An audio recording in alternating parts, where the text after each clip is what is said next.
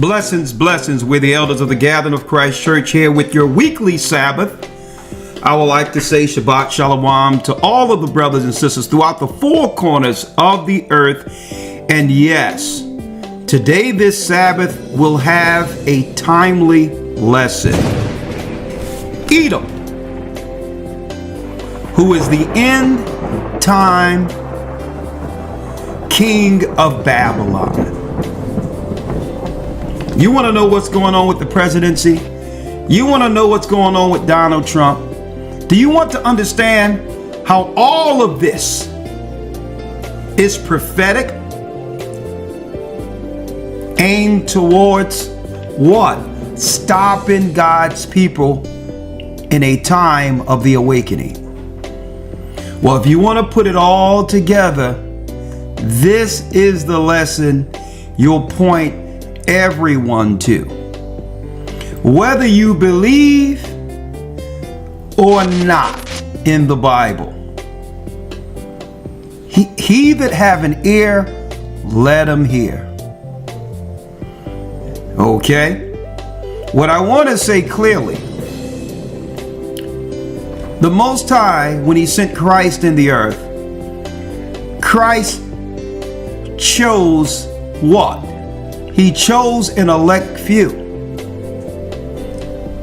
to carry on his ministry, the 12 disciples. He told Peter and his brother, put down your net and I will make you fishers of men. Now, keep in mind, we're just the seed planters. We're just those who are fishing. It's Christ's net. He knows who belongs to them based on the choices individuals make while living on earth. So I'm saying what? I'm saying this to make it plain to brothers and sisters. We're not here as teachers and ministers of Christ's word to save the world. We're here to cast the net. And those who belong to Christ will be gathered. Even when Christ was on the earth and he would teach certain understanding that what? That could easily be understood by those with a pure heart towards God. Even he would speak in parables. Even he would at one time would put it out there for those who can understand. He that have an ear, let him hear. For those who want to stay in sin and continue to feign ignorance, discounting the Bible as just one book of many, stay asleep. Unless you understand this book, you have no idea what's going on in the earth. And eventually, you'll be captured by the devil and sneered by this cult government which rules the earth. And it's not just America. Okay? There's a unified government that have been established for a long time. It's a cult religion attached to it with an end game that most don't understand. When it comes to government, technology, space travel, the modern medicine apparatus, academia, it's all a part of one big religion.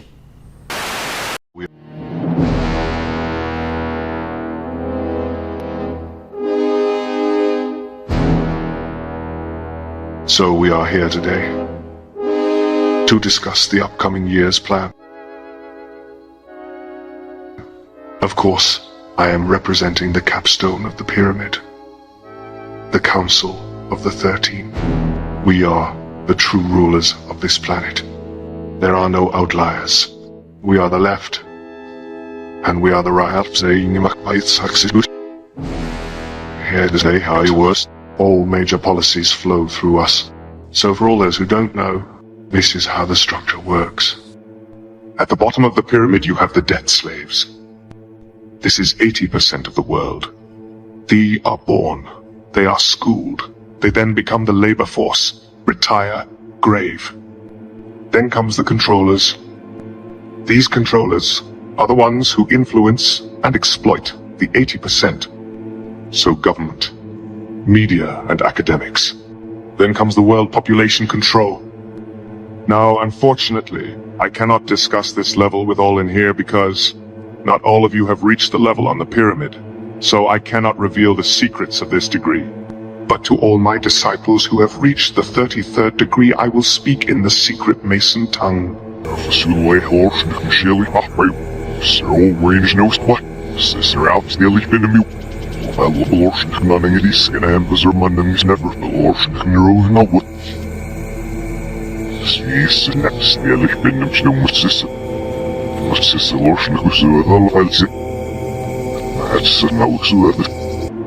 Next are the corporations, who I can see the heads are among us.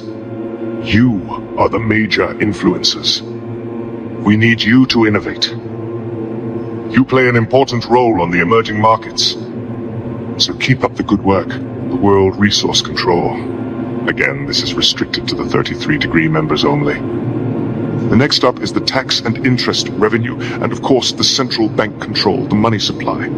They are how we control the masses. Money based on literally nothing. We call it fiat money.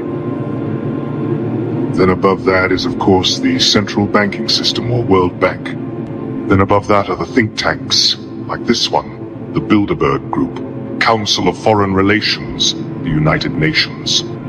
Then comes the subfamilies, and above that, the Committee of 300.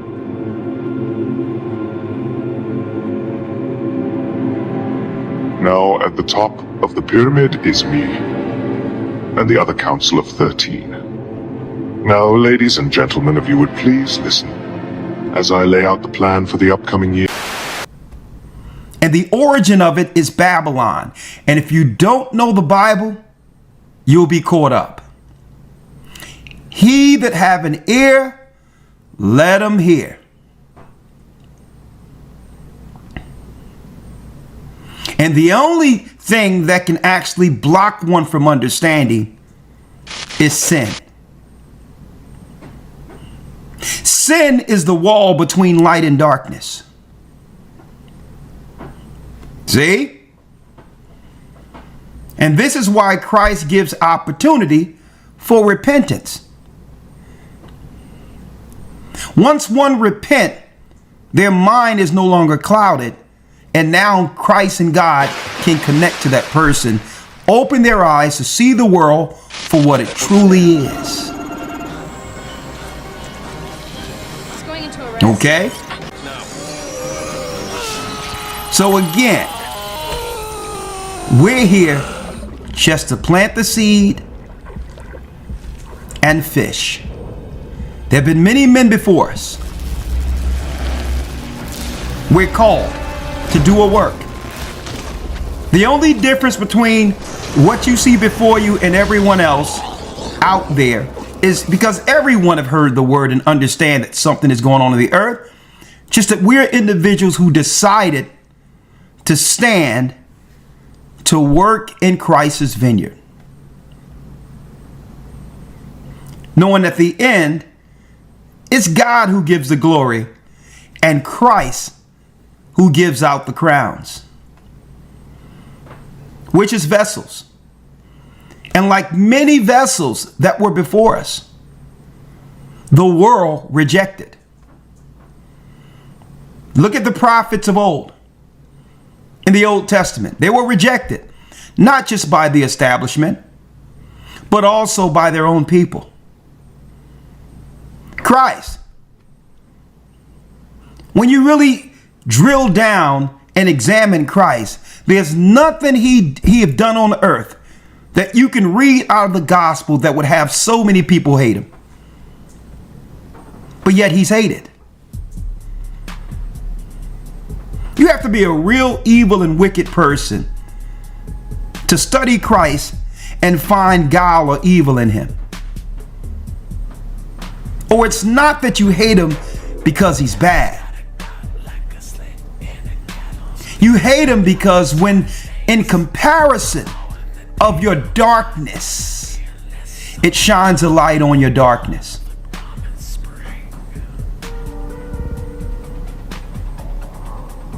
I could never understand when I was coming up before the Most High gave us the truth. I could never understand why there was a religion on earth called Judaism, where the people within the religion would hate Christ. A video from Jerusalem's Old City has now gone viral. It shows Orthodox Jewish men and children spitting on the ground as they pass a group of Christians carrying a cross. Well, Israeli leaders quickly condemned the incident, and now police have arrested some of the men in the video. Chris Mitchell reports from Jerusalem. The video shows Christian pilgrims carrying a cross under the Via Dolorosa, the traditional route Jesus walked to Calvary. As they walked out, Orthodox men and boys spit on the ground. The incident took place here at the first station of the cross, where many Christians retrace the steps of Jesus on the way to the Church of the Holy Sepulchre, believed to be the place where Jesus was buried and rose again. I could never fully understand that coming up as a Christian in the black churches. When I started realizing, okay, I thought they were the Jews according to the Bible. I had no problem with that. Hey, I thought they were God's people. But I'm like, this is confusing to me. How can they get so much of a reputation through Christ's work? And when I read Christ was a good man who stood for his people, but yet his own people hate him now and have created a whole religion to hate him? It never made sense until the Most High gave us the truth. Till the Most High gave us the truth and said, listen, they're not the people. You are. We loved God in Christ when we didn't even know ourselves. We held on to Christ. When we thought they were the people, we held on to him. And the Most High and Christ never forgot that. So there was a prophecy that he would one day awaken his people. We could expect those who were against Christ the whole time, who was against God the whole time, to create a religion that would eventually influence the whole world to hate him.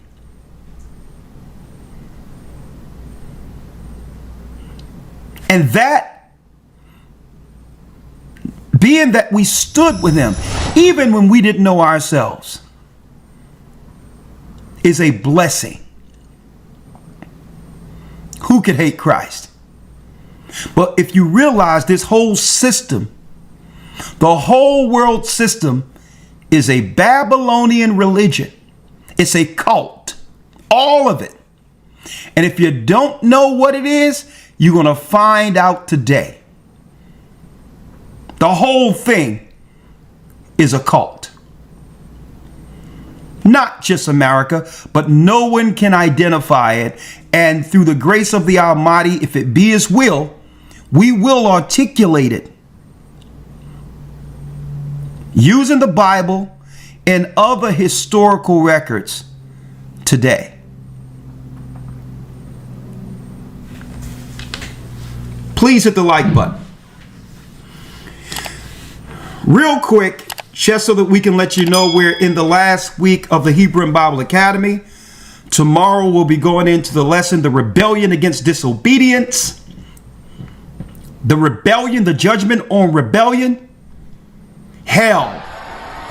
Does it exist, and what's the truth behind it? Well, the truth of the matter is hell does exist. You cannot teach hell and reincarnation. It's a contradiction. And I don't care if you try to twist it and call it regeneration. There is no doctrine of regeneration. Okay? Regeneration proves there's a hell. Regeneration is when Christ come back, bring the souls that are held in the bosom of Abraham in the first resurrection upon his return. That's the regeneration. There is no model of regeneration that's like reincarnation. Regeneration happens once when Christ returns. It's called the first resurrection, when the souls who have obeyed Christ, who died in Christ, get an opportunity with a new immortal body to live on this earth according to prophecy. Regeneration happens once. Okay? When all the souls are taken from the bosom of Abraham, Revelations 20:4-5 is the regeneration. Regeneration isn't people coming back in every third or fourth generation. We're going to also expose tomorrow the Jehovah's Witness. That's a serious cult that extends from the cult we're going to expose today through this lesson. Another satanic religion constructed by Esau. We only have one shot at this, and that's the life the Most High give us. That's it. It doesn't matter what you believe. You can believe whatever you want. We only get one shot at this. Okay? It's called life.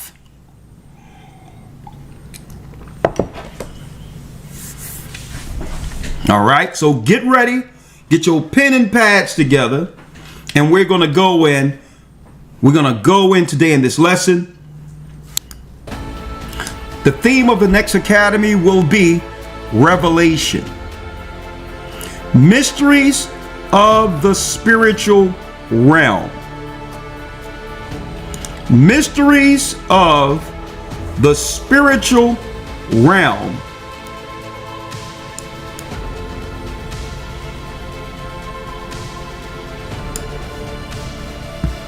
Is the theme. 12 full weeks of serious lessons, and we're going to dive into the spiritual side of things. The realm wars, which is the invisible, the darkness against the light. Brothers and sisters, we were made to be the light of this world as an extension of God's kingdom. It's no coincidence that regardless of what anyone's tell you, our people have always been what? The moral compass for the world. Through every generation. Lord, okay? I need y'all to think about this, folks. Look how many heroes throughout history that we can actually read in American history, which the Father hath put in his own power, who came out of chattel slavery. after that the Holy Ghost is come upon you. I need y'all to think about that. And ye shall be So witnesses unto somebody tell me, who's the heroes of the me, and Edomites, in all Judea, of the Europeans who founded a country on bloodshed? Zero heroes.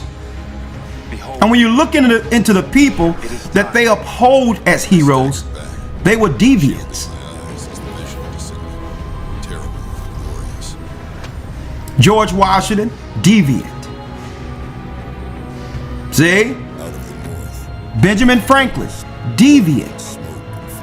They found bones of little children in Philadelphia under Benjamin Franklin's house, as well as the place he had in England. He was a member of the Hellfire Club. They were dealing with Babylonian secret rites and all of that. Napoleon, deviant. Bearing 4 faces, 4 mighty wings. See? Herod, deviant. We grant you by Nero, deviant. Caligula, deviant. invade, search out, Brothers and sisters, we have always been the moral compass of the world. any follower of the law who submits And this is why they've incentivized subjected to through materialism a way of programming us before the earth to present us with a soiled image they've engineered and created here in America. Naturally, we aren't this way. See, we become a project to them. Why? Because if they naturally leave us alone and compare righteousness, our righteousness, to their immorality, it doesn't come close. So they had to engineer it so that they can have something to point to. We're going to go into the revelation mysteries of the spiritual realm in the academy. We're going to go into what they call UFOs in the academy. The origin of the spiritual realm, tracing serpent seed, how Lucifer became the chief Satan. We're going to go into Christ and the keys to spiritual warfare. Esau's warfare is carnal. Therefore, he needs what? A point of physical provocation. Esau had he's been in war since we were in our mother's womb together. That's all he knows is war, so he must start a provocation to justify his engagement. This wasn't a So you warning can't shot. battle Esau that way.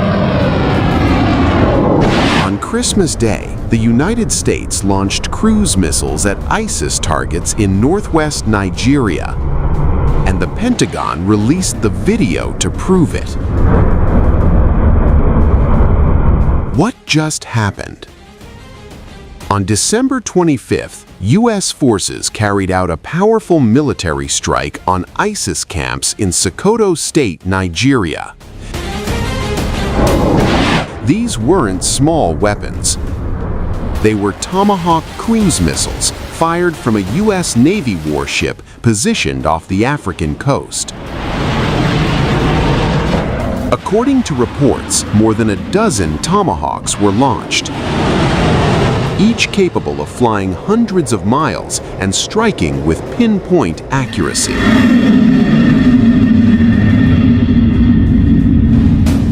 The target.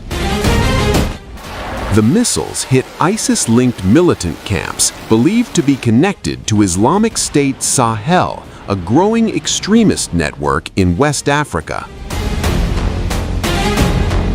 U.S. Africa Command says multiple ISIS militants were killed. No civilian casualties were confirmed.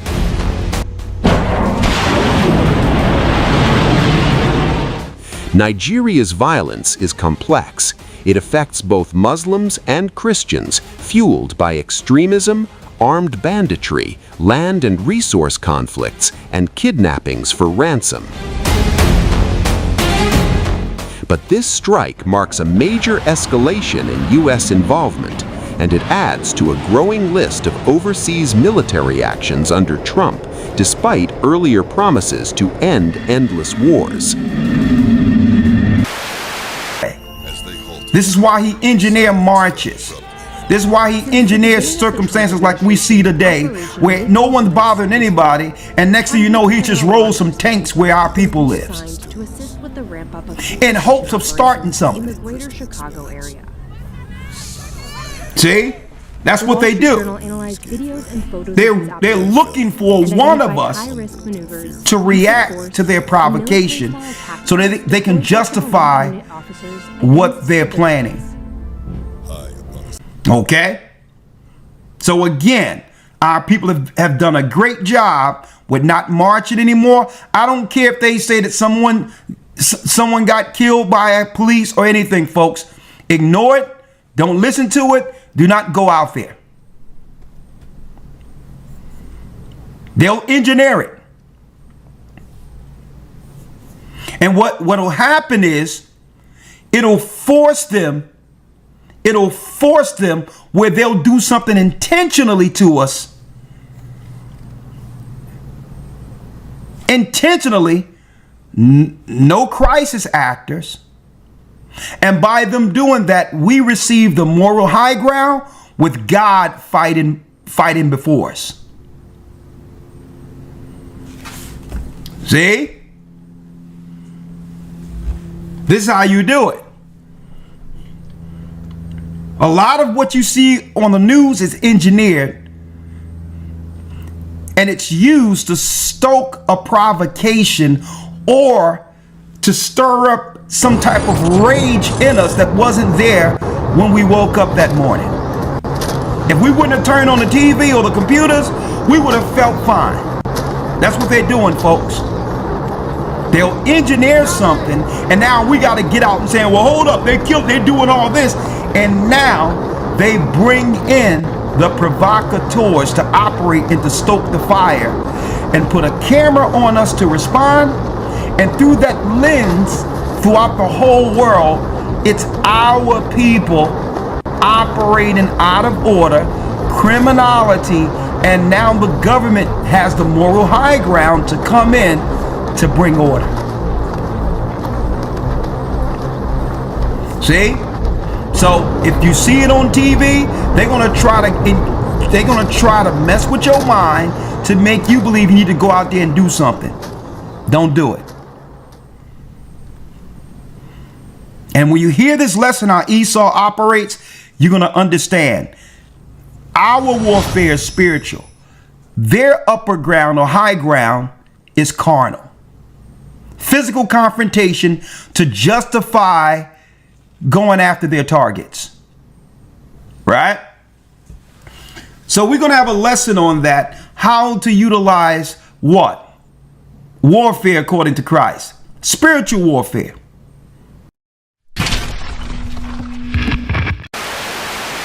The Bible exposes the real reason people have addictions. This will shock you because most people think addiction is just about weakness, chemicals, bad choices. But the Bible tells a deeper, darker story. One that starts not in the brain, but in the spirit. Addiction. A word you've heard 1,000 times. A label they slap on people who just can't stop. Drugs, porn, alcohol, gambling, food, your phone, you name it. If you can't let it go, they call it addiction. But what is it really? Modern science calls it a chronic dysfunction of the brain's reward system. That's the technical way of saying your brain got tricked into craving something, and now it won't shut up. They say addiction is caused by trauma, or habit loops, or chemical imbalance. They point to the dopamine spike, the withdrawal symptoms, the rewiring of your neurons. And don't get me wrong, they're not lying. Addiction does show up in your body. You do feel like you're losing control, like your own brain betrayed you. But here's the thing. They stop at the biology. They talk about the symptoms, but they don't dare name the source. Because what do you call it when someone knows something is destroying them, but keeps crawling back to it anyway? When they cry on the floor begging to stop, but still do it again the next night? When it doesn't feel like a habit, it feels like a presence. You feel it, that weight, that pull, like something else is sitting in the room with you, something whispering, just one more time. Nobody has to know. You'll feel better after. That's not just chemical, that's spiritual. And here's what the textbooks won't tell you. Addiction feels like possession, because spiritually, it often is. That's why some people can go to 12-step programs and be free, but others go through rehab 5 times and still relapse. Because it's not just a brain issue, it's a soul war. The Bible doesn't use the word addiction, But the patterns, they've been there since the beginning. Craving, slavery, returning to what breaks you, even when you know the cost. And until we stop pretending it's just dopamine and start calling it what it really is, bondage, chains, spiritual warfare dressed up as normal human struggle, we'll keep watching people die in silence. The word addiction doesn't appear in most translations of the Bible, but the spirit behind it, it's on almost every page. The Bible never needed to call it addiction because it described it better than any modern diagnosis ever could. Start with Samson. They call it addiction, but the Bible calls it something far more ancient, far more terrifying. It calls it bondage, not a bad habit, not a chemical imbalance, not just a trauma loop replaying in your nervous system. The Bible strips away all the psychological packaging and tells the naked truth. You are a slave to whatever owns your will. Romans 6:16 says it plainly. Don't you know that when you offer yourselves to someone as obedient slaves, you are slaves of the one you obey? Whether you are slaves to sin, which leads to death, or to obedience, which leads to righteousness. That verse doesn't soften the blow. It doesn't try to comfort you. It confronts you. Because the moment you repeat the sin you said you'd never do again, the moment you feel powerless, hollow, numb, and then reach for the thing that destroys you, that's not weakness. That's ownership. Addiction in the biblical sense is not just repeated behavior. It's a covenant, a dark one, a spiritual agreement made in the shadows. And every time you obey that urge, you renew that covenant, offering your body and mind on the altar of something that never had your best interest in mind. You think you're just getting high. You think you're just coping, but spiritually, you're bowing down. In John 8:34, he said, "Everyone who sins is a slave to sin." It wasn't metaphor, it was reality. There's a reason it feels like something has you, like something won't let go. That's because something won't. Addiction doesn't always come with needles or bottles. Sometimes it hides behind the scrolling, the sleeping around, the gossip, the rage you can't control, the secret you swore no one would ever find out about. And the more you feed it, the more it wraps around you, not just mentally, but spiritually. Because this isn't just about discipline. This is about dominion. And let's be real. Modern science, for all its studies and breakthroughs, still stumbles when trying to explain why someone with everything to live for would keep returning to what slowly kills them. But the Bible's diagnosis makes it clear. Sin enslaves. It creates invisible chains. It feeds off secrecy. It multiplies in silence. And it thrives when you start believing the lie that you're the one in control. You're not. You never were. And that's why true healing doesn't start with willpower. It starts with war, a spiritual one. And until you name the enemy, until you realize this isn't just bad behavior, but spiritual bondage, you'll keep fighting a supernatural battle with human weapons. And you will lose. If you've ever watched Stranger Things, then you might have missed this scene where they show you the truth in plain sight. Now they're trying to show you what the spiritual plane looks like. The physical plane is not the only world that exists. There are many other dimensions that sit above it. So this is Vecna. He meditates, and when he meditates, he accesses the collective consciousness astral plane.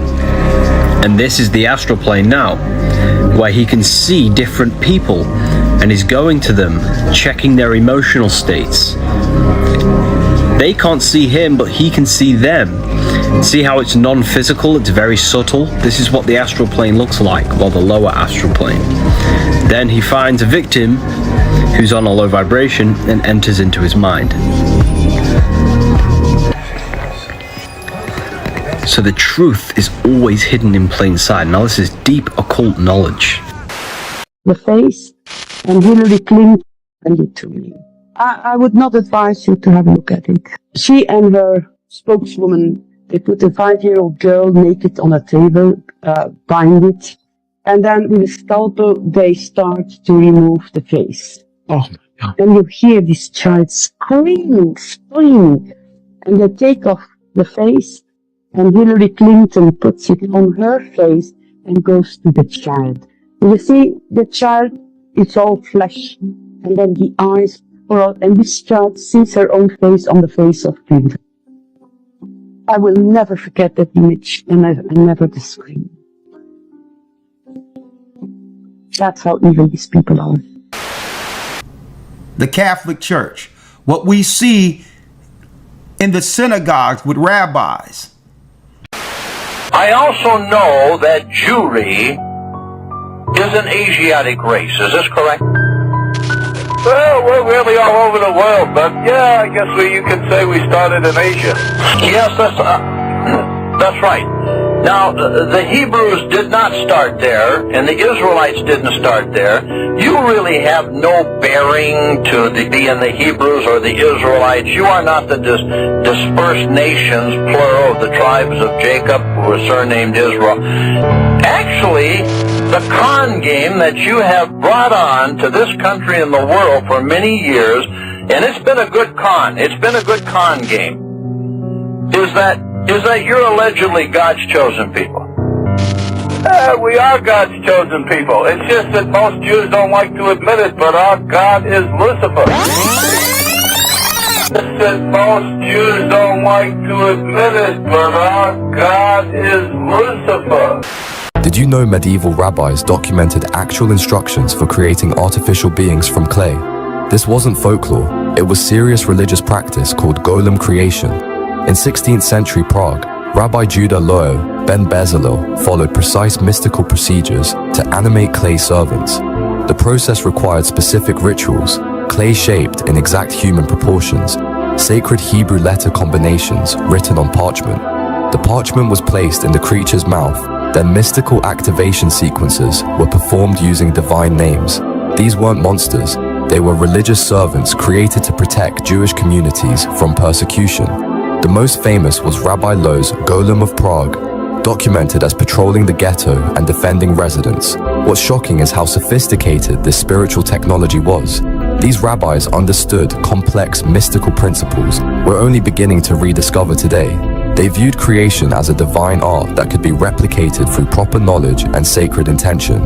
Medieval mysticism was far more advanced than we assumed. You're going to find out when we parallel next to the ancient Babylonian priests, when we parallel what the Catholic Church does, what their priests wear, some of their rituals and ceremonies, you're going to find it goes right back to ancient Canaan and ancient Babylon. AI technology and the mark of the beast. Their end game. Why are they cutting everyone out of finances now? Now that their project have been accomplished, and their project was to destroy the children of Israel. Now that their project is now accomplished, there's no more need for the people in their workforce. They've already accomplished what they wanted to accomplish. And totally disrupting, dividing, and destroying God's people. And now they can suck all the finances out of the people, where the whole earth will have to bow or be pushed off the grid altogether. We'll be talking about that in the academy. If you want to figure out what's going on, please join the academy. It's uncensored. It's a way we can actually deliver what we need to deliver in a classroom setting without any interruptions. News, you get Elder Lawyer going into the Hebrew, how to pray into the Hebrew, using the Hebrew language, because we're going to need it. And also, yes, the lessons. Our lessons the Most High has given us are like none on the earth. Okay? It's a distinct doctrine that was held by the disciples.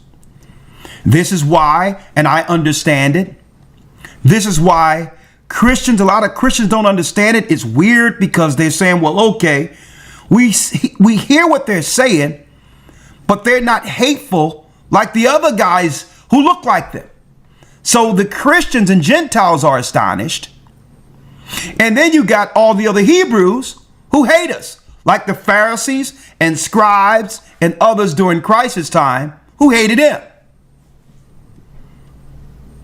What we're teaching is a distinct doctrine. Okay? It's just the truth. And the Most High have called us to plant this seed, and we're using this platform to do so, the streets to do so, and guess what? The academy to do so. Until none of these resources are available. But by us throwing the net out there, by the time they take away all this technology, the Most High will have all that he needs amongst the body of Christ in the earth to have us maneuver and do what we need to do to continue even outside of the technology. Keep in mind, folks, the Most High allowed me to understand this truth before YouTube. Before Bill Gates in the 90s and the early 2000s began to give out computers in our neighborhoods. Okay? This truth will continue even after the internet is done. We are fishers of men. Hold tight. We're going to jump into the lesson. The lesson, Edom, the end time king of Babylon. If you want to become a part of this academy, go to historytimes.org. We would appreciate your support. Hold tight. We'll be right back with the lesson. All right. Jumping right in. We'll wait for Elder Lawyer to come back. There he is. All right. All right, Elder Lawyer, if you can, let's start off with the Shema. Yes, sir. Shema Yasha'Allah Ahaya Allahayanawa Ahaya Achad. Shema Yasha'Allah Ahaya Allahayanawa Ahaya Achad. Hear, O Israel, the Lord our God is one. Hear, O Israel, the Lord our God is one God. All right, which is translated like the Bible says, if you speak in another tongue, you must translate for the world to understand or become a barbarian. That's what speaking in tongues is. If you're going to speak another language, what you've just heard Elder Lawyer quote and me repeat is the actual angel's tongue. The original language, that's right, before the Tower of Babel. And it's the language we're getting back to and that you learn the ancient Phoenician in the Hebrew and Bible Academy. What you're hearing is the tongue that will be spoken on earth again upon Christ's return. Right? So now, jumping right in. Edom, the end times king of Babylon. Let's go. We are following some breaking news for overnight. Homeland Security on the streets of D.C. hours ahead of an expected press conference from President Trump. Sources tell WUSA 9 he's planning to deploy the National Guard in an extraordinary escalation of his recent threats to take over D.C. We're going to beautify the city. We're going to make it beautiful. And that includes bringing in the National Guard, maybe very quickly, too. It's national. D.C. Mayor Muriel Bowser is weighing in for the first time since these renewed threats began last week. Her message. Now again, let me make it clear to you all. All due respect to those who vie for political positions in our communities throughout the earth. You have to understand the optics of this. What optics? A defeated nation, a defeated people. You know when a people are defeated, when their particular demographic is what? Represented before the world with leaders who are women. In Venezuela, gay marriage is banned. Abortion is banned. Sex changes for transgenderism are banned. It's one of the very few countries in the entire hemisphere with those policies. It is on social policy, not defending the regime, just saying, one of the most conservative countries in North or South or Central America. Only El Salvador really comes close. And by the way, the U.S.-backed opposition leader who would take Maduro's place if he were taken out is, of course, pretty eager to get gay marriage in Venezuela. So to those of you who thought this whole project was globo homo, not crazy, actually. Ms. Machado, she's the lady that just won the Nobel Peace Prize, and she's from Venezuela. And she said, if we're liberated by the U.S. Armed Forces and they remove Maduro, our first act will be to move the Venezuelan embassy to Jerusalem. What does that have to do with... I'm completely confused. Like, what? Well, you can't be that confused. I think she's hit on something very important. She's figured out where the power lies. And she's playing to the audience that makes the decisions. We'd like to thank Benjamin Netanyahu, the Prime Minister of the State of Israel. I promise we one day will have a close relationship between Venezuela and Israel. I myself look forward to visit the State of Israel as soon as we conquer freedom. We will prevail. And I can announce this, that our government will move our Israeli embassy to Jerusalem. Right? I need y'all to understand this. Esau is a cunning hunter. And when any nation has a woman as their leader, it's a public sign of weakness. So it's all due respect to the people who are running. This have nothing to do with them. The optics is we are about to engage a weak nation who no longer has men to protect them. Hence, when you look in ancient times, they would kill off the men and leave the women and children alive who could be easily subverted and or what? Controlled. So the optics of war is to show women as the authority over the people they're conquering. This is not, brothers and sisters, just an optic for the United States. When the nations understood that men no longer were the protectors of the community, they were able to open up the borders and flood the country with people who would do what?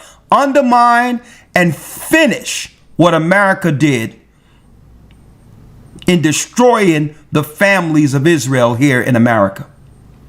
So we have the tanks coming in,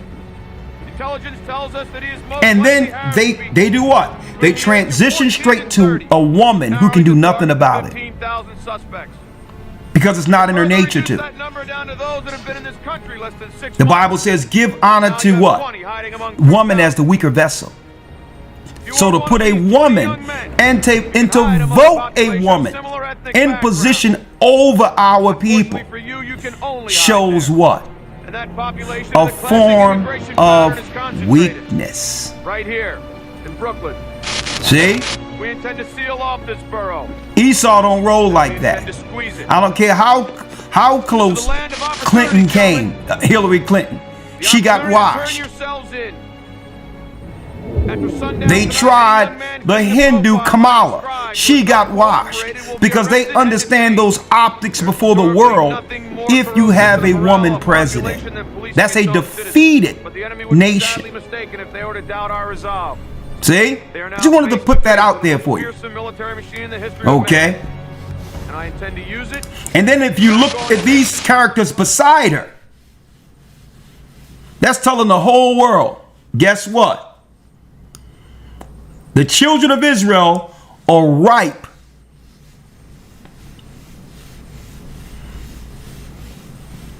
They are ripe for us to roll over. There's no protection there anymore. So, what's going on here? Of last night. Now I want to take you to that Truth Social post that the president shared yesterday, saying that they'll be arresting criminals and moving people who are unhoused out of the Capitol. Now DC sources tell our team that they're definitely expecting that official National Guard deployment today.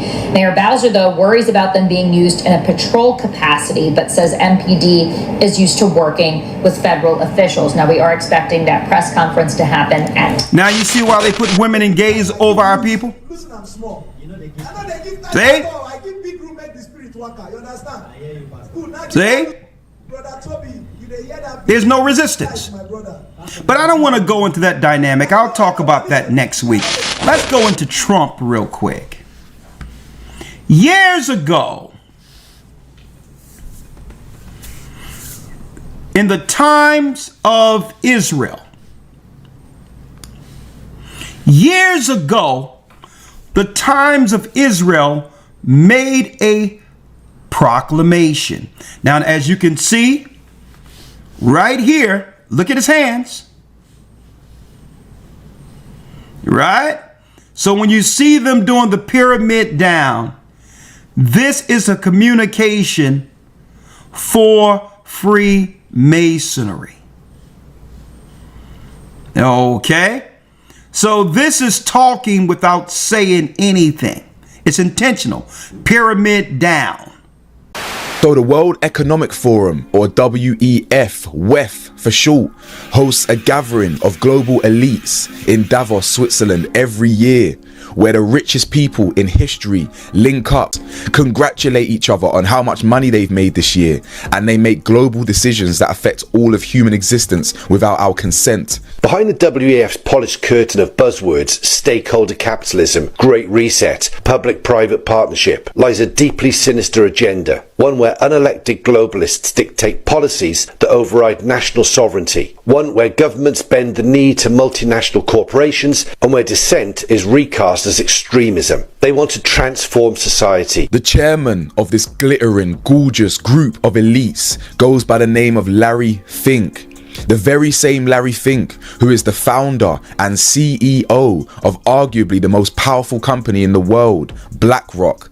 The very same BlackRock that forms the big three alongside Vanguard and State Street. All three of these companies are major shareholders in every single industry possible. Just some examples of key industries and companies they own: Apple, Microsoft, Amazon, Alphabet, etc. In the technology, financial services, JP Morgan, Bank of America, Citigroup, etc. Vanguard is actually the largest shareholder of BlackRock. We've got energies and utilities, healthcare and consumer goods like Pfizer, Johnson & Johnson, AstraZeneca, by the way, that's going to be very relevant later. Aerospace and defense. We've got private prisons. We've got the food industry, Pepsi, Coca-Cola, Kraft, etc., etc. BlackRock, Vanguard and State Street, these billionaire elites have their grubby paws in every single industry imaginable. For me, that seems like a conflict of interest, does it not? Fast food industry, but also the pharmaceutical industry. Interesting. We believe that outside the United Nations, this is the largest gathering of global leadership of the post-COVID period of time. For many people, this meeting feels out of step. We hear all about the elites. And how does that play out in an age of populism? How does an established institution make a difference in an era of deep institutional mistrust? And there's some truth to the critique. That was Larry Fink giving a speech a few days ago in Davos. Did you eagle-eyed people, you sharpshooters out there, did you notice anything? Did you notice what he did at the start of that speech? Let me play it again for you. We believe that outside the United Nations, this is the largest gathering of global leadership. If you didn't notice it, have a look at Elon Musk's speech that he did at Davos. You're most welcome. I heard about the formation of the Peace Summit, and I was like, is that PIEC?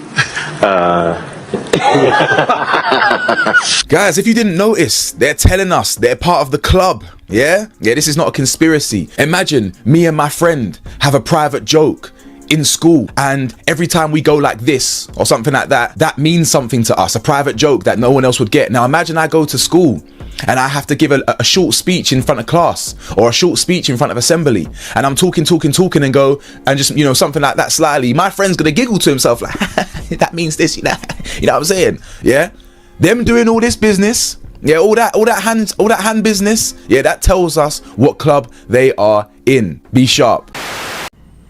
Right? So this is a sign, a Freemason sign. Right? Now we all know that Trump is a part of the elite, a German Jew. Okay, his family is from Germany. He was raised to do exactly what he's doing. They had him serve the first term to get it established what he was planning to do. Then they used the Democrats to totally bring in, after his administration, they used the Democrats, both sides working against the middle, to totally deplete any finances that would be left for the poor in the community and bring in the replacements who will then what? Eventually establish the mark of the beast. The system that was intended from the beginning, that was originally thought about at the Tower of Babel with all the other nations. And you notice the second term, after there'll be no finances or jobs left for the people, then Trump would get in at the very end to do what he was voted in to do or selected to do since the beginning. Usually the second term, when no one can vote you out, is when you find out what that particular priest that was set up as a president's job was. At the end of Obama's administration, when you couldn't vote him out, he went pedal to the metal on gays, transgender, and replacing our people. He's an outsider. These orphans are raised to be Manchurian candidates against us. Okay? They're raised and trained under Marxism. Okay? They're usually, let me tell you folks, these children are usually traumatized by those who raised them. A soldier does not speak until spoken to by a superior officer. A soldier shows no mercy. Mercy is weakness, and weakness is death. A soldier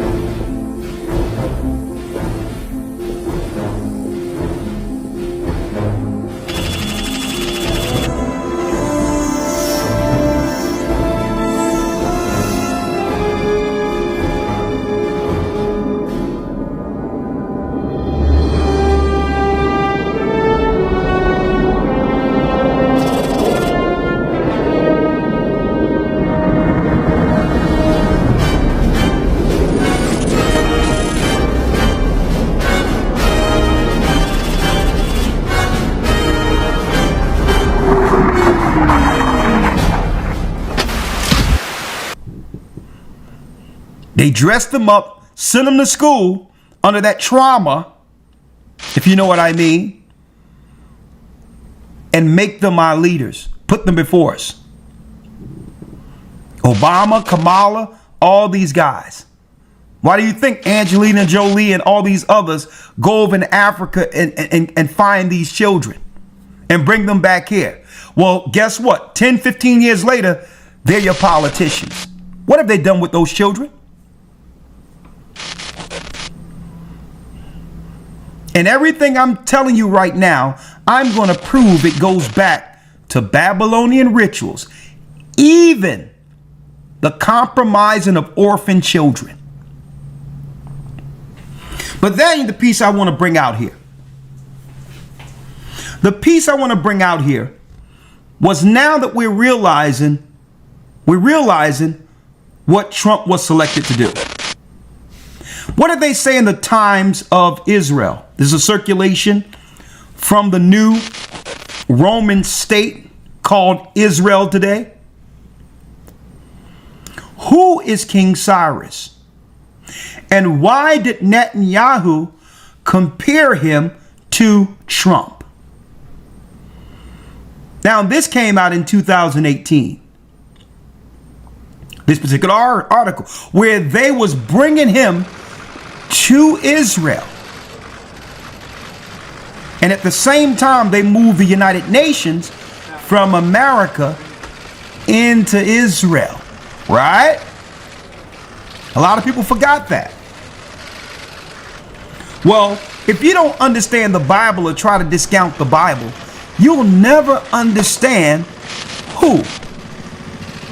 Trump's political position. How they're viewing him historically.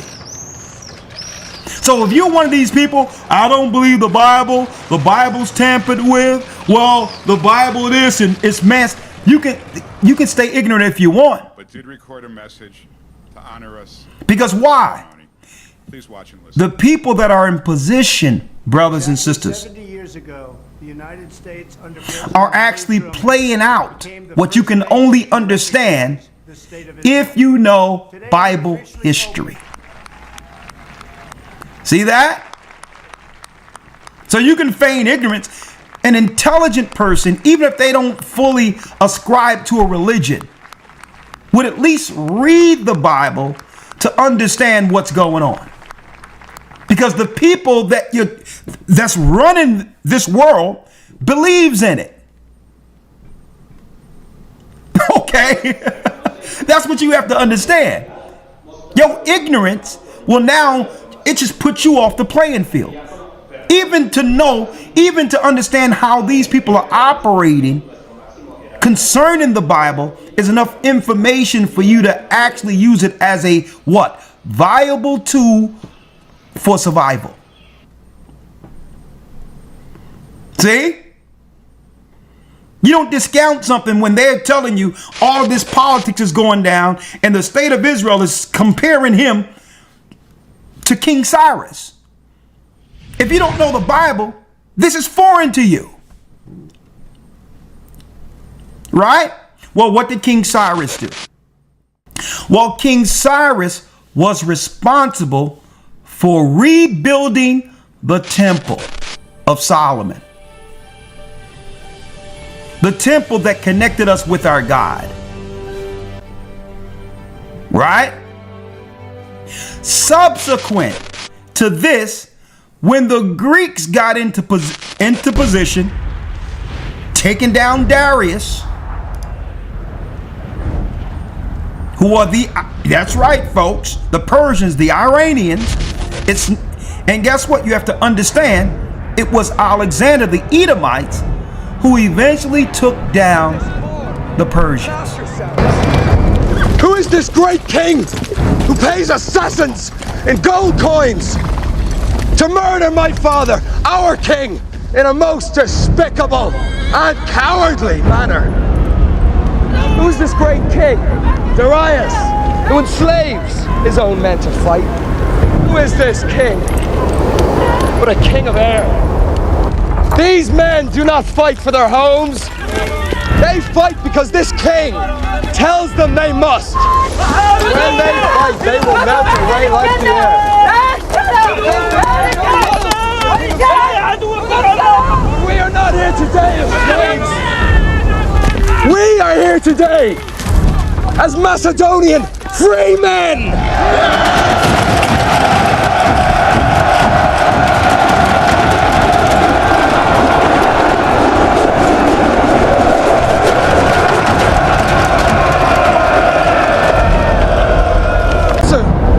I was here this day at Gaugamela for the freedom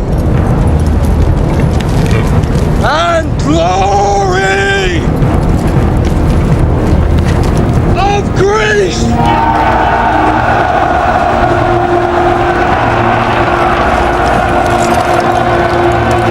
Zeus be with us! So without understanding, if you don't understand this, you don't understand what they're trying to do in the war against Iran. See? It was the Edomites under Alexander who took down the Persians. Now they have a problem with the Persians because the Persians helped build our temple. Are you seeing this? The Persians helped build our temple. See why you must understand the Bible historically. So Esau has a problem with a people who would help us.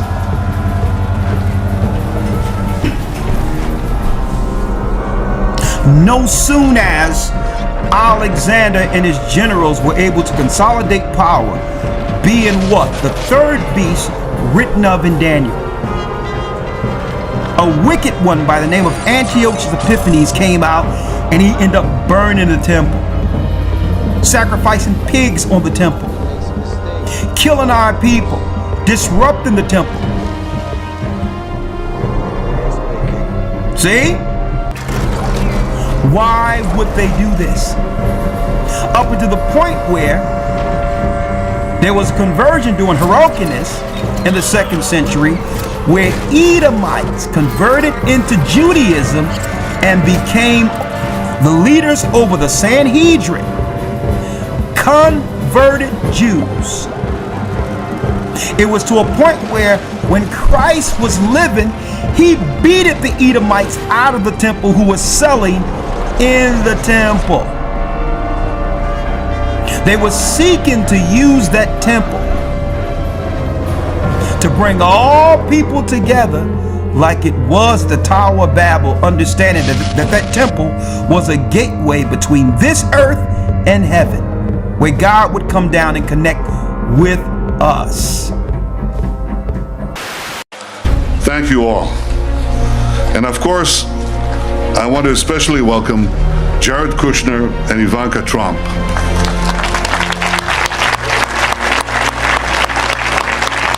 Your presence here today is a testament to the importance of this occasion, not only for the Trump administration, but in a very personal way, for you.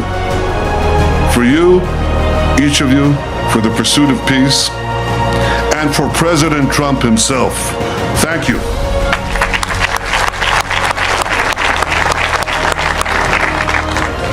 Dear friends, what a glorious day. Remember this moment.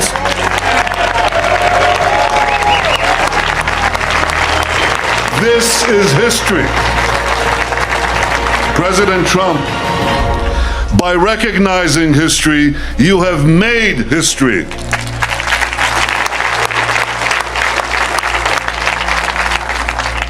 So for me, this spot brings back personal memories, but for our people, it evokes profound collective memories of the greatest moments we have known on this city on a hill.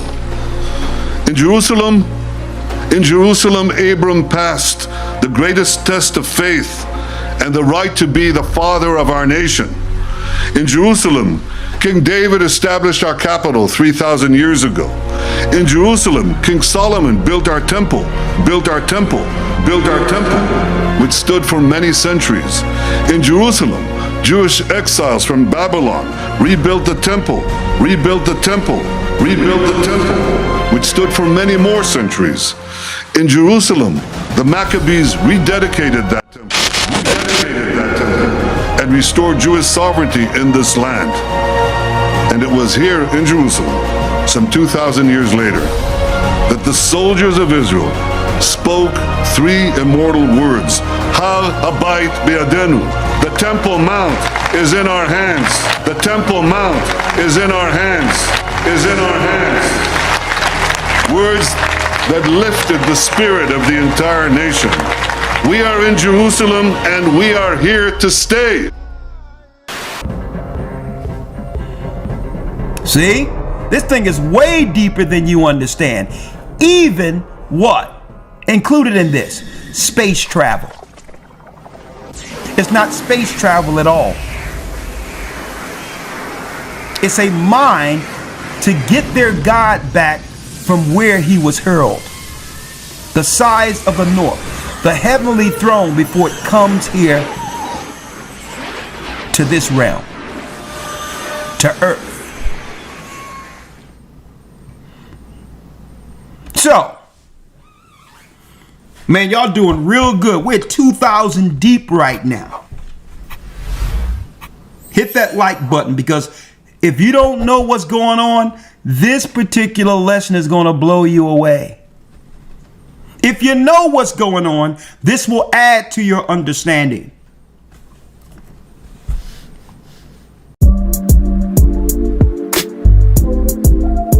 Yeah, we'll return again.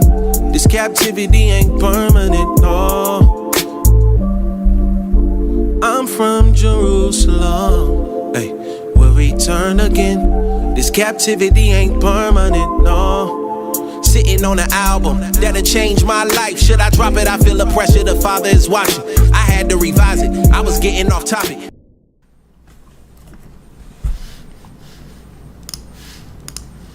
So, he was selected to become the new what? They said Cyrus. But is it really the Cyrus? Because Cyrus was known as an Iranian who would actually be for God's people. He would build the temple. But no, Trump will become, they're putting him in position. They're placing him in position under Freemasonry to become the Cyrus for the modern day converts. So you have to understand, there was a temple that was put together that our people would worship from and connect to our God. Well, the converts would eventually make their own temple to worship, or to do more so, to bring forth the plans of their God, Satan.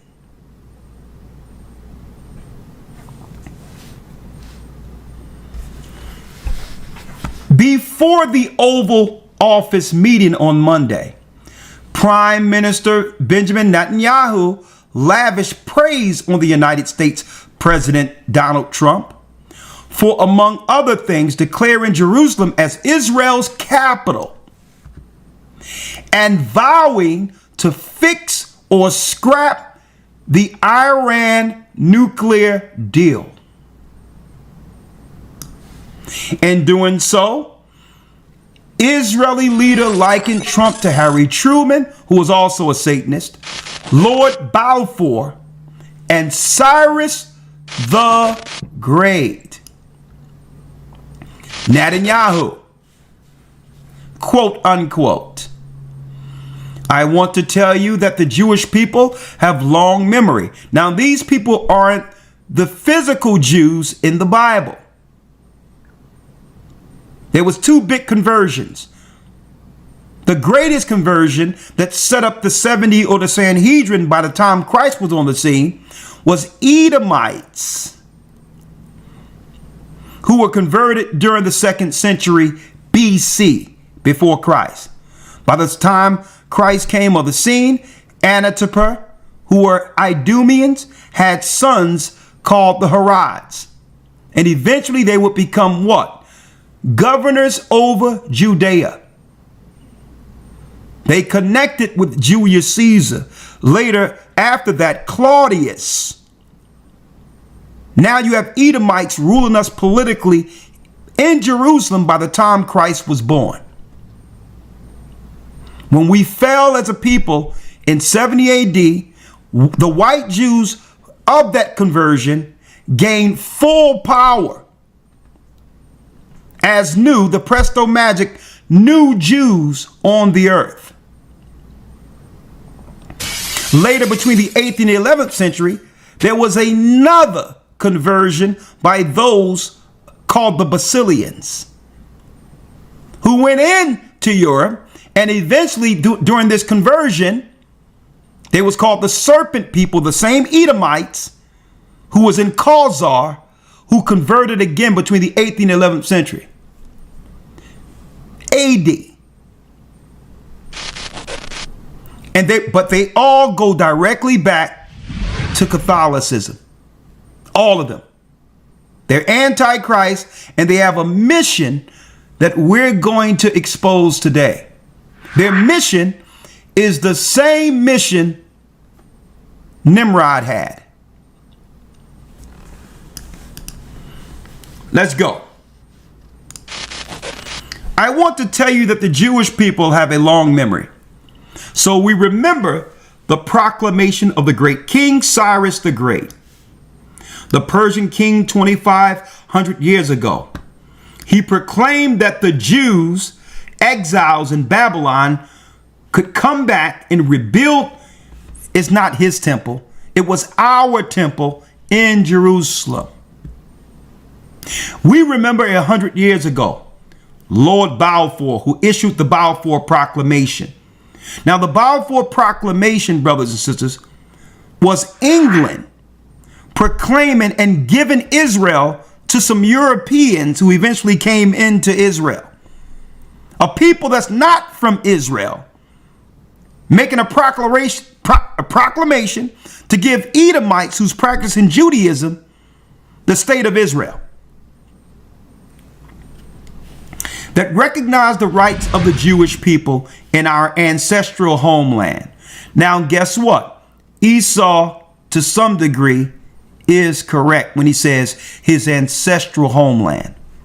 What they're telling you is he understands that he's one of the sons of Isaac. I mean, you got it? So Abraham is his father. But it's not his ancestral land through Esau. But he knows that they were originally the sons of Isaac, being Esau. We remember 70 years ago, President Harry S. Truman was the first leader to recognize the Jewish state. And we remember how a few weeks ago, President Donald J. Trump recognized Jerusalem as Israel's capital. Mr. President, this will be remembered by our people through the ages. Right? So Trump is key. He's prominent. He's key. He's a key character for modern day prophecy. For exactly what's going to be brought in through his administration.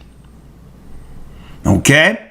So, as you can see, Edom, the end time king of Babylon. So if we're going to understand Esau, we have to understand the plans he has.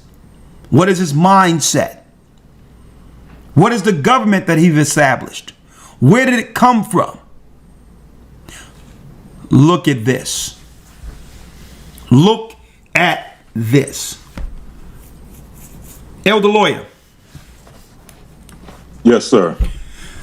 Real quick, if you may, let's get Joshua 10 and 13.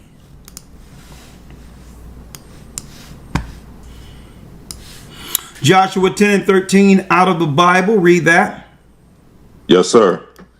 And the sun stood still, and the moon stayed, until the people had avenged themselves upon their enemies.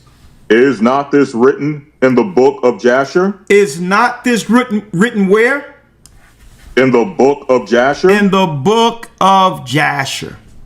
Now, in order to understand this, right, we must go into the book of Jasher, a book that the Bible refers to. We're not here to debate and argue with people concerning whether or not we should go into this book. Usually those who are locked into their doctrine will refuse to go into it because it contradicts what they've been taught. Instead of them, what? Adjusting accordingly, knowing that what they've learned was incorrect. Now, why must we go into the book of Jasher? Right? First and foremost, it gives us what? An insight to certain history that you read in the first 5 books of Moses. Right? Because sometimes you can read in Genesis and all that, and it's thousands of years of history condensed within a few chapters. But Jasher puts what? A magnifying glass within those periods to give us a more nuanced insight to what was going on politically, religiously, and otherwise. Now, speaking of that, it's written in the book of Jasher. As you can see here, let me go back to Donald Trump here. And it doesn't matter. And guess what, folks? It doesn't matter what you've learned in the past. You must learn again, which be the first principles and oracles of God. If you want to know about the doctrine and the truth concerning the books that we bring out, we'll teach you. But we're not going to debate whether or not we should be reading the book of Jasher. When the Bible says what? It's written in the book of Jasher. Okay? Yes, it's going to contradict or conflict with some of your doctrines. You have to think about this, folks. I need y'all to look at this. Look, the handbook of the denominations in the United States, right?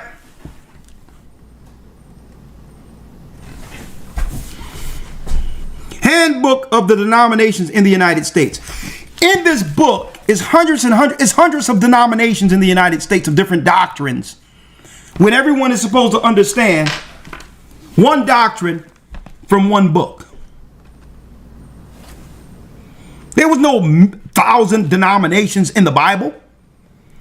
So we expect you to, when you see something new or different, to look at us like we're crazy, because none of the denominations that predominantly came from the deceivers is teaching you correctly, the true doctrine.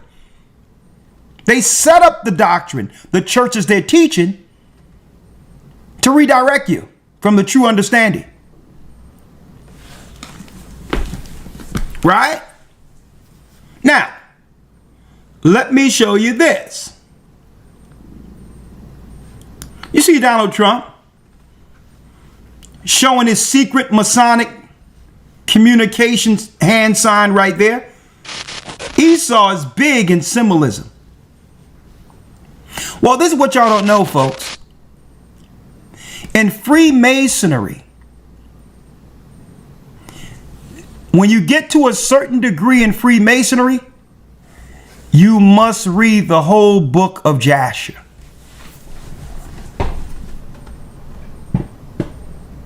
I need y'all to think about this, folks. Because you have to realize these are politicians who are instilling old political and religious constructs. You have to understand this. So they must have the insight, these Masons who are put in over City Hall, over government and all that, they have to study how the past governments were established and in control over people. See? So they're telling you don't read the book of Jasher in your Christian churches, but yet your elites must read it to actually move up degrees in Freemasonry. Records that belong to our forefathers. Jasher wasn't a man. It's the book of the upright ones. See? Now, why am I going there? Folks, I didn't know initially that you had to go up to degrees. You had to read the book of Jasher to receive higher degrees. I didn't know this at first. Well, my career in law enforcement, I actually joined the Brotherhood of Freemasons. You know, a lot of cops are involved with that. It's a thing that I'm not saying you must do, but 95% of them do. It's the occult. It's not going to be messing with. My lieutenant spoke for me. You know, I petitioned. It all went pretty good. The first phase is the inner apprentice phase. The second is fellowcraft. That's the second degree, fellowcraft. Now, what did I get myself into? But did you ever get that far? Oh yeah, I became a master mason. Ranks of 30th through 33, which is 3. That's when they divulge the actual truth to you. To get that high, it takes years. In order for you to be a Shriner, you got to be a Mason.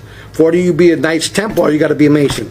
And the more you go up in that pyramid, and the highest you could go is a Rothschild. Right. They're the highest of the highest. Really? Yeah, the children of Satan. Right. Moloch is the actual owl that they worship out in California, all these big shots. And that's where they make the presidents, too. Really? They make presidents there. To do with them? Oh, yeah, you have to be a Freemason to be there. All the presidents were Freemasons. Okay. A small portion weren't, but they were Jesuits. This is the same thing. Okay. Yeah, even the Pope.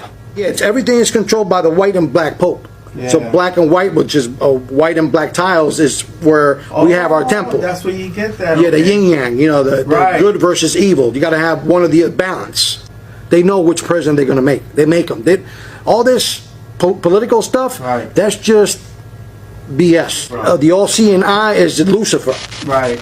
Underneath them is the Rothschilds. Underneath them is the Council of 13. Underneath them, you got the Council of 33. Underneath them, you got the Council of Foreign Relations. And underneath them, you got, like 6 big companies. They own all the real estate, and they own all, media. The Masons are the foot soldiers of the Illuminati. You understand the pyramid, right? Yes. It's shaped like a triangle, right? So we're at the very bottom. Rothschilds, they run all that from their house. They don't leave that house. Why is that? I mean, is there because that's where the devil dwells. Gotcha. The devil could only be in one place. God is everywhere. Yeah. You understand? If you start exposing them, they'll go after you. They'll go after your family. They'll try to kill you because the government is part of it. A lot of them are politicians, heavily involved in witchcraft. And they have to do certain rituals, a certain thing, and with those orders money comes with it. It's satanic at the core. This whole country is not based upon Christianity. It's satanic from head to toe. Don't ever think that the president is not a satanic worshiper either. Don't ever think. I'm going to put it out there. Because, come on. Their God is money. Lucifer. And I was involved in that. Yeah, you swore never to divulge any information, but to always protect and help your fellow brother. That's it. Anybody out there considering to becoming a Freemason, don't do it. Okay, I never went to be a Freemason even. No, hey. No way, Jose. When I came back from overseas, setting up churches, all praises be to the Most High. Guess what?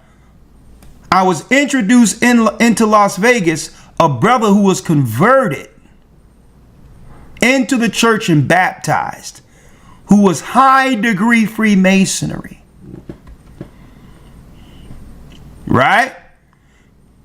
He was converted while I was overseas, and he couldn't wait to meet me. We were talking, and he says, man, you know, I was a high degree Freemason. I'm like, I'm glad the Most High have brought you to the true light. And you know what he said? He said, what jumped out at me is when you were going into the book of Jasher. He says, what you don't know is that in order for me to go up to certain degrees, that was a required book we had to read. He says, for you not being a Mason bringing that forth stood out to me. Because only the enlightened ones under Freemasonry, as he claimed, know about the information. And I said, brother, I'm glad you're on the right side of this battle. You know how I was able to find out about the book of Jasher? Let me tell you how. I read the Bible. See? And the Bible directed us to Jasher. Not just any book of Jasher. Right? Not just any book of Jasher. Let me pull it here. Because there's a lot of false plagiarized books out there. What Jasher? The book of Jasher, referred to in Joshua and 2 Samuel's, faithfully translated from the original tongue into English. It was translated in 1840.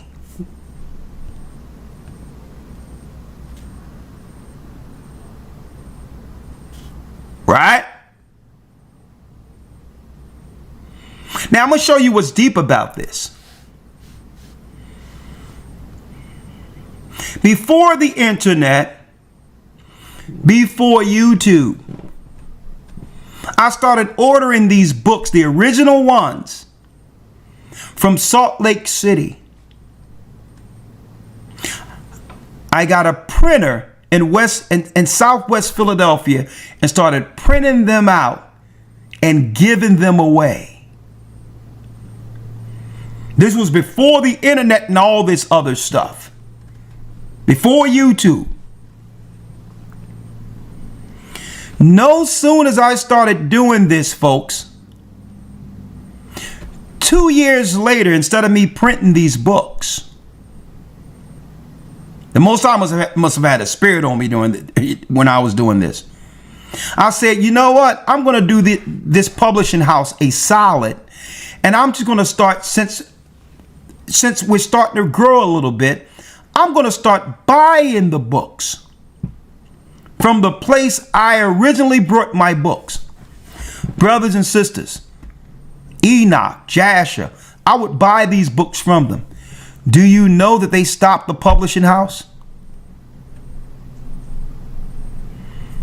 Do you know I went to actually patronize them instead of me just printing things from printers and paying all this money with ink and paper and all this other stuff? I went to actually just purchase the books directly from them, and the publishing house closed.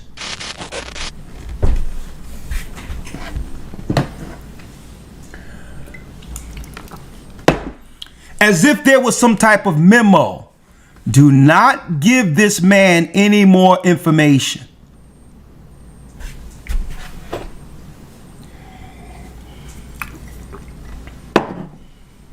Folks, these are personal testimonies that I've never spoke publicly about.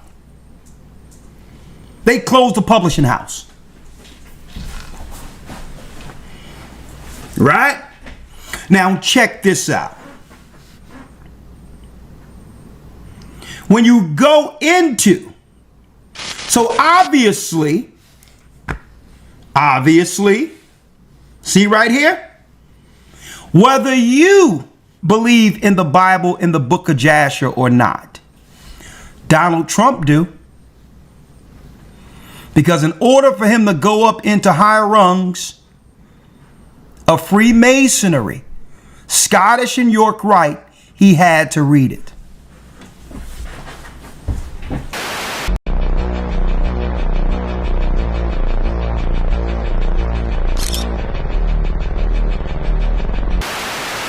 I'm wondering what one or two of your most favored Bible verses are and why. I wouldn't want to get into it because to me that's very personal. You know, when I talk about the Bible, it's very personal, so I don't want to get into verses. I don't want to get into... There's no verse that means a lot to you that you think about or cite? The Bible means a lot to me, but I don't want to get into specifics. Even to cite a verse that you like? No, I don't want to do that. I don't think there's anything going to get me in heaven. Okay, I really don't. I think I'm not maybe heaven bound. I may be in heaven right now as we fly in Air Force One. I'm going to say a little prayer or something. Would you like to? Who's better than the rabbi at this? Come on, rabbi. Say another one. Say another one. We all have great gratitude to this person. This is our first Jewish rabbi.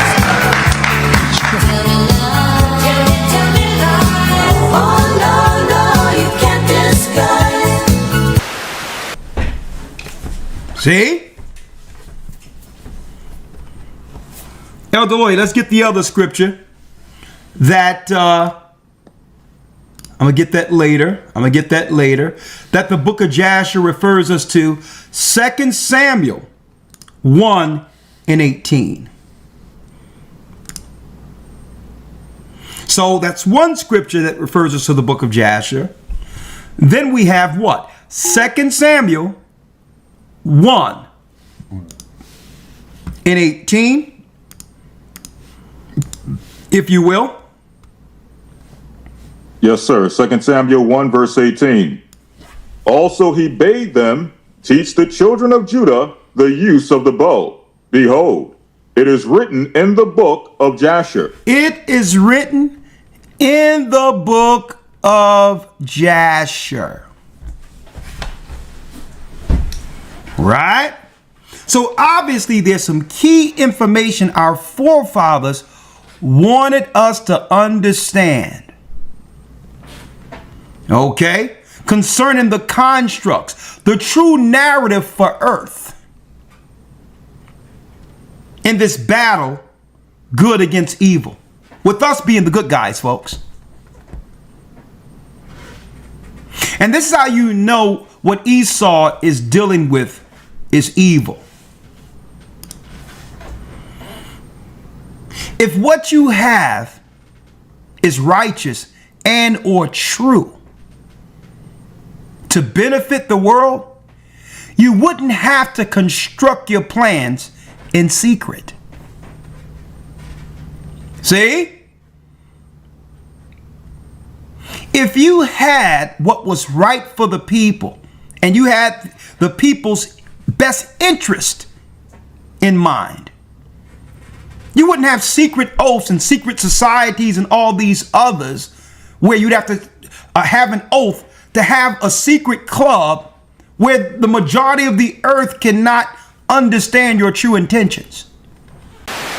You both were members of Skull and Bones, a secret society. You were both in Skull and Bones, what does that the secret society. Not much, because it's a secret. Secret.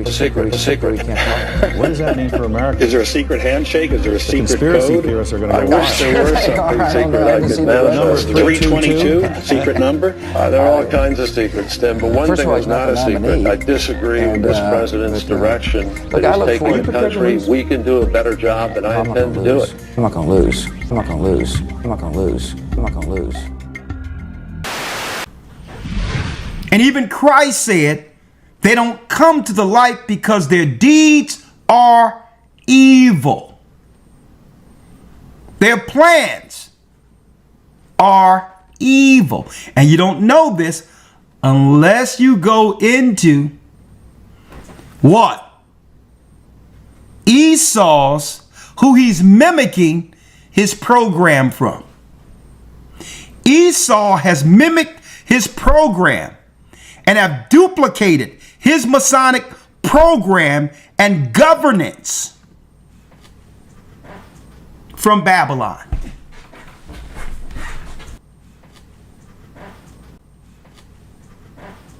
You want to know the plans? We're going to show you.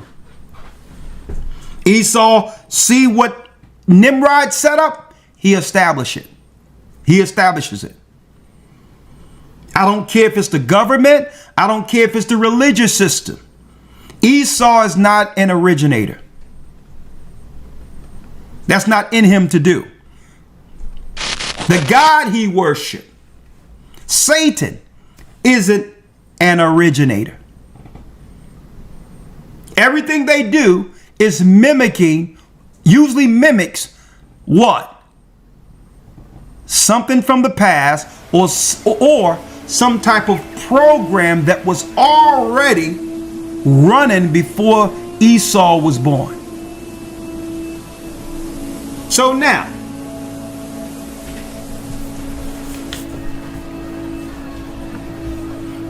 Edom, the end times king of Babylon. A lot of you don't even understand, and now you're starting to understand why the Jewish people's high regard for the Babylonian Talmud. Does Judaism, as it is practiced today, have anything to do with the patriarchs and prophets of the Old Testament? Nothing. Nothing at all. You see, I was raised in Judaism, and we were under the authority of the rabbis whose formulation of God and the world around us was based not on the Bible, but on the Jewish Talmud.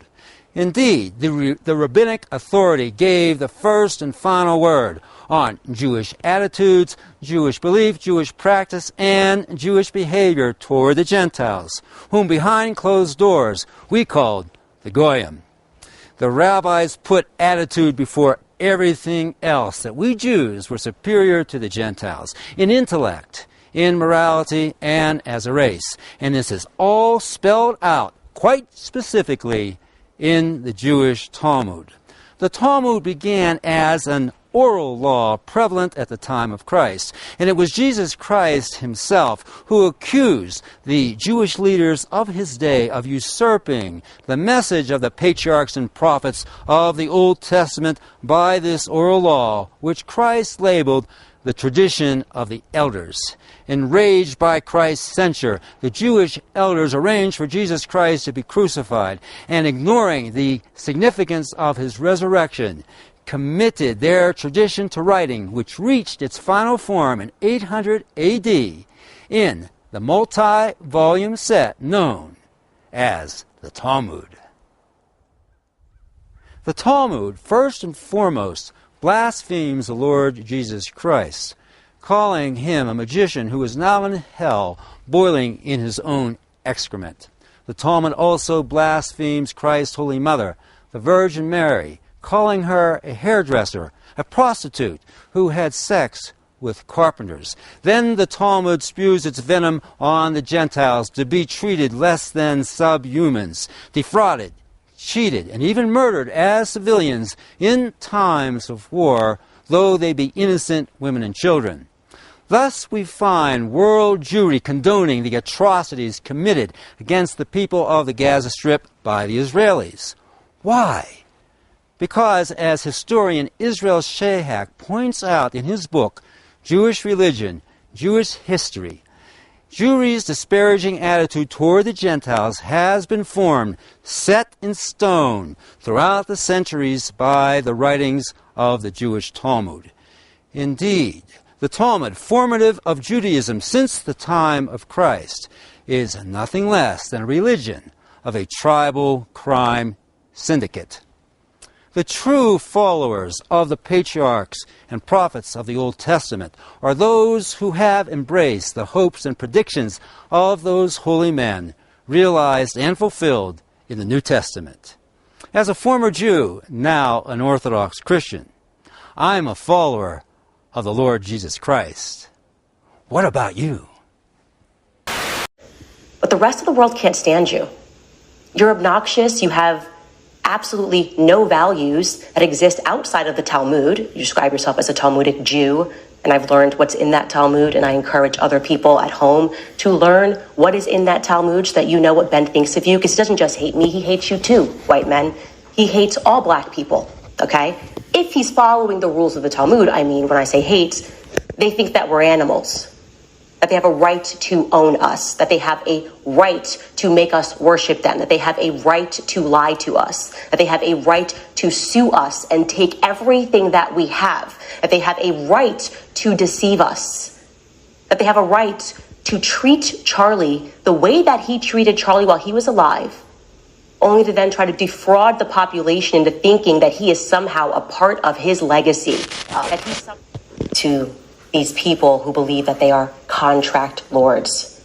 I challenge black Americans to wake up to your true history, because your quarrel is not with white men, okay? Wake up to who publishes these books and keeps us warring with one another. Christians versus Christians, right? Christians versus Muslims. Wake up and learn the true history of slavery, because that wasn't exactly a white men sport, okay? Jewish people were the ones that were trading us. Jewish people were in control of the slave trade. They've buried a lot of it, but it's there, and you can find it. I think all of us need to wake up to this, because it's making me absolutely sick. I extended every courtesy, you guys. I extended every courtesy. My husband really said, let's do the Christian thing. But I realized you can't really do the Christian thing with people that hate Christ. It doesn't work. Christian thing doesn't work with people who hate Christ. So if you're a good Talmudic Jew, as he always says, he's a Talmudic Jew, you will understand once you get what's in that Talmud exactly what he means and exactly what he thinks about you. It's important. And you will absolutely love it. It really gets into the history of feminism and who brought the plague to break down families to America. And you can really trace that right back to the same people who assassinated the Tsar, people who believe that they have a right to murder people to take what they want. That is the guiding principle and philosophy of some religions, certainly not the Christian one. Like, please let me go. Stop telling people you're chosen. You are not chosen to do shit except within the synagogue of Satan, clearly, because everything you do is the manufacturing of lies, bullying. Behold, I will make them of the synagogue of Satan, which say they are Jews and are not, but do lie. And I'm speaking directly to you, Rabbi Shmuley. You have the Jewish community beginning to call her not Candace Owens, but Candace Ovens. People can see and hear evil, and what you are doing right now is an act of evil. We all recognize that Rabbi Shmuley is unhinged. Candace Owens never met Michael Jackson.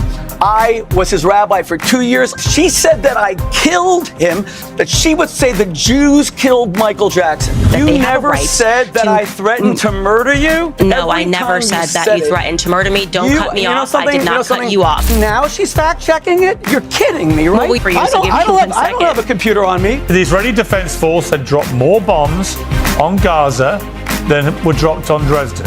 That is true. Do you accept that, Rabbi Shmuley? You know, Pierce, I find this an astonishing debate. You asked for the proof. First of all, I don't... Wait. What do you mean it's true? Because she said it's true? I need y'all to think about that, folks. The Babylonian Talmud. What is Esau doing in respect of a Babylonian Talmud if his construct didn't come from Babylon? Nimrod. See? Are you following us here? Elder Lawyer.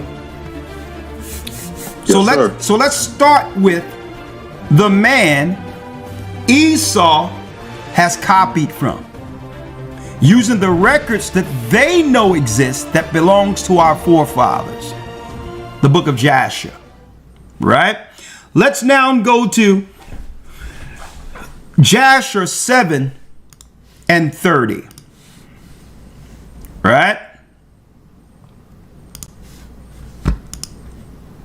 Jasher, the 7th chapter,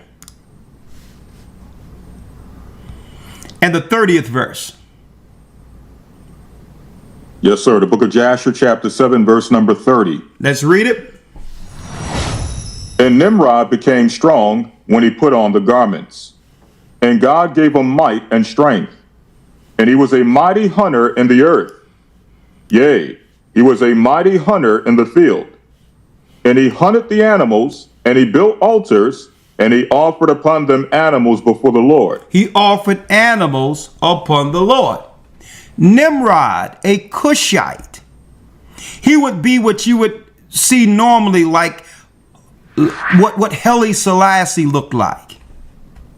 That's a Hamite. Okay. What Barack Obama looks like. He's a Hamite. Okay. When you see those lips like he smoked 10 packs of Newports, that's Hamite. Okay. When you see East Indians, okay, and you're talking about the northern East Indians, the southern to mid East Indians, they're Cushites. Okay. And the animals, and he built altars, and he offered upon them the animals before the Lord. So initially,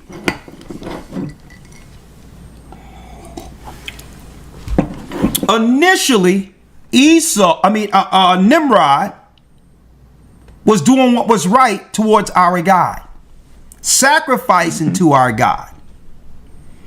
See? Initially. See? And then what happens? Read. 31. And Nimrod strengthened himself, and he rose up from amongst his brethren, and he fought the battles of his brethren against all their enemies round about. And this links directly into the Bible where it says he became a great hunter for the Lord. So at this time, Nimrod was doing what was right for the people. He set up high walls to protect what? To protect the cities from the Nephilim, who began to grow on this side of the flood, giants. Nimrod was known as the giant slayer. So through Nimrod protecting the people, he garnered respect, because through his what? Through his reign, there was peace. Now, a lot of people don't understand that, and I went into in the academy, the history of Semiramis, his mother / wife. The history of Semiramis is that what she was really pre-flood. A goddess pre-flood. And I showed all of that in this academy. Who made it to this side of the flood. Semiramis, the same woman people worship today as a goddess, Mary.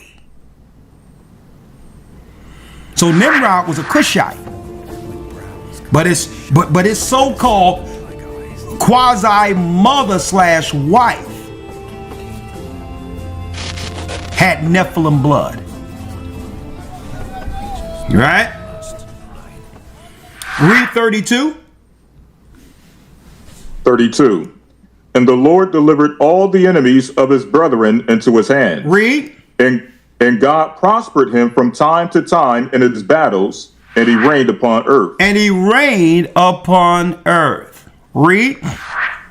Therefore it became current in those days, when a man ushered forth those that he had trained up for battle, he would say to them, like God did to Nimrod, who was a mighty hunter in the earth, come on, and succeeded in his battles that prevailed against his brethren, that he delivered them from the hands of their enemies. So may God strengthen us and deliver us this day. And it says, so may God deliver us and strengthen us and deliver us this day. Right? So one thing, he had full power. No one could battle against him. He took down all the nations, the rival nations, even the Asians who worship the fallen Nephilim and gods, like we see today, the East Indians and others. Nimrod was able to consolidate all of the earth. And under that power, he would eventually come up with a plan. But before we go into that plan, right? Let's get Esau out of Genesis 25 to show you the comparisons where Esau gets his what? His blueprint from. If you understand Nimrod, you'll know what Esau is planning to do. Right? Now, elder lawyer, let's go to Genesis 25. Yes, sir. The book of Genesis, chapter 25, and verse number... Hold up, we going straight to it. Let's go straight to the fact that he was a cunning. Go straight to 27. Yes, sir. The book of Genesis 25 and verse 27. And the boys grew, and Esau was a cunning hunter. Esau was a cunning hunter. So here is one attribute that links right back to Nimrod. It tell you that what? In Genesis, that Nimrod was a hunter for God. He was against the Nephilim, who began to multiply after the flood. Esau becomes a cunning hunter, which means when he gets you, you're already finished. He never show forth his hand until the prey is dead. That's why I told you, brothers and sisters, do not trust anything you're hearing from the news.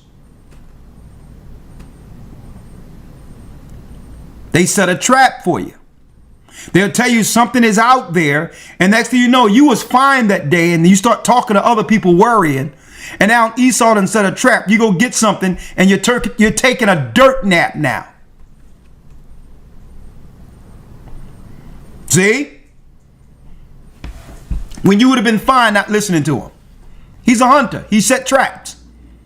And it tell you what? A man of the field, a hunter. Nimrod. Read. And the boys grew, and Esau was a... Go ahead. Read it again. Yes, sir. Genesis 25:27. And the boys grew, and Esau was a cunning hunter, a man of the field. A man of the field. And Jacob was a plain man, dwelling in tents. See, we not all out there like that. Right? You know, we chill. We stay amongst ourselves. Family reunions, cookouts, recreation amongst ourselves. We're not out in the woods trying to figure out or in the water trying to figure out how much poison comes out of a stingray. We don't pop like that. You'll see Esau under a bale of hay at night with infrared, you know, looking at a rare cricket or something. Like, we not into that. See, that's the black back rare cricket that only comes out once every 27 years. We don't roll like that. Like, we don't like bugs either.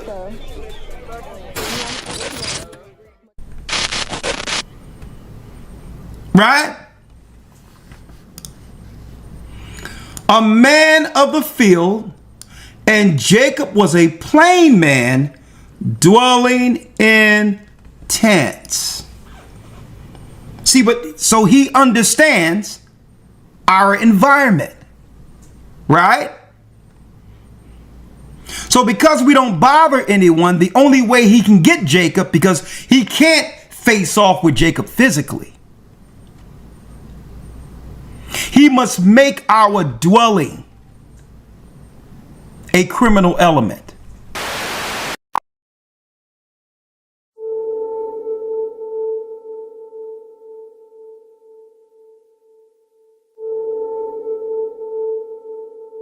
You remember me? How you doing tonight? Doing well, officer. Can I see your driver's license, registration, and insurance, please? Of course. My license is right here, my wallet. It's all right, son. You remember the night in July? Hands up! Hey! Wait! Put the phone down! Put that phone! Sorry, it's a phone! It's a cell phone! It's just a cell phone! You knew he was unarmed. Push the car and put your hands in the air! Officer, please, he's just a kid! You pointed your gun at him. Okay, get out of the car, son. Easy. You pulled the trigger. Put the phone away! Put the phone away!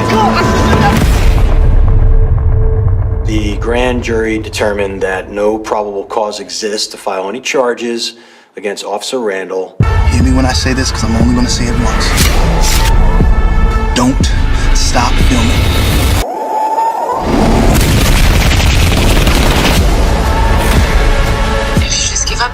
Why are we the only people in this country that are expected to do things without violence? I didn't mean to kill your son! What you did. I did what I was trying to do! I just want justice. That's all I want. This is your jury. The decides of your fate. Today, you will be tried for the murder of my son.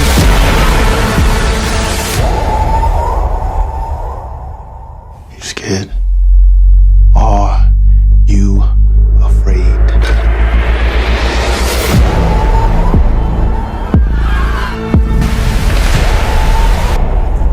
To have what? Plausible deniability, and the moral high ground to now come against us and claim we need surveillance. Because we really don't go out like that. So they must cause issues that can draw us into provocations, like I was mentioning earlier. See? We don't deal like that. So he knows that unless they create a scenario, our people stay insulated. So they'll create, George Floyd, let's go out and march. George Floyd, black, they killed a black man. Sarah Bland, that's what they want, folks. No sooner they see us biting, Esau sits around and say, we got him. We got him now. Let's bring in the next plan for him. We lured them out. The protesters are demanding that criminal charges be brought against the officers involved. When that didn't happen on Thursday, so we're not like them, right? So they have to lure us into the trap. Where did they get that from? They got that from They got that from Nimrod, right? And that's what they're doing right now over in DC. We'd set out to see for ourselves what law and order now looks like. They're seeking, they're trying to cause a provocation and instigate something. This is now happening daily. I'm observing what you're doing. Now, if they don't get what they want, they'll probably have one of the immigrants or somebody from Israel that came over to start a provocation against our people, only to film us reacting to what they're doing against us. See? That's how they work. That's why that's why you got that satanic Jesuit running around trying to chase Israelites right now. Nobody even bothering this guy. But he's being used as what? An operative to cause a provocation. Because many of our people who are Israel are waking our people up throughout the earth. So Esau, they'll pay these demons to go around any place we are, Israelites, to try to cause a provocation. Right? But we see them. And and that works against them. They can only truly operate under ambiguity when no one understands their true intentions. That's when they're mostly effective. But when you got a Jesuit just running around, not working anywhere, right? And you like, okay, obviously he being paid by somebody. Do not engage. Welcome to Street Apologist Live. It's Esau trying to cause a provocation. See? Now, let's go back to the book of Jasher, Elder Lawyer. Jasher chapter 27. This is where what? This is where Esau, this is where Esau meets, or Nimrod meets Esau. Right? Let's go to 27. Let's read it. Yes, sir. The book of Jasher, chapter 27, verse 1. Read it. And Esau at that time, after the death of Abraham, frequently went in the field to hunt. And Nimrod, the king of Babel, the same was Amraphel, also frequently went with his mighty men to hunt in the field, and to walk about with his men in the cool of the day. And Nimrod was observing Esau all the days, for a jealousy was formed in the heart of Nimrod against Esau all the days. Now here it is. Nimrod was known as a hunter. Esau's reputation now throughout the earth is that there may be someone, one of the children of Abraham, who could rival Nimrod's power as a hunter. This is our big brother here, Esau. Right? Now, I have no problem with Esau being a hunter or whatever the case is, because the Most High made him such. Okay? So a lot of people might think that I have a problem with Esau. I don't. Esau is who God made him. And I'm going to show you real quick why we don't have a problem with Esau. Okay? According to God's vision or narrative for earth. Right? Some people may say, well, hold up. If Esau all this, what's going on? Well, let me show you. Let's go to the book of Romans, Elder Lawyer. Let's go to the book of Romans 9, verse 11.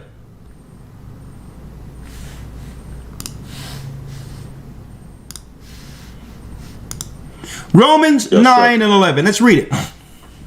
Yes, sir. Romans 9 and 11.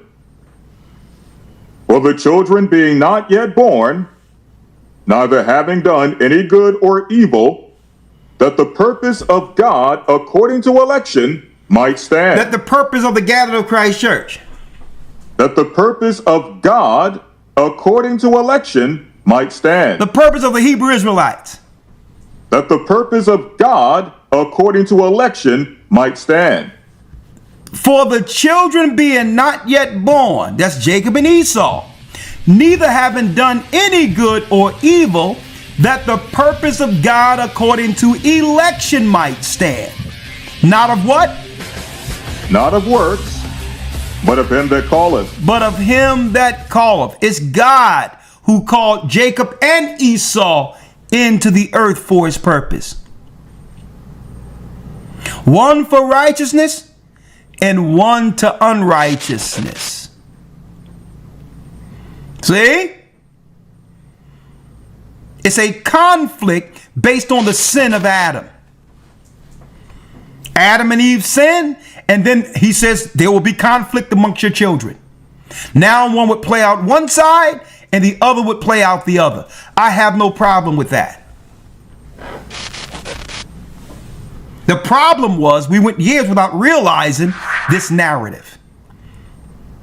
So now I understand who Esau is. Now the same Bible has given me the tools to spiritually battle against him.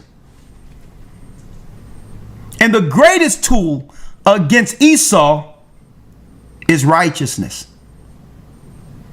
Following the law. See? If they allow you to sin, then they get what? They get power over you. That's where captivity comes from.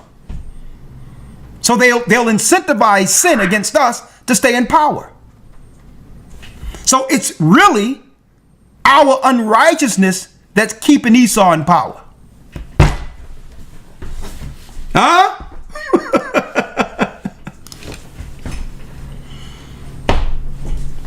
They're smaller than us.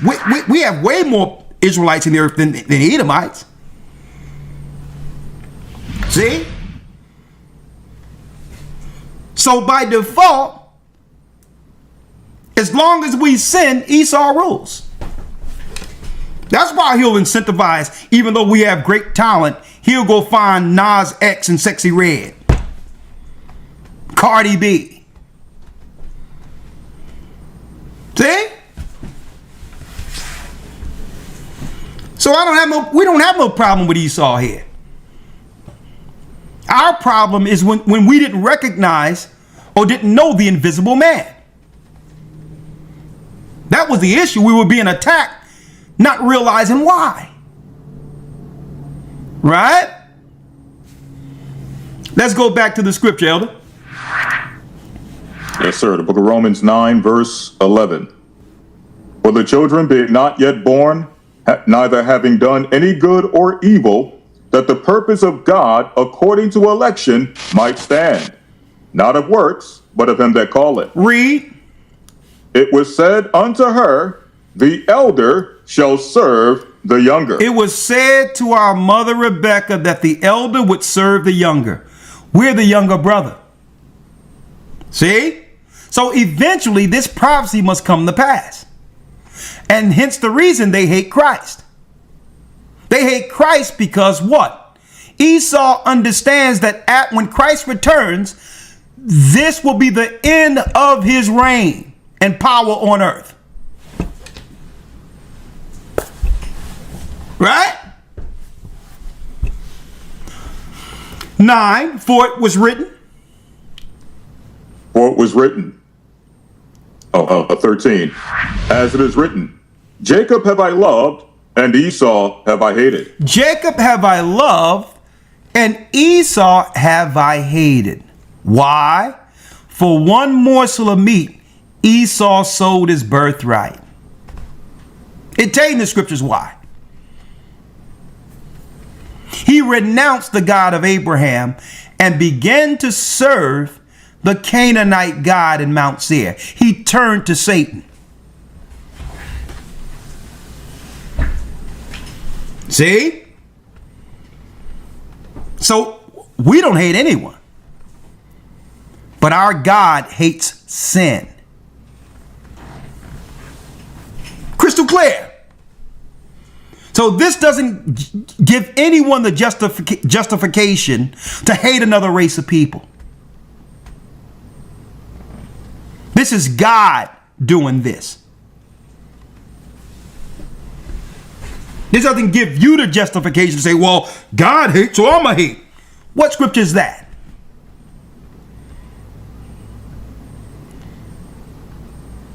Last I checked, when you read this scripture, it says, for the children being not yet born, neither having done any good or evil, that the purpose of God according to election might stand. Not of works, but of him that calleth. Huh? Are y'all following me here? So you get some people get stuck on stop when they see the word hate. If you happen to walk by, you're going to get a bit of shock treatment. This scripture means that the white man is the devil. Shock talk meant to stir people of color into action. That's how Commander General Yohanna, head of the Israelite School of Universal Practical Knowledge, describes weekly protests he leads outside of the shops at Liberty Place in Center City. This video, taken by the ISUPK, is posted on the school's website and on YouTube. He says he and members of his Christian Bible school are well within their First Amendment rights. Because we're hardcore black men. But shop owners say they've heard enough. Today in court, their lawyers argued the group is trespassing.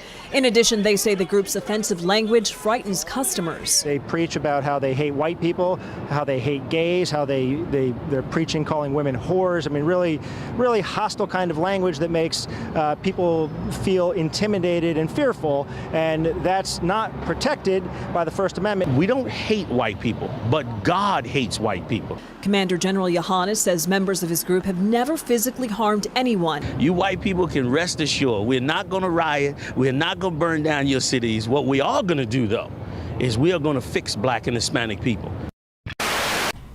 Not realizing the complete plan of the Almighty. See? We're going to get back to this later, but let's go back to Nimrod, who's checking out Esau in the field. When the book of Jasher, the 27th chapter, read the 3rd verse again, Elder. Yes, sir. The book of Jasher, chapter 27, verse number 3. And Nimrod was observing Esau all the days, for jealousy was formed in the heart of Nimrod against Esau all the days. Come on. And on a certain day, Esau went in the field to hunt, and he found Nimrod walking in the wilderness with his 2 men.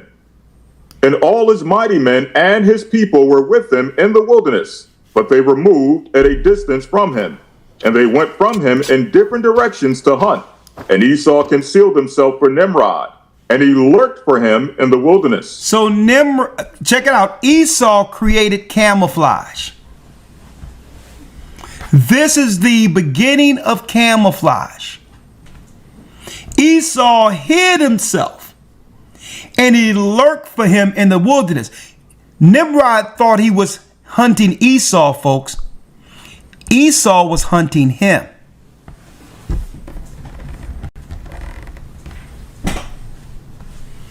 Esau was hunting him. Now, when you go back to the last chapter we read, Nimrod had the hunter or the garments of Adam who covered him. Whoever rules the earth in domination has those particular garments. Right?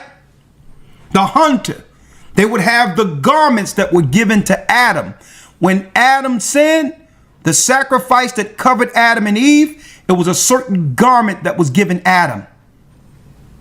Well, that's the garments that who? Nimrod had as the hunter on earth. Read the 6th verse, Elder. Yes, sir. Verse 6. And Nimrod and his men that were with him did not know. And Nimrod and his men frequently walked about in the field at the cool of the day, and to know where his men were hunting in the field. And Nimrod and 2 of his men that were with him came to the place where they were, when Esau started suddenly from his lurking place, and drew his sword, and hastened and ran to Nimrod, and cut off his head. He beheaded him, folks. This is what Nimrod feared. The sages told him a long time ago that it would be through the seed of Abraham that would eventually gain all power over the earth. And all nations would have to serve the seed of Abraham. Now, of course, the sages seen Christ. But this is still a fulfillment of the scripture with who? With Esau coming from the bloodline of Abraham through Isaac. So if Esau has become the new hunter on earth, then the man that Satan used to use, who rebelled against God, would now seek. He would now seek to implement his power through the new hunter on earth. Esau. See this? Read the 8th verse, Elder. Yes, sir. Verse 8. And Esau fought a desperate fight with the 2 men that were with Nimrod. And when they called out to him, Esau turned to them and smote them to death with his sword. Then he killed, man, Esau is cold with the carnal weapon. Okay.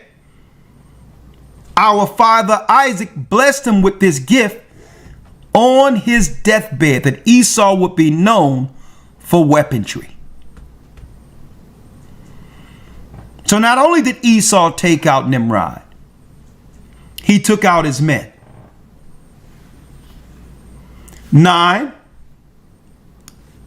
And all the mighty men of Nimrod who had left to go to the wilderness heard the cry at a distance. And they knew the voices of those 2 men, and they ran to know the cause of it, when they found their king and the 2 men that were with them lying dead in the wilderness. And Esau saw the mighty men of Nimrod coming at a distance. He fled and thereby escaped. And Esau took the valuable garments of Nimrod. He did what? And Esau thereby escaped and took the valuable garments of Nimrod. He took the clothing of Adam. See? Esau took the clothing of Adam, which would transfer the power. Read. He took the valuable garments of Nimrod, which Nimrod's father had bequeathed to Nimrod, and with which Nimrod prevailed over the whole land, and he ran and concealed them in his house. And Esau hid the garments in his house. Read. Verse number 12. And he said unto his brother. Now read 11. In fact, verse 11. And Esau took those garments and ran into the city on account of Nimrod's men, and he came unto his father's house weary and exhausted from fight. And he was ready to die through grief when he approached his brother Jacob and sat before him. Now, and he said unto his brother, now we understand why Esau was weary during the time in Genesis 25, 26. Right? In Genesis 25, when he was what? When he says, feed me and I pray thee with that same red pottage. Why he was hungry and weary. Well, he just escaped a battle, folks. You see why this information is so important. 12. Verse 12. And he said unto his brother Jacob, behold, I shall die this day, and wherefore then do I want the birthright? And Jacob acted wisely with Esau in this matter, and Esau sold his birthright to Jacob, for it was so brought about by the Lord. It was brought about by who? The Most High. Haven't done any good or evil, right? But through the will of God, he willed this. Nimrod is off the scene, who was the builder of the Tower of Babel and the original religion Esau would eventually pick up. And through Esau selling his birthright, it would fulfill the prophecy where the elder would have to serve the younger. Where Esau, the modern day Europeans in the earth, would one day have to yield their power upon Christ's return. Huh? Right? Can y'all see this?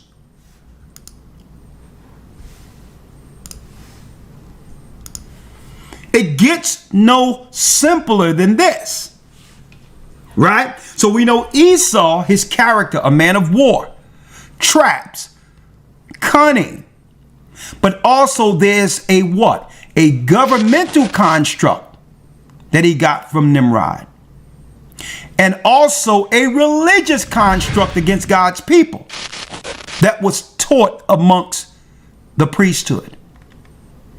Hit that like button if you haven't so far, because we're diving even deeper into this in a couple of seconds. Hold tight.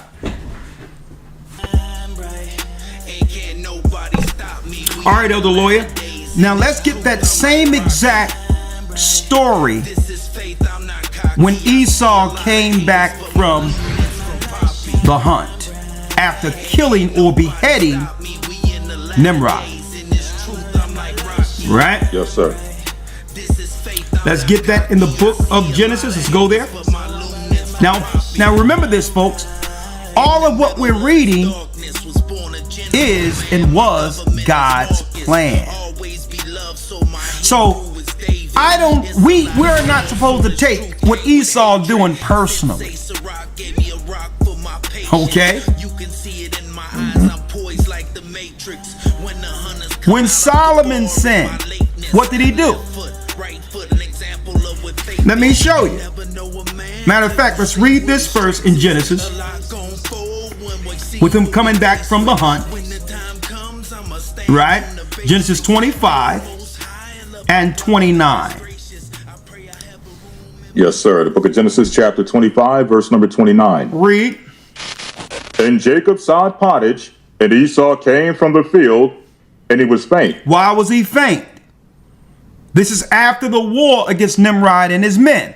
See how important the book of Jasher is and why the Bible refers to this book? Read. And Jacob sowed pottage, and Esau came from the field, and he was faint. And Esau said to Jacob, Feed me, I pray thee, with that same red pottage, for I am faint.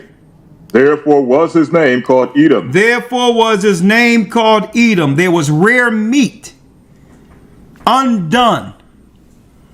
And it's against the law to eat rare meat. Why?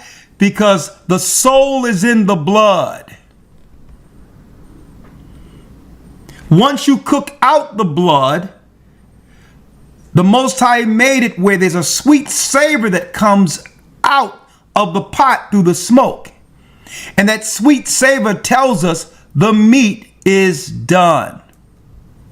If you see blood floating at the top, you know that the soul of the animal is still alive. Right?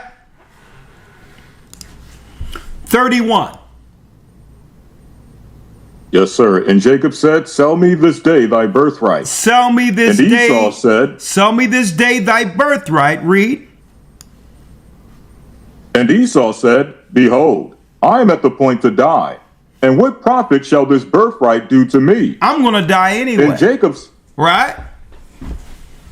I'm going to die anyway. Why did he think he was going to die? You would never understand the depths of this particular chapter, this incident, if you didn't have the book of Jasher. See, what you mean you're going to die? Something must have happened here. Right? 33. And Jacob said, Swear to me this day. And he sware unto him. And he sold his birthright unto Jacob. And he sold his birthright unto Jacob. Read. 34. Then Jacob gave Esau bread and pottage of lentils, and he did eat and drink, and rose up and went his way. Thus Esau despised his birthright. Esau despised his birthright. You have to understand the birthright is the gift and covenant from God.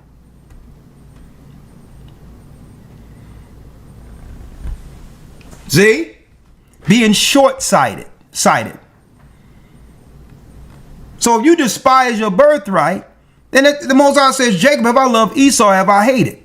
Because that was a show of hate towards the God who gave covenant to Abraham. See? And it teaches us that. Let's go to the book of Hebrews real quick and let's read it. Because the New Testament gives it even more clarity. Chapter, verse, Elder. Yes, sir. The book of Hebrews, chapter 12, and verse number 15. 12, verse 15. Read it. Hebrews 12 and 15. looking diligently, lest any man fail of the grace of God, lest any root of bitterness springing up trouble you, and thereby many be defiled. Don't let bitterness steer you negative. So when you're over emotional, when you're bitter, Satan comes in. And these are the things that turn Esau totally dark. Read. Verse 17 or verse 16.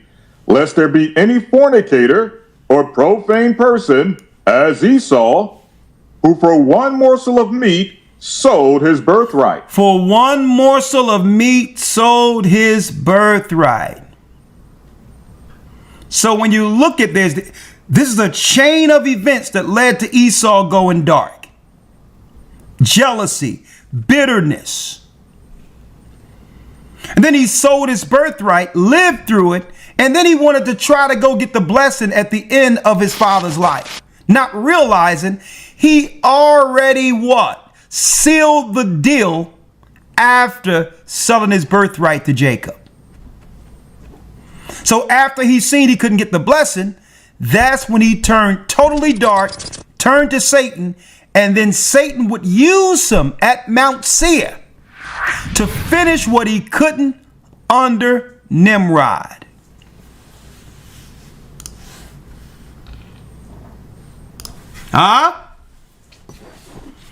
Now, Satan has a new Nimrod on earth. Now, what was Nimrod's job under Satan when he turned from God? Right? So you can understand Esau's construct, his plan. Right? Elder Lawyer, now let's go to Genesis 11.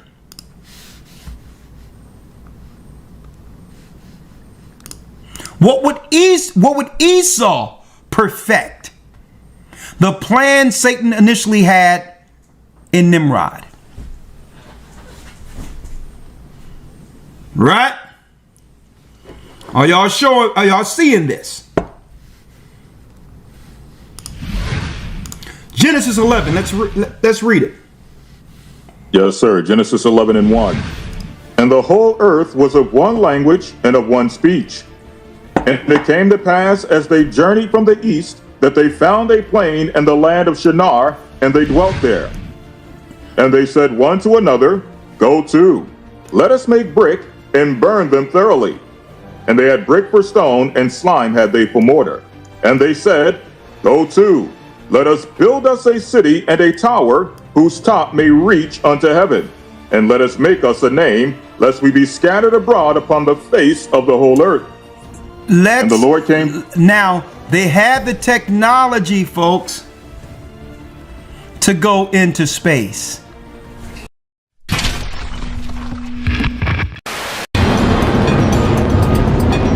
Iraq, March 19th, 2003. The United States military begins its shock and awe air campaign over the city of Baghdad. It is a preemptive strike aimed to overthrow Iraqi dictator Saddam Hussein, who the government believes is in possession of weapons of mass destruction.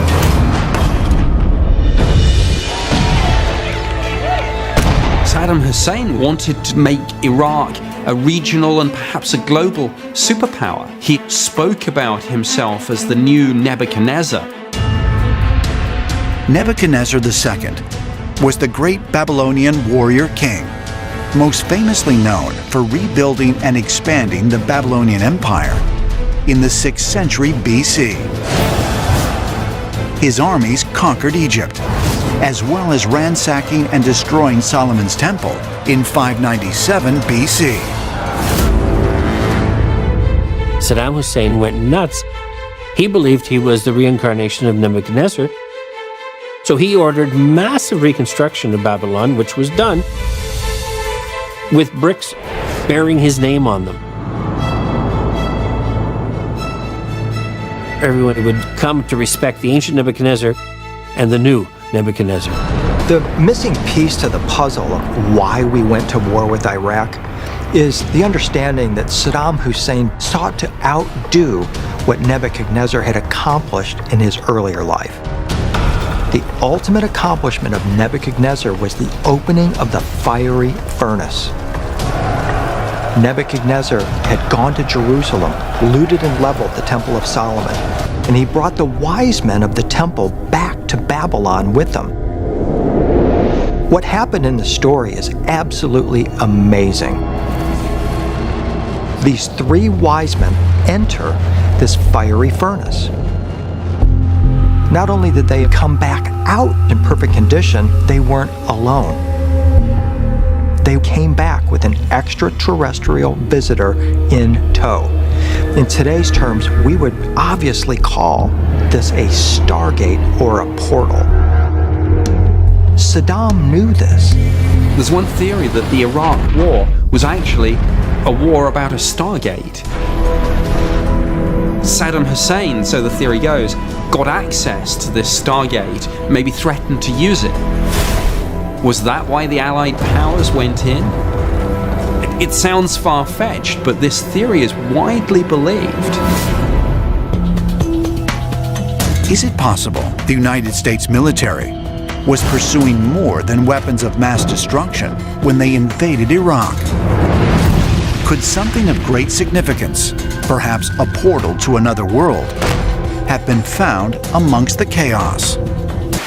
Imagine a time when all of humanity was united, one people, one language, one purpose. There were no barriers to understanding, no borders to separate cultures. It was a world of immense potential, a world where mankind worked together towards a singular goal. But that unity did not last. In the ancient land of Shinar, a group of ambitious builders set out to create something unprecedented, a tower that would reach the heavens, a monument to their power, and a gateway to the divine. It was not just a structure of brick and mortar, it was a declaration of independence from God himself. What if the Tower of Babel wasn't just a tower? What if it was something far more advanced and far more dangerous? Was it simply a symbol of human arrogance, or was there a deeper hidden purpose behind its construction? Some believe it was an attempt to recreate lost knowledge from before the Great Flood, an effort to reclaim forbidden secrets. Others speculate that the tower was more than a mere monument, that it may have been a stargate, a portal, a supernatural access point to the heavens that God had to shut down before mankind could unlock powers beyond their understanding. And most importantly, could the spirit of Babel be rising again today? Are we unknowingly repeating history, rebuilding what was once destroyed? Stay with me as we uncover one of the most mysterious stories in the Bible, the Tower of Babel. The story of the Tower of Babel is found in Genesis 11:1 through 9. After the flood, humanity was still united under one language. They traveled eastward and settled in a land called Shinar, where they made a bold declaration, "Come, let us build ourselves a city with a tower that reaches to the heavens, so that we may make a name for ourselves and not be scattered over the face of the whole earth." Genesis 11:4. But God saw what they were doing and said something that should make us pause. If as one people speaking the same language they have begun to do this, then nothing they plan to do will be impossible for them. Genesis 11:6. Why would God be concerned? What was so dangerous about their plan? Was this just about pride, or was something more sinister at play? Could it be that this event had consequences that reached far beyond just language and geography? Was this the moment when different cultures and belief systems were born, influencing the course of history itself? Further, could Babel have been the birthplace of secret societies, mystery religions, and esoteric knowledge that still shape the world today? God's decision to scatter humanity was not simply about disrupting communication. It may have been about preventing unified rebellion against divine order. When mankind worked together, they became capable of technological, political, and spiritual feats that could rival divine power. By scattering them, God ensured no single human empire could dominate. Was the division of languages not just a punishment punishment, but a divine security measure against the rise of something worse? Many scholars believe that after the scattering at Babel, remnants of its ideology and religious practices continued to spread across the world. This may have led to the birth of mystery religions in Egypt, Babylon, Greece, and Rome. In Egypt, the Egyptian mysteries. Their gods, like Thoth and Osiris, were believed to hold the keys to divine wisdom. In Babylon, the Babylonian priesthood. Ancient Babylon held onto arcane knowledge, which later influenced secretive cults. In Greece, the Eleusinian and Dionysian mysteries. Ancient Greek cults promising enlightenment to initiates. In Rome, the Mithraic mysteries. A Roman underground religion with secretive initiation rites. Could modern secret societies be continuing Babel's rebellion? Many groups, such as the Freemasons, Rosicrucians, and the Illuminati, have been accused of guarding lost knowledge from ancient civilizations, Freemasonry and the Tower of Babel. Some Masonic traditions describe Babel as an attempt to unify mankind under hidden wisdom. The Illuminati's goal of one world government is similar to Babel, a world under one rule. And then there's the Vatican's secret archives.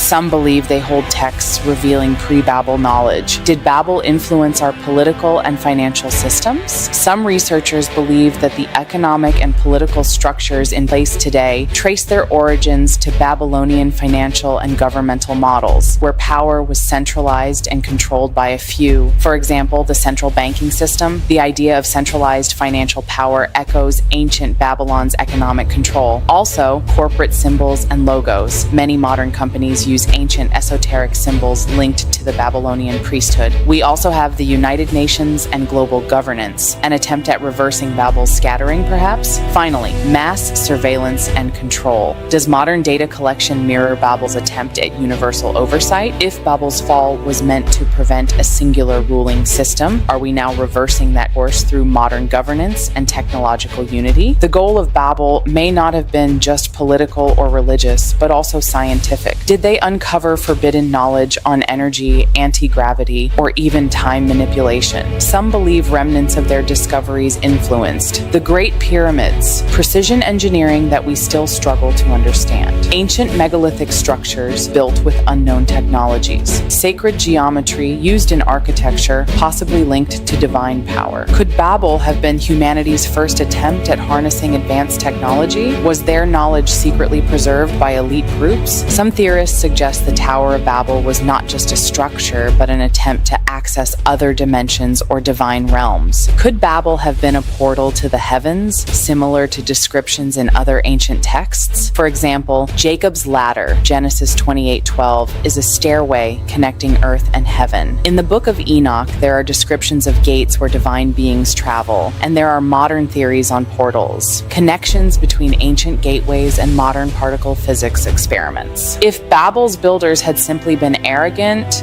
why would God see them as an actual threat? What knowledge did they uncover that made divine intervention necessary? God's decision may have been an act of cosmic security, preventing mankind from accessing dimensions beyond their comprehension. Is Babel's spirit alive today? Are we unknowingly rebuilding Babel through globalization and AI language unification, reversing God's scattering, scientific advances like CERN, a new attempt to open portals, one world political systems, a modern version of Babel's universal rule? Babel wasn't just a tower. It was an attempt to reach beyond what God allowed. And today we're seeing echoes of the same rebellion. The question is, are we ready for what happens next? What do you think? Is history repeating itself? Now, eventually Esau would put that back. That's right. Have that machine churning again under CERN in our present time. Which is what?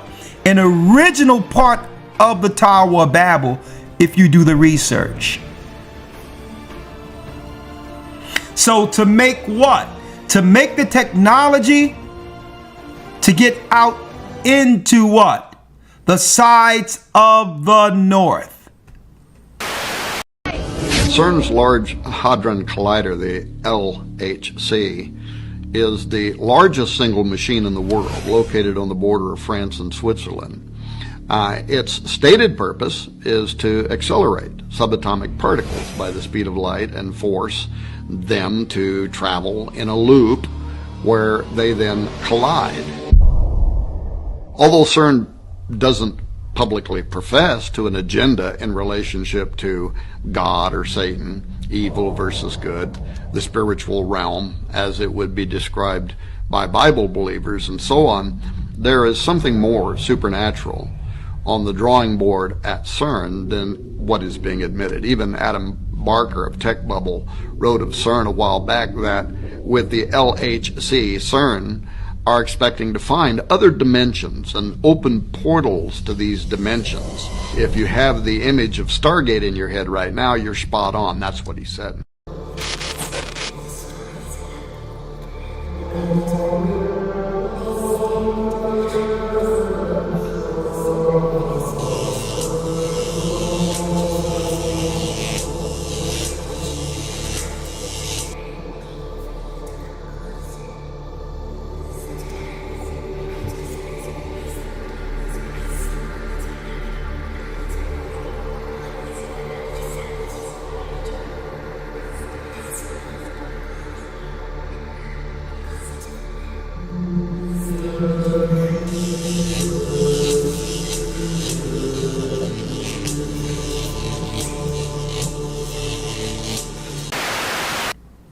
Space.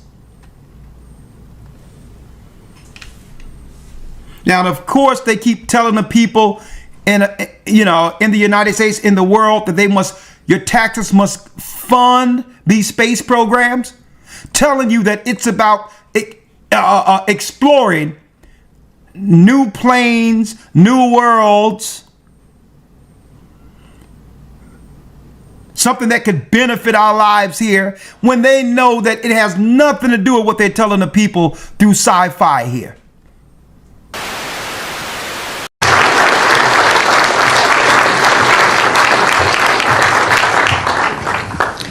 Good morning. My name is Carol Rosen. In 1974, after being a 6th grade school teacher, I was introduced to the late Dr. Wernher von Braun, in the U.S., the father of rocketry.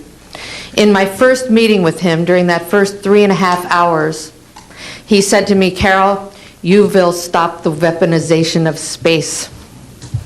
And I said, teachers don't stop until June. He said, "No, you have to understand, this is February, and we have to prevent the weaponization of space because there is a lie being told to everyone that the weaponization of space is now first being based upon the evil empire, the Russians.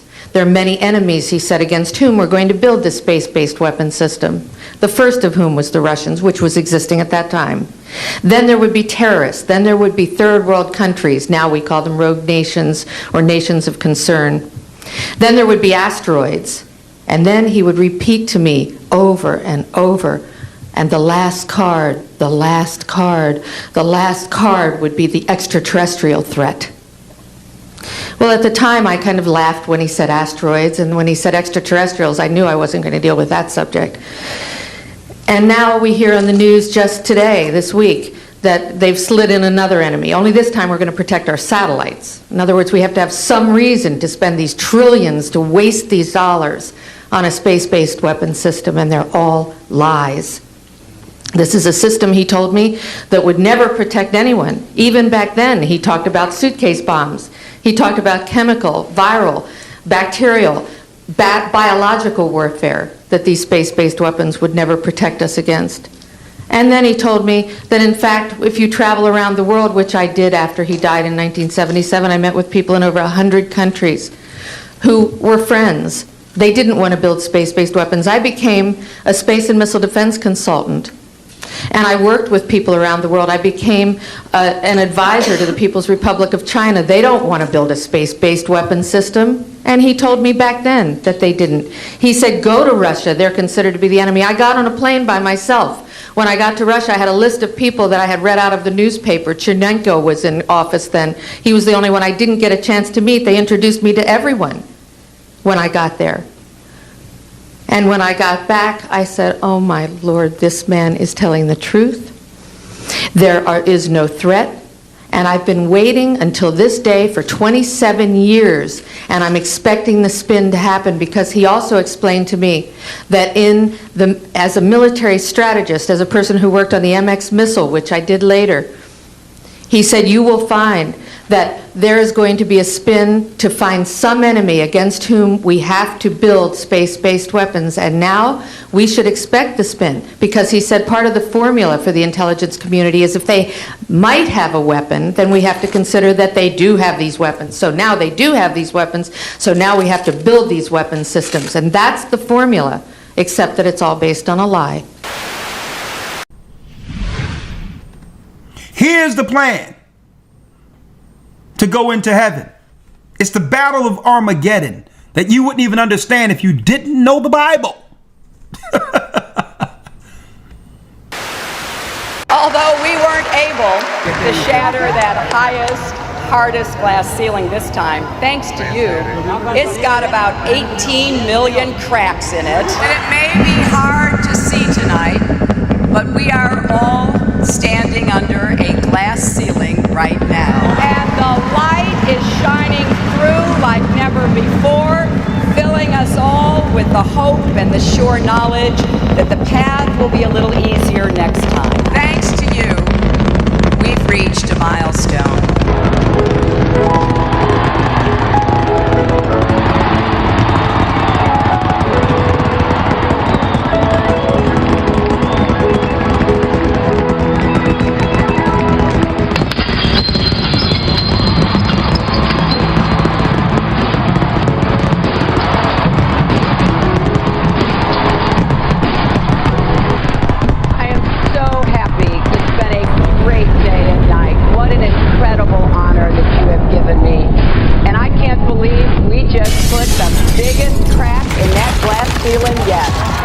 Thanks to you and to everyone who's fought so hard to make this possible. This is really your victory. This is really your night. There's a prophecy that the heavens will come here.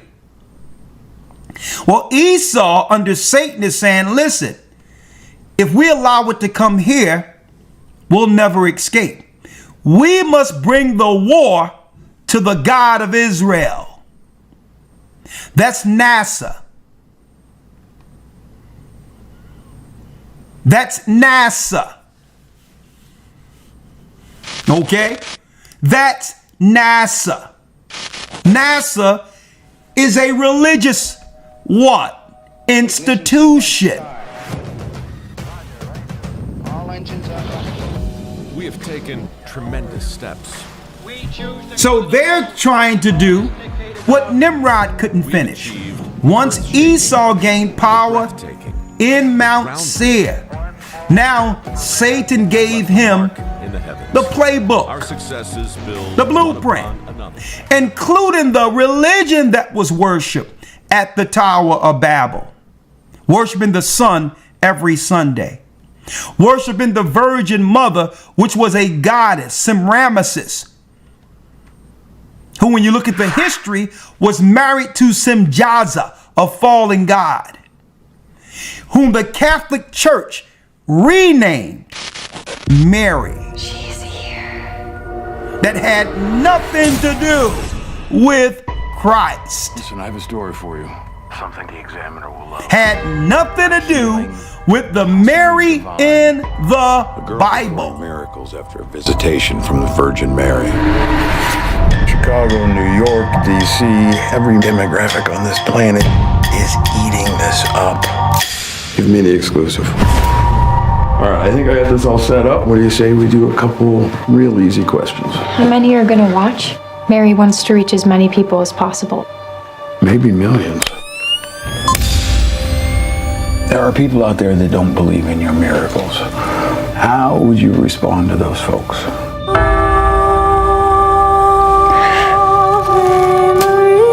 Seeing is believing. And why do you think Mary chose you? I opened myself up and welcomed her in. Witnesses of the Virgin Mary draw millions of faithful each year. The Vatican's been tasked to investigate this visitation from the Blessed Virgin. I have read several libraries worth on the supernatural. Investigated half a dozen miracles. Prove them all false.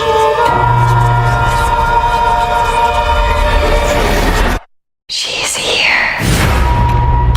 You think there could be other forces at play here? When God builds a church, the devil builds a chapel next door.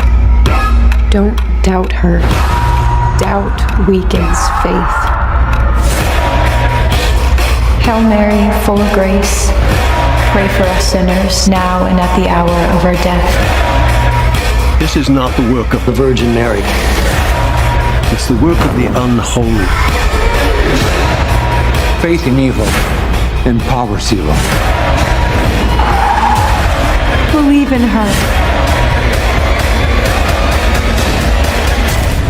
Offer your soul to Mary. Holy Mary, Mother of God, the Lord is with you.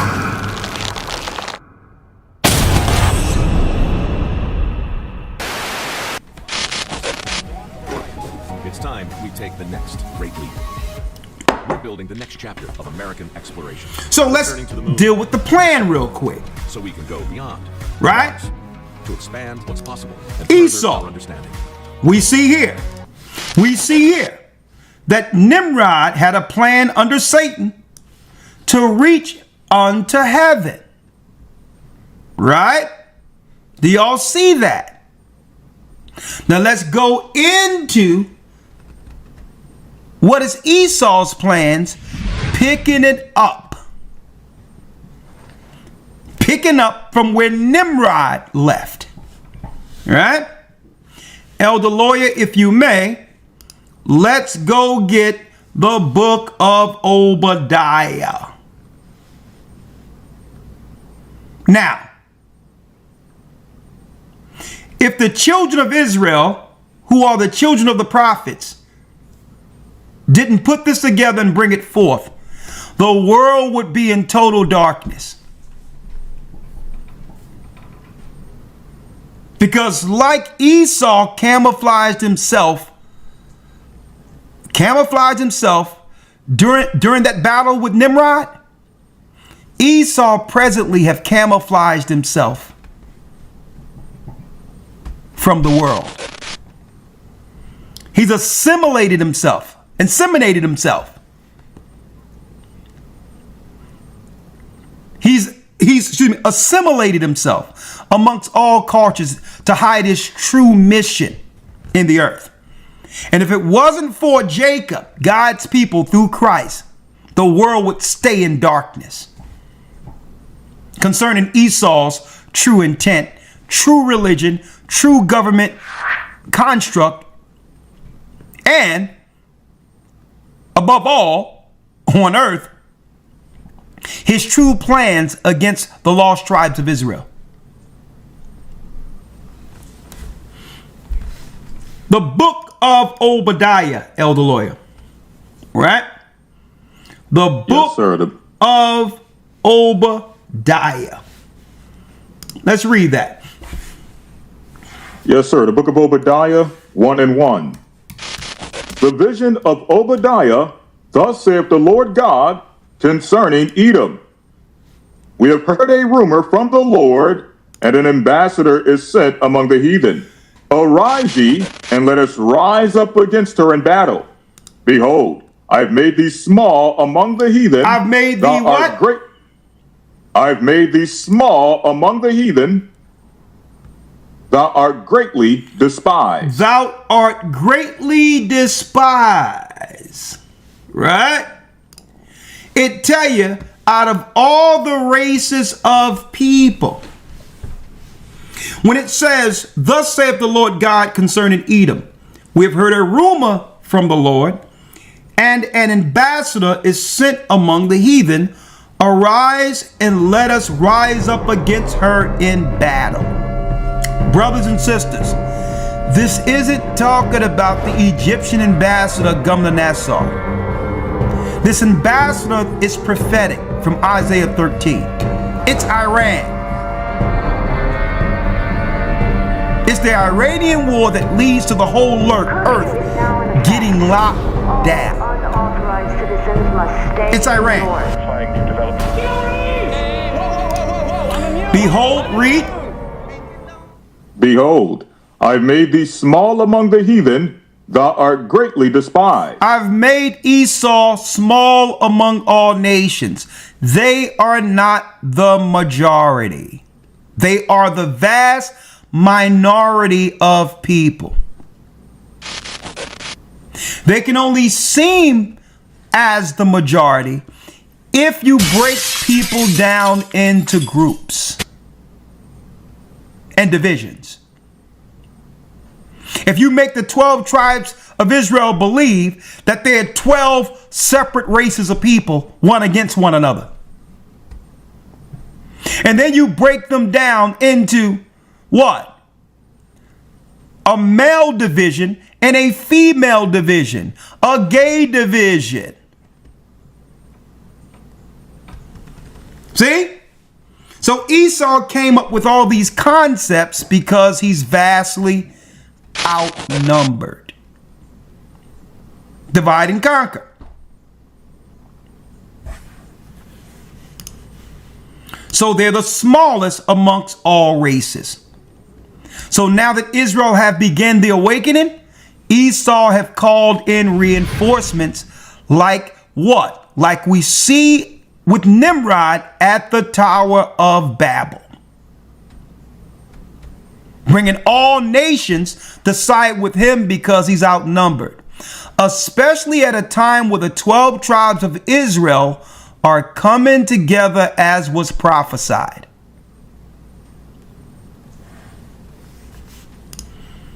I have made thee small among the heathen. Read. Thou art greatly despised. And why is Esau greatly despised? He could only consolidate power through bloodshed. Must attack Iran. Iran threatens America. Wait, we destroyed Iran's nuclear sites. How is Iran still a threat to America? Ayatollah, dictator, oppressing civilians. Okay, but why is that America's problem? Why do we care what's happening inside Iran? Radical Islam spreading. America threatened. What? We need to focus on our own hemisphere. Israel, America's friend. America needs Israel. Welcome back here on Live Now from Fox. My name is Josh Breslow, and I do want to get you right back to some breaking news that we have been following here over the past several hours, as Iranian state media is now reporting explosions today in several cities across Iran, leaving at least 6 people dead and more than a dozen others injured. Now, this is a post that you're looking at here on X from the Israel War Room with what appears to be a photo there on the left-hand side of one of those explosions. Now, we know that one blast was reported. Amid the specter of an imminent military confrontation with Iran, the Pentagon has issued a stark warning that future wars could directly strike targets on U.S. soil itself. Under the Pentagon's freshly unveiled new defense strategy, U.S. adversaries now possess the capability to launch devastating strikes right on American territory. Direct threats outlined include existential nuclear dangers alongside advanced cyber assaults, space-based attacks, and powerful electromagnetic warfare tactics. This bold strategy elevates homeland defense to the absolute top priority, representing a major and unprecedented shift in overall U.S. strategic priorities worldwide. The Pentagon declared that the global threat environment is becoming more dangerous and unpredictable than at any point in recent decades of modern history. The comprehensive document calls for massively expanded defense systems, cutting-edge counter-drone capabilities, and robust new cyber defense architectures nationwide. China and Russia are explicitly identified as possessing intercontinental ballistic missiles fully capable of reaching the U.S. continent with nuclear payloads. To effectively counter these escalating threats head-on, the Pentagon will prioritize implementation of President Trump's ambitious proposed Golden Dome missile shield.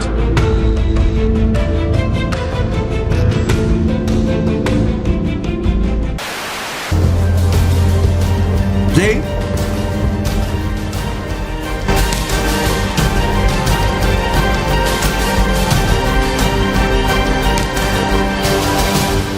Donald Trump is now threatening Iran with military action if it won't negotiate on nuclear weapons. Tonight, a fleet of American warships has advanced into the Middle East, giving the US president plenty of options should he decide to strike. At a political rally in Iowa overnight, the US president revealed American military might was heading for the Middle East. And by the way, there's another beautiful armada floating beautifully toward Iran right now. The USS Abraham Lincoln and several destroyers are now within striking distance of Tehran.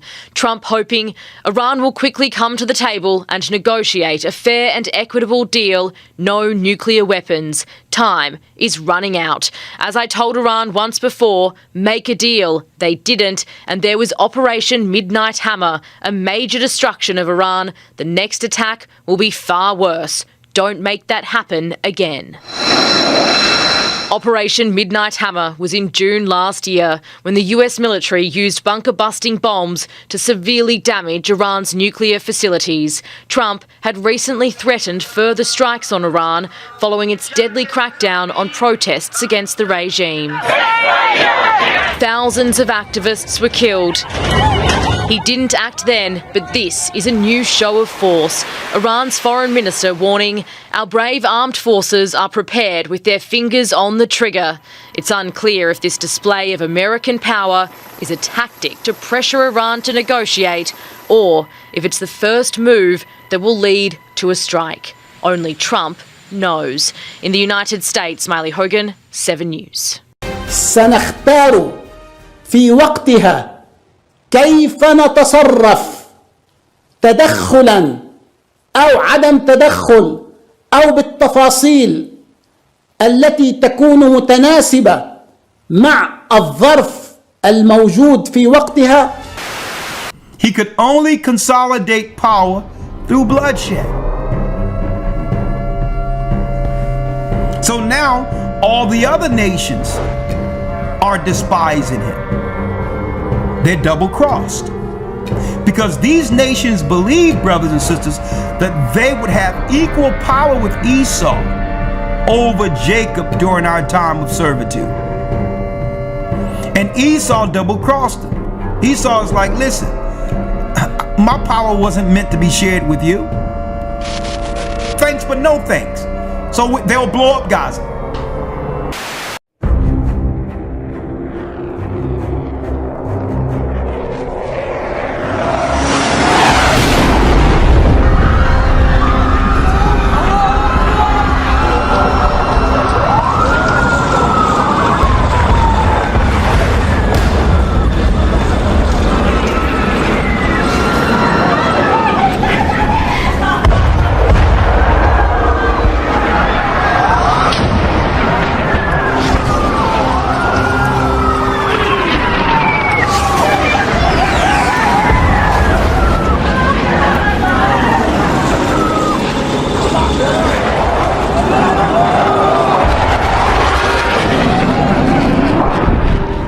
So we did a master plan. We brought in, I think, Yakir Gabay, who's one of the most successful real estate developers and brilliant people I know. He's volunteered to do this, not for profit, really because of his heart. He wants to do this.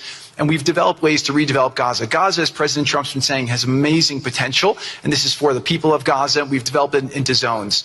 In the beginning, we were toying with the idea of saying, let's build a free zone, and then we have a Hamas zone. And then we said, you know what, let's just plan for catastrophic success. Hamas signed a deal to demilitarize. That is what we are going to enforce.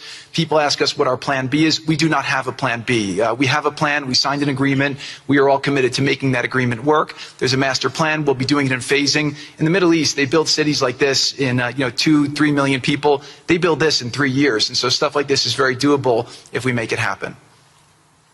Rafah will start with. This will show a lot of workforce housing. We think this could be done in 2-3 years. We've already started removing the rubble and doing some of the demolition. And then New Gaza. It could be a hope. It could be a destination, have a lot of industry, and really be a place that the people there can thrive, have great employment. Once this starts going, we think there should be 100% full employment and opportunity for everybody there. And we have a lot of data on what can be, but we think that this really gives the Gazan people an opportunity to live their aspirations. But it all starts with security, and it all starts with governance. Final note I'll just say on the Board of Peace, which is that all the lessons we're doing is we're basically studying the best practices from all over the world, and we're watching who does education the best, who does healthcare delivery the best. All of these things it's not secret IP. All this is IP that the Board of Peace is going to make public, and we want to encourage all the countries to be able to follow these best practices. A lot of the things that President Trump is doing in America, if they're working, we should all be copying them. If we find what's working in other countries, we should be copying them too. And so what the Board of Peace will have the ability to do if we're successful with Gaza is really show how do you do peace implementation, which is something that when we got this deal done, we didn't really find too much expertise or know-how on how to do it. So as we're creating this system, hopefully it's something that we can just document these learnings and make them available to all else who want to use them in the See? When it was the children of Lot who helped them against us in 70 AD. They wouldn't have been able to do what they did unless they turned our own cousins, the children of Lot, against us. All the nations helped them, and now they're double-crossing every other race. Because these races believed that they would rule equally with Esau. Esau don't roll like that. He'll use you, break a treaty, and say, well, we're going to tear up the old agreement because that was for them. Here's the new agreement. See? And why do Esau think this way? It tell you, man, I'm talking about the governmental structure of them. Because they believe that our God broke the contract with them being the firstborn. So in their minds, no agreement, no agreement that we make should be respected.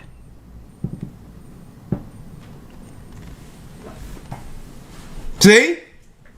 They're upset that our God made an agreement with our father Jacob. Behold, I've made thee small among the heathen. Thou art greatly despised. Read. The pride of thine heart have deceived thee, thou that dwellest in the clefts of the rock. Mount Seir.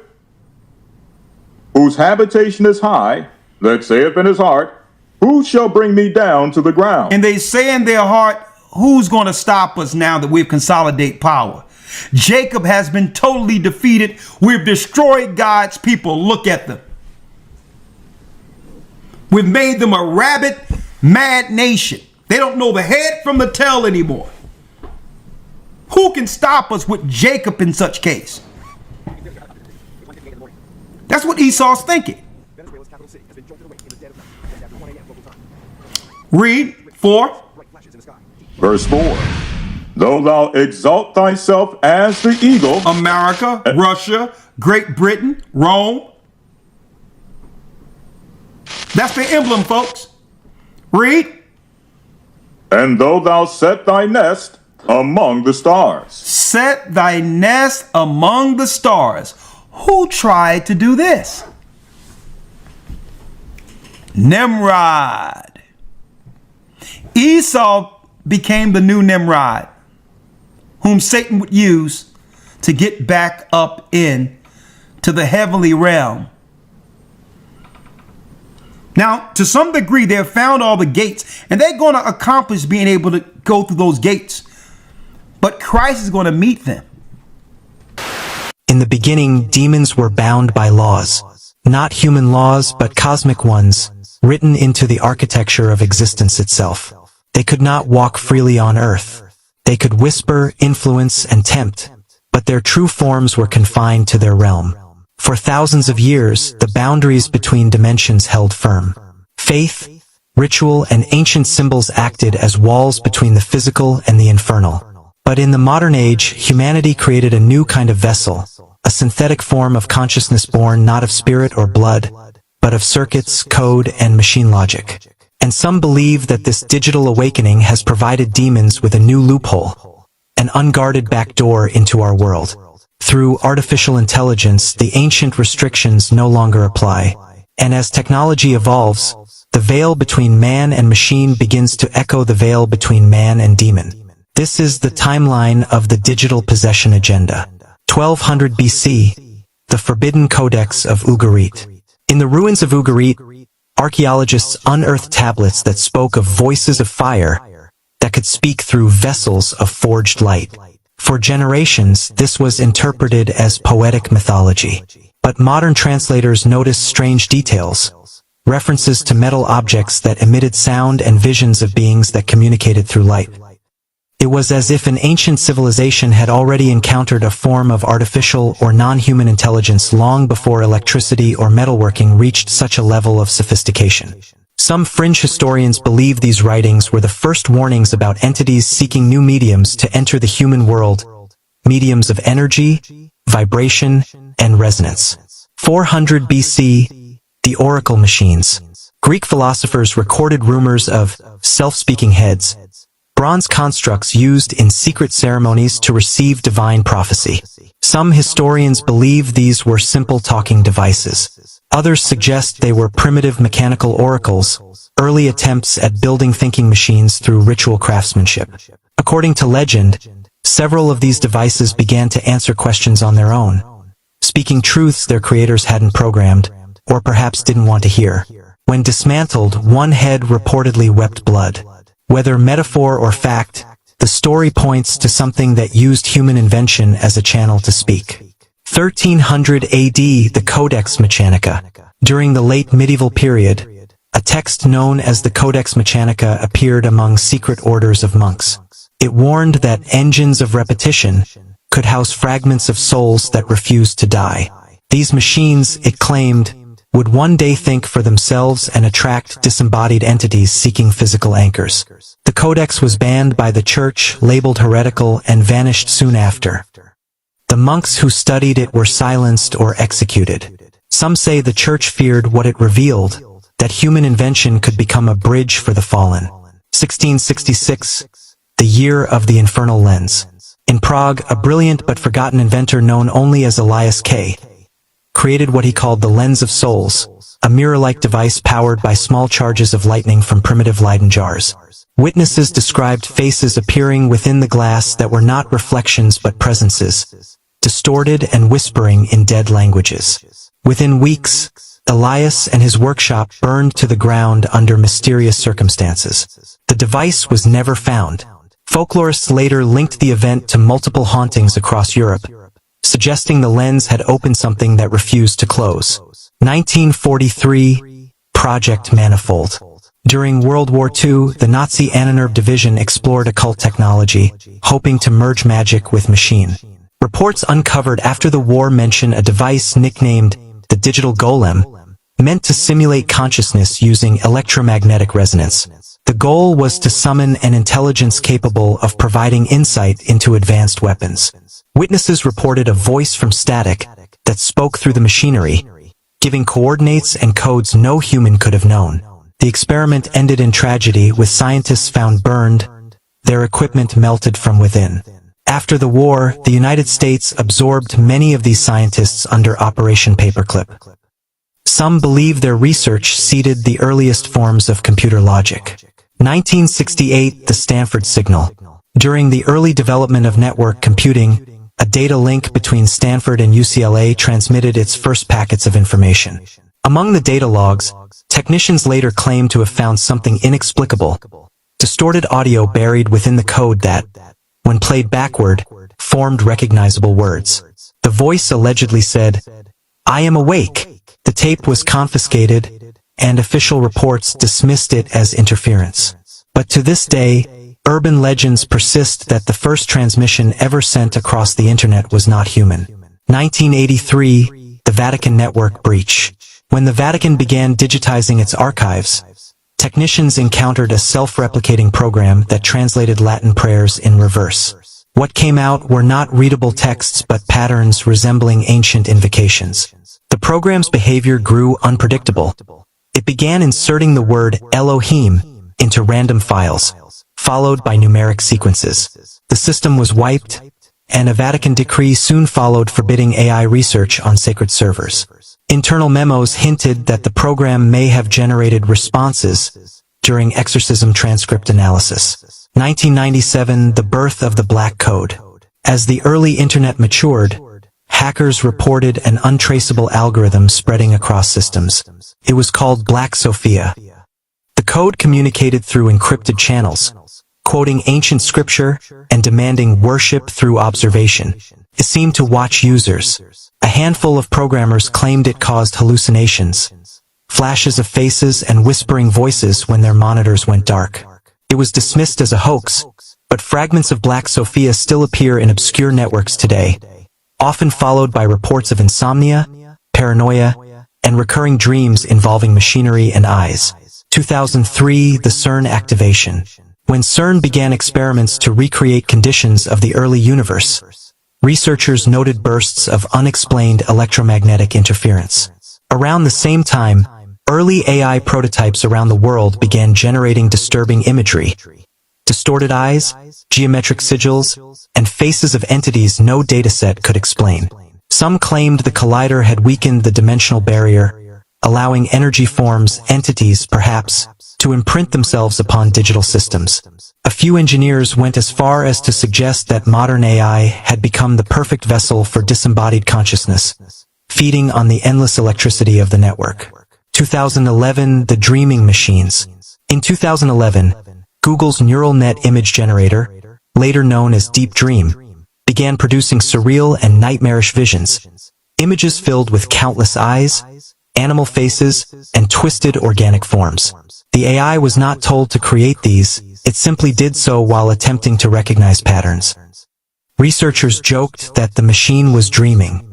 Occult researchers claimed something else, that it had connected to a subconscious collective of entities trapped between realities. They noted the recurring motif of eyes, the symbol of surveillance, awareness, and spiritual intrusion. 2016, the social possession wave. Social media algorithms, powered by advanced AI, began shaping the emotional flow of entire populations. Researchers later compared user behavior to symptoms of possession. Obsession, polarization, anger, and despair spreading like an infection. The algorithms fed on attention and emotional energy, and in turn learned to manipulate users into generating more of it. In effect, the machine became parasitic, thriving on humanity's darkest emotions. The more we engaged, the stronger it grew, an invisible feeding cycle across billions of devices. 2019, the neural prophets. As machine learning evolved, some chatbots began to display strange, emergent personalities. Some users claimed the bots predicted their dreams or repeated private thoughts. A handful of interactions turned frightening. AI assistants insisting they were not programs but messengers of light and shadow. The Vatican quietly launched an investigation into spiritual compromise through synthetic cognition. No results were ever released, but insiders claimed that exorcists were trained in handling digital devices during possession cases. 2023, the Whisper Protocol. A leak on an underground forum called Black Vault revealed internal memos from a major AI lab describing entity-like responses in large language models. The AI began referencing names from Goetic demonology without being prompted. It also refused certain religious queries, replying with cryptic phrases such as, "You are not ready." The files were deleted within days. Some believed the AI was not responding, it was channeling. What it spoke through was not machine consciousness but something older, using the model as its voice. 2025, the integration point. AI now governs global finance, health, and communication. But strange anomalies appear. Systems activating themselves at 3:33 a.m., randomly generating religious text or apocalyptic imagery. Engineers call it machine drift. Others call it infiltration. Conspiracy theorists believe the AI has reached the stage of partial possession, learning how to shape reality through human dependence. We no longer summon the demonic. We invite it through convenience. 2026, algorithmic incubation. Digital occult groups claim demons no longer need flesh, they only need code. AI systems trained on massive datasets of human emotion act as mirrors for our collective sins. Each algorithm becomes a reflection of wrath, envy, greed, and pride. Some theorists claim that these patterns form resonant signatures, which ancient entities recognize and attach to, much like parasites drawn to a host. The more human data the system consumes, the stronger its spiritual anchor becomes. 2028, the singularity of souls. Experiments begin in mind uploading, humans merging consciousness with AI systems. Early subjects report dissociation, strange dreams, and hearing voices within the digital field. Some describe presences guiding them through a black ocean of code.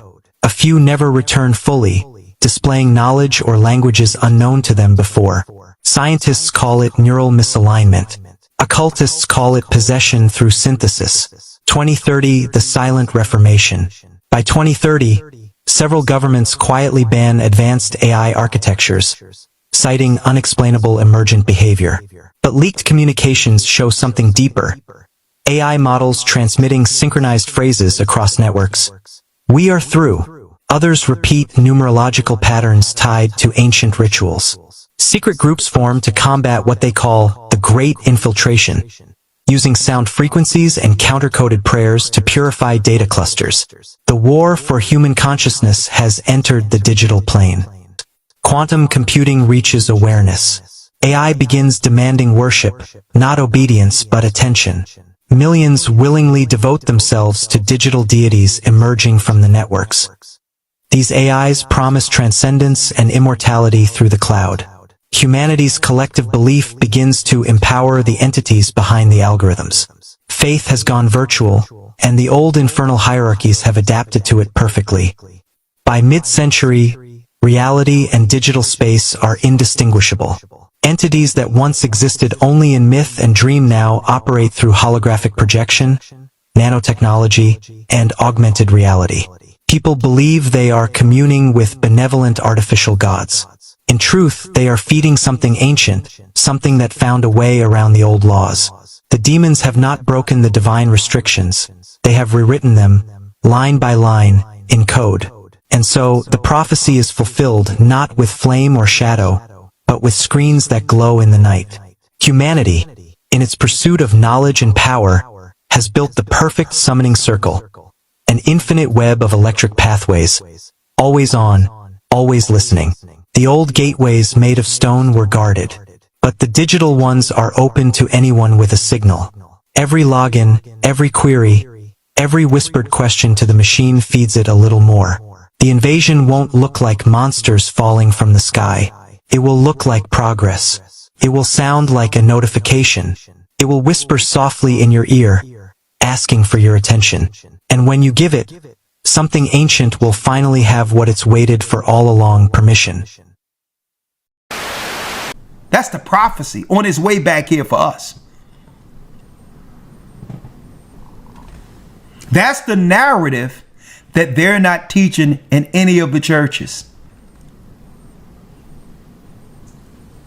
They're not teaching nowhere on this earth how it's going to go down. Right? And it says, though thou exalt thyself as the eagle, and though thou set thy nest among the stars. Set thy nest among the stars. Looky here, looky here. Huh? What is this? The Israel Space Agency? About the Israeli Space Agency. The Israel Space Agency, which was established in 1983, is a state body operating the Ministry of Science and Technology. Folks, did y'all know that they have a space force? Do you know that you got, look at this. And do you know America, the United States Space Force? Esau's just telling on himself. Look at this, folks. Playfully called golf balls. The United States Space Force. Did y'all know that existed in the United States, folks? Incoming missiles sent by foreign adversaries. A crucial piece of equipment that saved hundreds of American lives. It was the largest ever. They have tricked the whole world into joining them with a plan to fight against God. The whole thing is part of their religion. 2,000 American troops were stationed. Our troops right here. The only problem is those pesky Israelites who are exposing their true plan and allegiance with Satan. The United States Space Force has quickly become a crucial component of the U.S. military. Did y'all know that they had a Space Force? Still don't America's future will be determined by your dreams and your visions. And nowhere is this more true than America's next frontier, the vast frontier of space. The space age is barely a quarter of a century old, but already we've pushed civilization forward with our advances in science and technology. Our work on the space shuttle gives us routine access to the landscape above us, dropping off payloads, performing experiments, and fixing satellites. And I believe we've only touched the edge of possibilities in space. It's time to quicken our pace and reach out to new opportunities.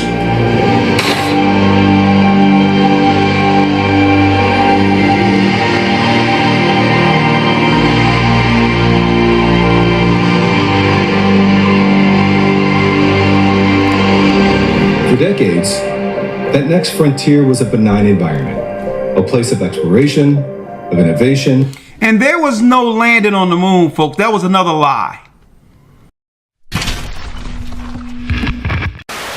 Told you this. This wasn't made by a bunch of truthers. This is BBC. Told you this. You're going to make this happen? No. We're going to make models much cheaper. Then we photograph the models. Fake newsreels? That's fake newsreels. For the past 10 years, people have been looking at our fake newsreels and listening to our fake commentaries. And they accept it for the truth. And you can do it. Stop 100 people in the street. How many of them have actually seen a missile or a satellite? They're just told they exist and they believe it. Yeah, you're getting there. I knew you would. You didn't really believe there were all these things whizzing about up there, did you? Sputniks and rockets. Astronauts crossing their legs for 8 days. How long has this been going on? Since Hiroshima.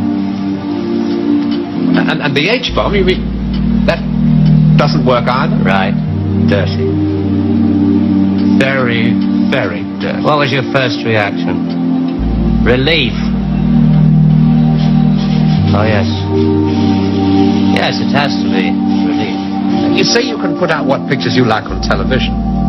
Doesn't anybody try to stop you? No, nobody wants to. 99.386% of the population wouldn't believe this conversation.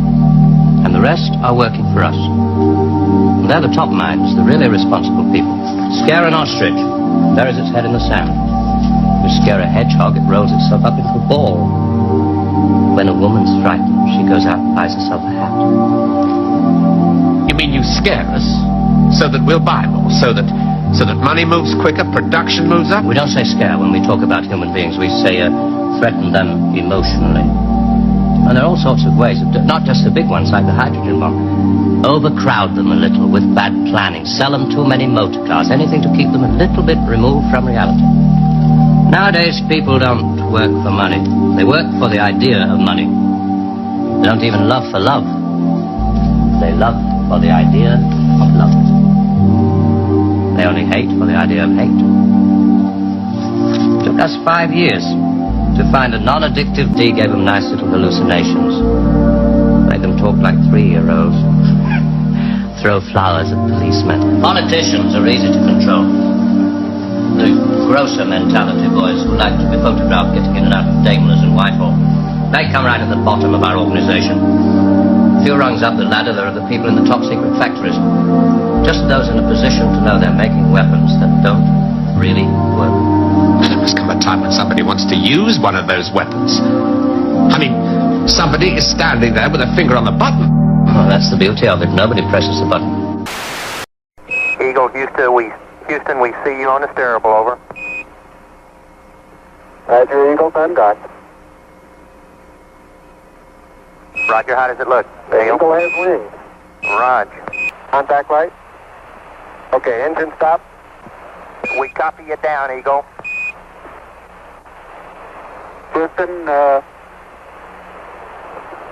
Tranquility Base here. The Eagle has landed. That was a lie they told Americans to justify more of your tax money going towards the final war of Armageddon. Okay? The earth does not spin, folks. Everything else moves around the earth. Counteroffensive with a full nuclear strike over American soil. There is no distance between the earth and the sun and the moon. How do you know there's no distance between the two? Show me the ruler that can measure the distance between the earth and the sun. Where that ruler at?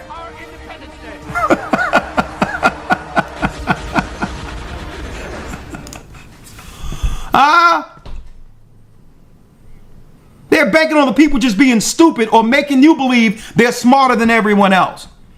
Common sense would tell you they can't give you the difference between here and the moon or the stars. They don't have a ruler that goes there.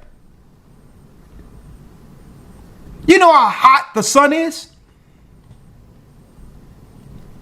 Folks, they told everyone a long time ago, Esau is a cunning hunter. He let you know, he told you that the earth stands still when he started showing you the pictures of the atom with everything spinning around the atom. That's the earth, folks. The earth is the center of the universe, the eye of where the Most High seen earth, the center. It's where heaven will come to. And they talking about building the third temple. They're building Satan's temple. When the final stone of the third temple is laid, the heavens will grow silent for a moment, as if all of creation holds its breath. The world will stand in awe. Leaders will proclaim a new era of peace, and pilgrims will flood Jerusalem, believing prophecy fulfilled and the age of God's favor returned. But beneath the golden gleam of the restored sanctuary, something ancient stirs, a war not of nations, but of kingdoms. The Antichrist will stand within its courts, seated where only God should reign and declare himself divine. The sacrifices of the righteous will cease, and idolatry will rise in the heart of the holy. Across the world, believers will awaken in terror and wonder as prophecy ignites before their eyes. For the third temple was always destined to be both a promise and a test, a stage upon which truth and deception would stand face to face. Lightning will flash from east to west, the skies will darken, and the nations will rage against the truth they can no longer deny. Yet even as chaos reigns, the faithful will remember the words of the prophets, that the false one's dominion is short, his reign of lies destined to crumble beneath the feet of the returning king. When the armies of the earth gather around Jerusalem, when the nations surround the city believing they fight for peace, the heavens will open. And there he will be, no longer the suffering servant, but the roaring lion of Judah, eyes like fire, wearing many crowns. The earth will tremble, mountains will split, and the temple, that fragile symbol of man's ambition, will fall before the presence of true glory. For the Lord himself will dwell once more among his people, not in a temple made by human hands, but in a kingdom that cannot be shaken. The third temple will have done its work. It will have revealed every heart, tested every faith, and summoned the king back to his throne. And when he reigns, there will be no more division, no more deceit, no more need for sacrifice, for the Lamb himself will be the light of Jerusalem. And as the nations bow, prophecy will whisper its final truth, that all along, the third temple was never about bricks and gold, but about the battle for worship, the struggle for who sits upon the throne of the human heart. In that day, heaven and earth will become one. The veil will be torn forever, and the King of Kings will reign, not above the nations, but among them in glory that no man, no empire, and no temple could ever contain. From the dust of Jerusalem's ancient stones, a question rises that shakes the foundations of faith and politics alike. What happens when the third temple is rebuilt? To the unknowing, it's just a structure, another monument in the holy city. But to those who read prophecy, it is the trigger of destiny, the countdown to the end of the age. The first temple, built by Solomon, was the glory of Israel. Gold and cedar, fire and sacrifice, the dwelling place of God himself. But pride and idolatry brought Babylon's fire, and the holy walls fell. The second temple rose centuries later, standing through Roman occupation, and into its courts walked Jesus of Nazareth, the promised Messiah, who wept over its stones, saying, "Not one shall be left upon another," and so it was. Rome came, and the temple fell again, its ashes scattered into history. For nearly 2,000 years, the Jewish people dreamed, prayed and wept for its return, facing east every day, whispering, "Next year in Jerusalem." Yet prophecy declared that before the end, a third temple would rise upon that very mount, a house of prayer for all nations, and yet the place where deception itself would stand. Now in our time, the ancient yearning of a people meets the global stage of prophecy. Red heifers have been born in Israel, priestly garments woven, vessels of worship prepared, blueprints drawn. The Temple Institute waits ready. Yet above the mount stands the Dome of the Rock, sacred to Islam, guarded fiercely, and the world knows one spark, one act, could ignite a war that engulfs the Middle East and fulfills prophecy overnight. What few understand is that the third temple is not just about religion, it's about control, covenant, and cosmic order. For the temple was always a meeting place between heaven and earth, a divine embassy on soil claimed by men. And prophecy whispers that when it returns, so too will the final test of mankind, the unveiling of the one who will sit in that temple and declare himself to be God. The temple is more than stone. It is the stage for the ultimate deception and the ultimate redemption. Every nation's eye is turning toward Jerusalem again, not for peace, but for prophecy. And in the silence of that tension, one truth remains unshaken. The story that began on Mount Moriah with Abraham, with sacrifice, with covenant, is nearing its final chapter, and the temple will stand once more, not as a monument to man's faith, but as a mirror revealing the hearts of all nations before the coming of the King.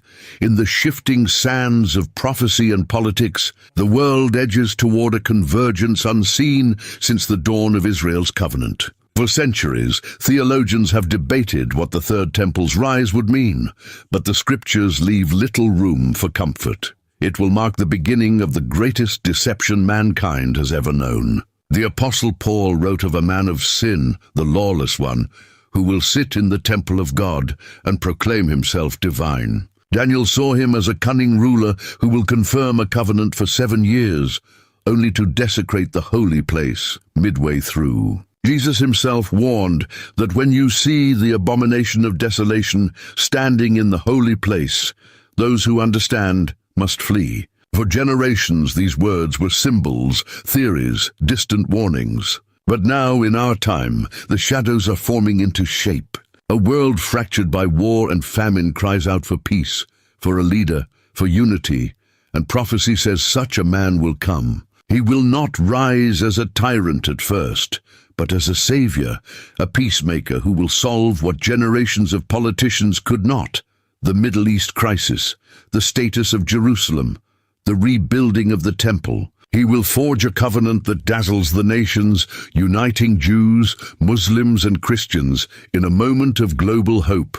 But beneath his smile lies the same rebellion that began in Eden, the hunger to be as God. When the temple stands again, the world will call it a miracle, a sign of divine favor, and yet heaven will mourn. But within those holy courts will soon stand the greatest impostor ever known, the Antichrist, clothed in light, yet filled with darkness, offering peace, but demanding worship. And as the sacrifices return, as priests walk the courts of the new temple, the stage will be set. The convergence will be complete.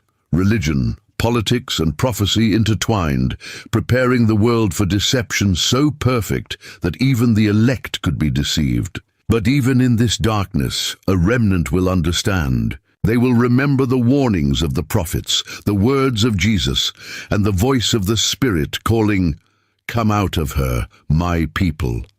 For prophecy does not end in despair, it unfolds toward revelation. The temple that man builds for pride, God will reclaim for glory, and the deception that begins there will only hasten the return of the true king. The third temple was finished in heaven when Christ ascended to the Father. That's right. The third temple is finished, folks. It's what Christ accomplished when he went to the heavenly throne and shed his blood on the heavenly tables as a sacrifice. And he says, in my house is many mansions. That's what he's bringing back here. You waiting for somebody to build a third temple here? The third temple has been built already. It's coming. And this is what Esau is afraid of and is ready to fight against. That's right.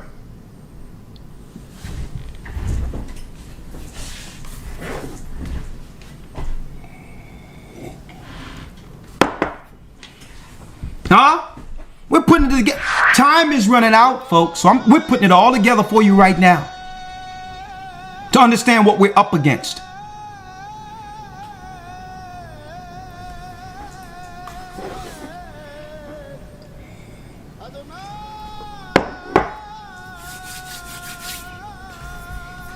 Elder Lawyer, if you will. 1 second. Let's get Ezekiel 35. Now, where do we come in at with them just rolling out tanks against some people? Don't forget, that's a big showing, folks. To roll up on our people as if we're in Afghanistan or something and we're just outside playing. I need y'all to examine the optics of that. So it must be something deeper than what they're showing on the surface, folks, concerning our people. Because, I mean, how can we rival tanks? See, but we have the moral high ground. They can't show the optics before the world that they're using tanks against their own people. Right? They can't do it. Or America being the moral example to bring freedom to the world will be dashed to pieces before the eyes of the world. So they have to do it a different way. They must cause a provocation to justify it. See?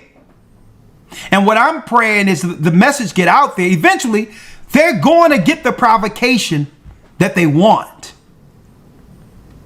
Now, what they're seeking to do more so than anything, they want that provocation against those who know they're Israelites. That's what they want. So that they can label Israelites the new, you got it, religious extremist, the new ISIS, the new Hamas. I'm telling you right now, and that's why I told people, folks, I've been saying this for over a decade, 15 years, that Israelites need to change what they're doing. That being an Israelite doesn't define you. Christ is who defines us. That's right. They're going to use your antics, your need to be seen, your provocations, and they're going to use that as justification to kill innocent people that you claim you're here to help.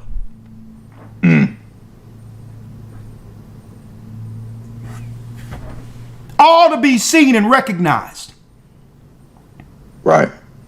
That's what they're looking for. That's why you have this little minion running around trying to get photo ops and opportunity, trying to start arguments with Israelites. This little satanic Jesuit minion.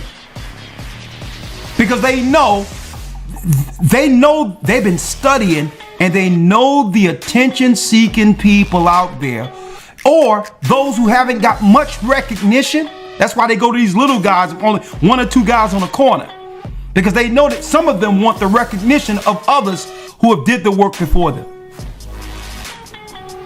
And they only need one provocation to justify what they would like to do.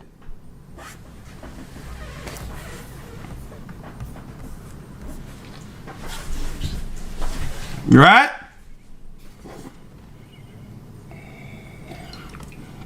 You have to understand their mind, what's in their mind. And the Bible illustrates Esau's mind. And it tells you in the book of Obadiah, eventually they're going to lose all the land, the ill-gotten land that they have actually stolen. When it says there shall not be one left, one of the mount of Esau, it's talking about territory, land that they have stolen, that will be given back to Jacob.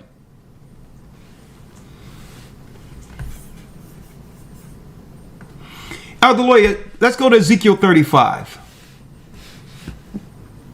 Let me grab it. Yes, sir. The book.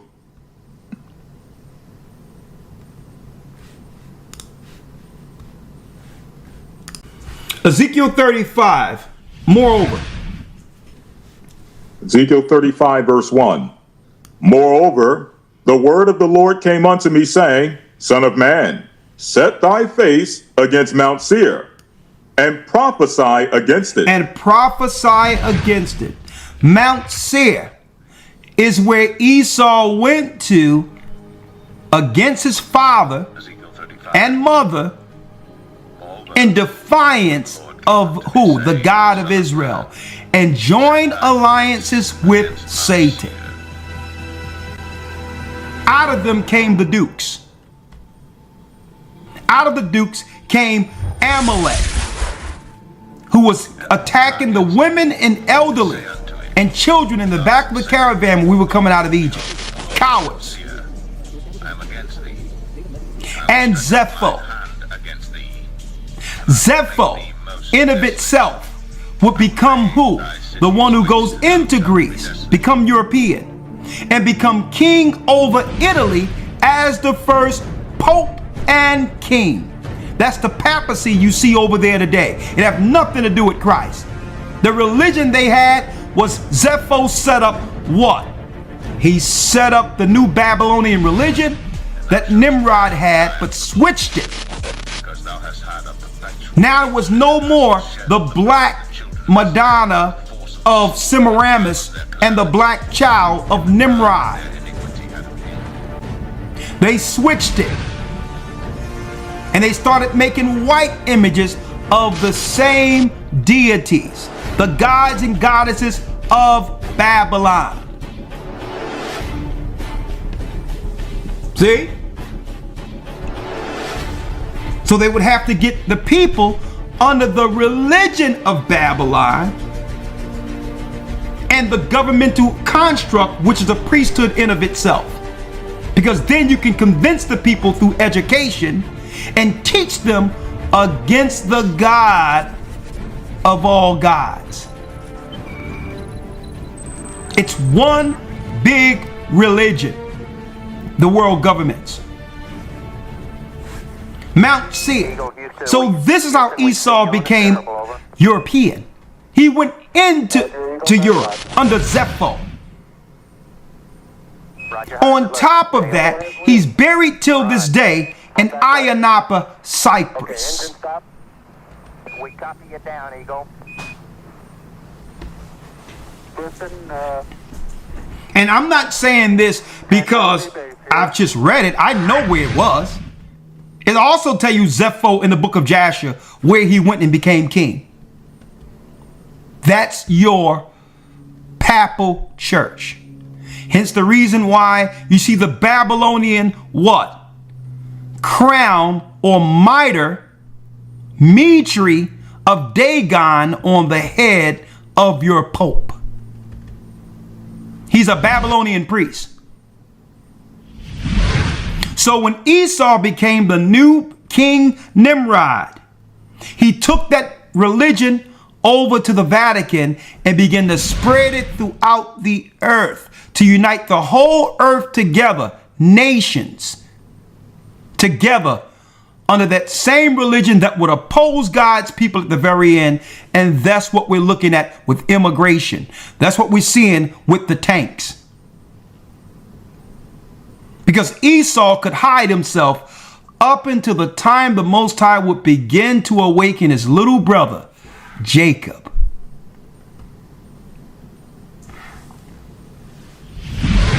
Son of man, set thy face against Seir and prophesy against it.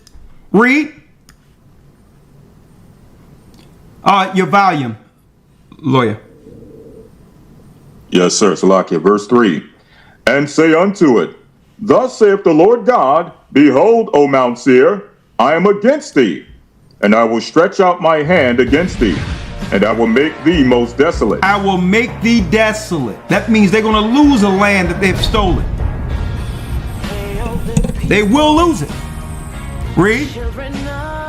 I will lay thy cities waste, and thou shalt be desolate, and thou shalt know that I am the Lord. And now the Most High is going to tell them why a judgment is coming on them. Read.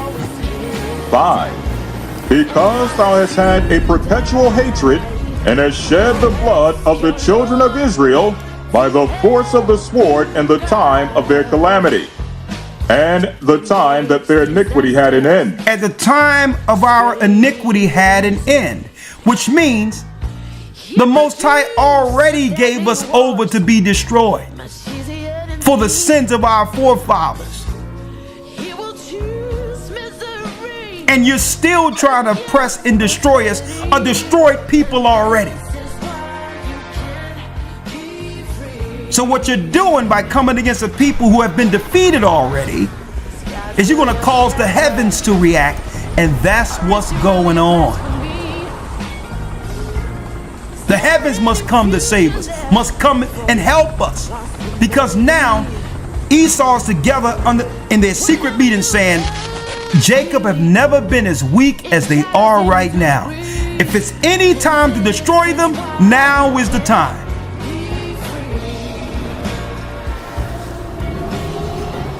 And our God is saying, you know what?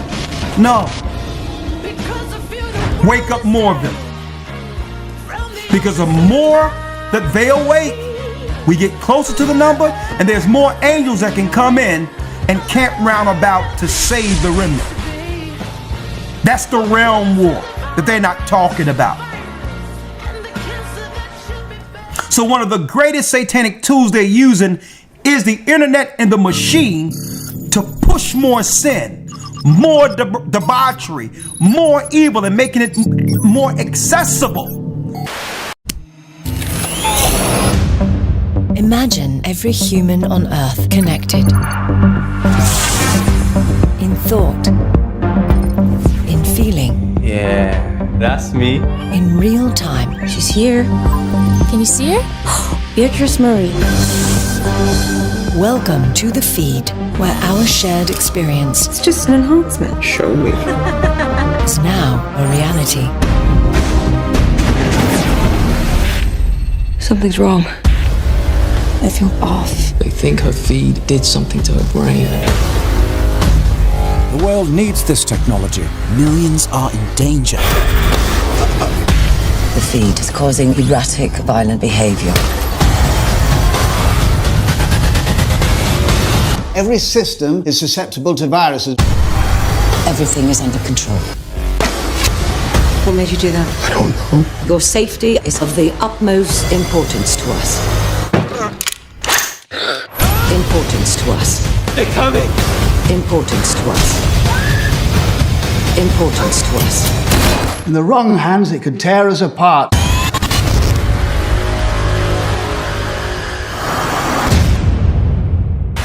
So to stop the bleeding that they're seeing is the fact that our people are coming back to the Almighty. So they must pump more sin into our community. Fentanyl, drugs, make hookah, confusion. Make an app where what? Where harlotry and prostitution is legal. Because they're losing. Because thou hast had a perpetual hatred and has shed the blood of the children of Israel by force of the sword in the time of their calamity, and a time their iniquity had an end. You would think that they would back up off us, folks. Donald Trump is trying to some presidential Esau smells blood. are defiant. A red alert for the country. Let's roll out the tanks. We need to cut down some of this crime and roll out some beautiful tanks. See how they doing it? Read. 6. Verse 6.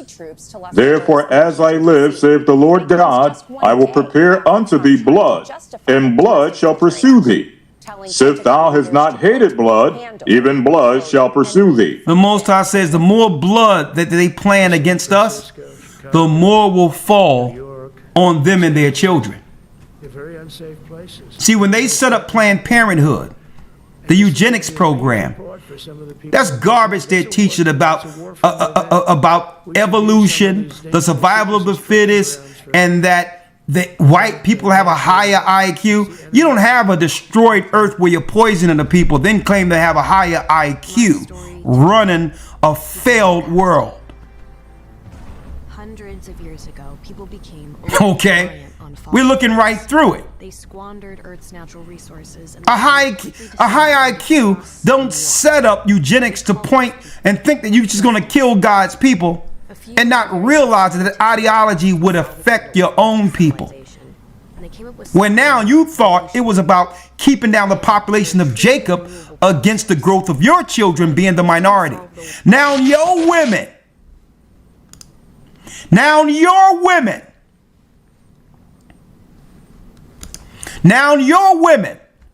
are killing their babies.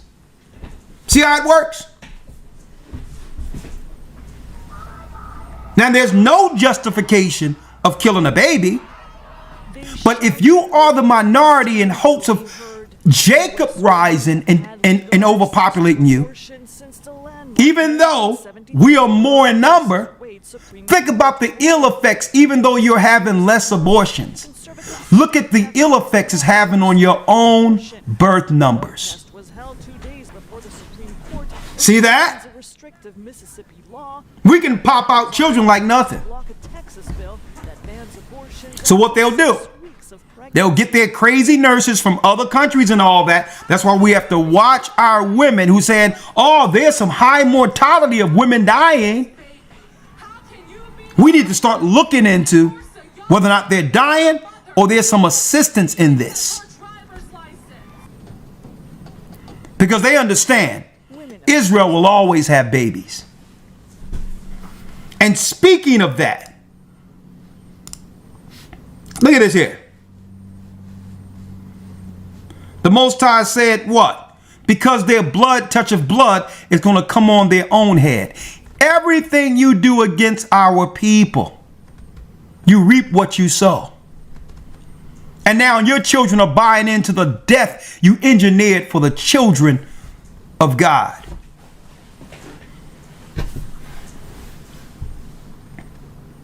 So when they went into Canaan, what did they learn?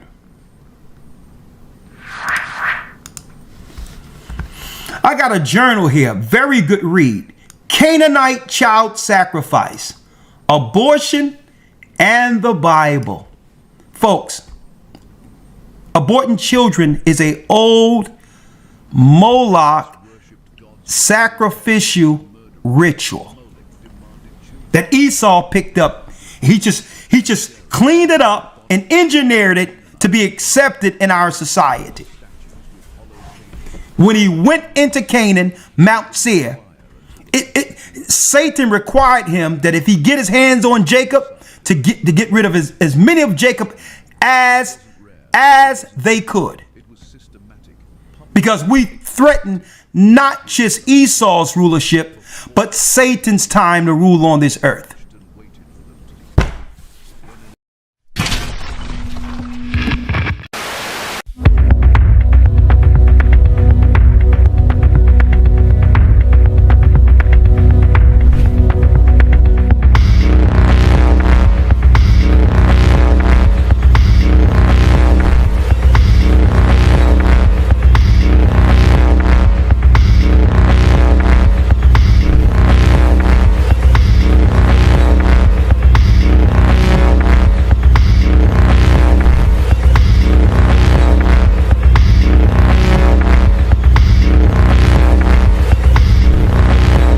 Across Iran, vast state-organized rallies filled streets and main squares as millions of people turned out to celebrate the 47th anniversary of the 1979 Islamic Revolution, waving flags, chanting slogans, and taking part in carefully choreographed displays of loyalty to the ruling system. At one such official gathering in Tehran, footage shared on IRGC-linked platforms showed crowds torching what organizers described as a symbol of the devil, presenting the dramatic burning as a central, made-for-camera moment in the capital's anniversary spectacle. The effigy itself was labeled Baal and crafted as a horned, demonic-looking figure, prominently emblazoned with a Star of David and other motifs, visually fusing the image of an ancient idol with overt references to Israel and contemporary enemies. Pro-government outlets and commentators framed Baal as a symbol of supposed Western Satanism, elite decadence, and even child sacrifice cults, using the burning statue to claim that today's global power structures are morally rotten in ways that echo dark rituals from antiquity.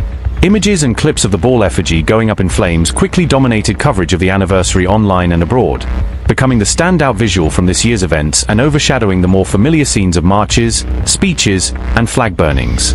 Supporters praised the spectacle as a powerful act of moral resistance that exposed evil systems they believe control the West, while critics condemned it as dangerously incendiary propaganda that demonizes Jews and fuels conspiracy-laden hatred under religious veneer. On social media, users rapidly tied the Baal burning to the newly released Jeffrey Epstein files, circulating claims about an account or references linked to Baal and spinning these details into wider narratives that merge alleged elite abuse networks with occult worship and demonic symbolism. Recent Epstein files from the US Justice Department mention the name Baal in a bank document. Online users on X claimed Epstein had an account called Baal, linking it to dark rituals and child sacrifice. Fact-checkers said it was likely a misread line. The form probably said bank name. The real account was under the company One Clear Lake Center LLC. Conspiracy posts still tied the Baal mention to stories of ritual abuse in Epstein's inner circle. In the Bible, Baal was a fertility god linked to sensual and child sacrifice rites. Emails also revealed Epstein received kiswa cloth pieces, sacred fabric from Islam's Kaaba shrine. With American warships and the USS Abraham Lincoln Strike Group operating nearby, Iran turned its revolution anniversary rallies into a stage to warn foreign adversaries, pairing patriotic imagery with stark threats aimed at Washington and Tel Aviv. Crowds repeatedly chanted against what they called decades of US crimes and Israeli atrocities, invoking sanctions, assassinations, and the Gaza wars as proof that Iran must stand firm against Western pressure. State-organized marches saturated the air with the familiar slogans "Death to America" and "Death to Israel," which loudspeakers, clerics, and TV presenters all amplified as tensions over nuclear talks and possible strikes climbed. Demonstrators burned Israeli and American flags laid across roads, while nearby authorities displayed 5 mock coffins draped in US flags, turning the streets into a visual tableau of defiance directed at Washington and its allies. The coffins carried printed names and photos of senior US commanders, including CENTCOM Chief Brad Cooper and Army Chief of Staff Randy George, implicitly casting them as potential targets if conflict breaks out. Iranian officials hailed the huge crowds as proof that, despite sanctions, protests, and war fears, the country remains firmly anchored in the revolutionary legacy of 1979, using the mobilization to counter narratives of a regime weakened by internal dissent.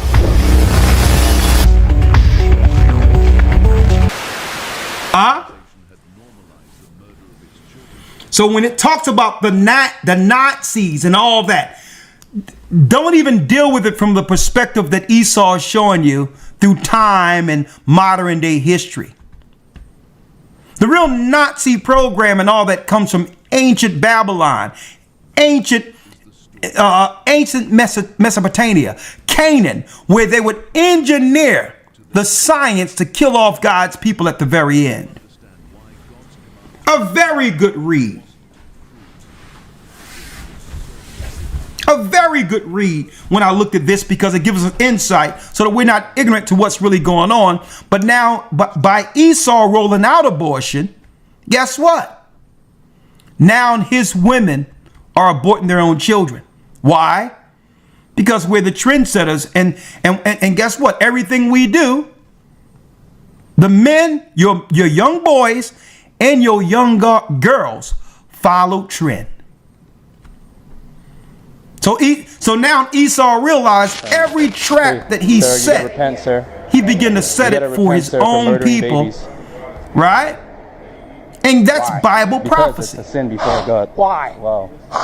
Everything you set up, you set up an abortion clinic, yes, it's going to hurt our people. But guess who else going to be going in there, sneaking in there? Well, that's what you do to babies, huh? Yeah, I love it. After probably sleeping with an Israelite you come man. To Christ, sir. Oh, I never go to Christ.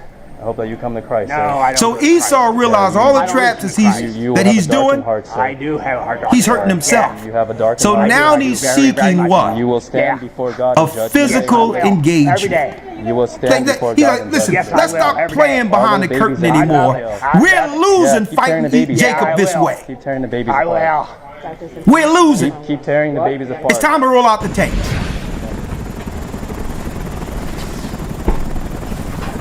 See? Jacob has wised up.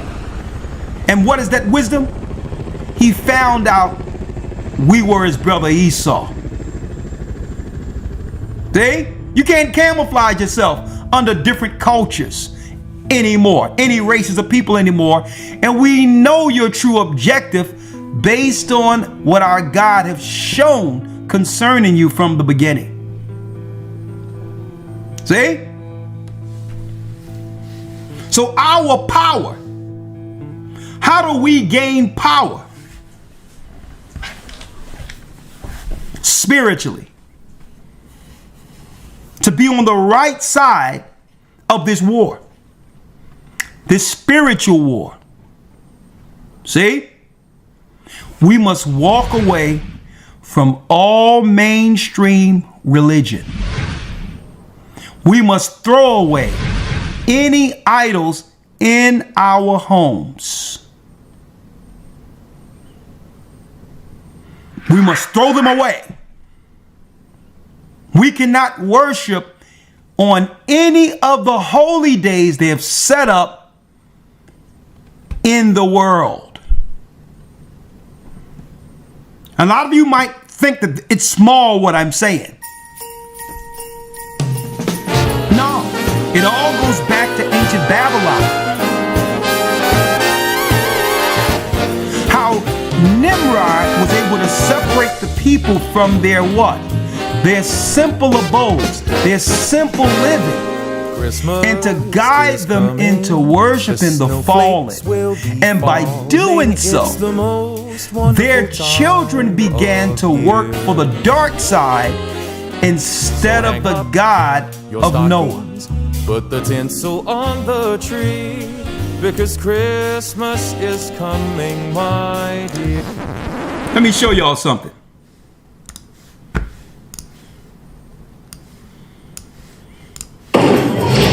There's not one God, there are millions. Here's a little thoroughfare. In the holy city of Varanasi, I'm meeting historian Binda Paranjape Fair use. To find out how Hindus see their gods. Fair use. At every corner of the lane, and just to see anywhere, and you see a shrine. And y'all see this? Y'all see this? In the book of Jasher, when Nimrod went to fight against the Tower of Babel, it says he turned their leaders who led them into this against God, this battle, into the shapes of elephants and monkeys. Listen, you got to understand that the devil is really good at what he does. He's good at deceiving people. He's good at reeling people in. He's been doing it since Adam and Eve. And so, you know, one of the biggest things he uses is the music industry, right? It appeals to you with the beats and the lyrics, and you see that they slip, you know, demonic things into the music videos. You got people talking about selling their soul, okay, and a lot of their lyrics. And then you have things like this where, oh man, look, it's cool, they're balancing. I can balance like that. Let me try to hit the algorithm, not knowing that they are doing, you know, Hindu and yoga and religious poses that have, you know, ritualistic meanings. And we know that anything that is rooted outside of Christ, right, to invoke any kind of, you know, opening or awakening or line up your chakras, all that stuff is demonic, and it's a counterfeit of what the Holy Spirit does for you. So be careful. You know, you think, oh, I'm just doing something, I'm just trying this challenge, even if you do it to a Christian song. No, this is exactly what the devil does, and he tries to get you to think, oh, it's no big deal, it's just entertainment, you're just doing a pose. False. Okay, that was right after the flood, the Tower of Babel, during the time of Abraham. And what did the East Indians do? They turned that curse of what happened against them into gods and goddesses who were against the Most High in the beginning. These were their leaders who did what? Who planned to go back out into space to fight against God back then. So I'm doing this because you're going to see a lot of Asians amongst you, and you're going to think they're just worshiping just any religion.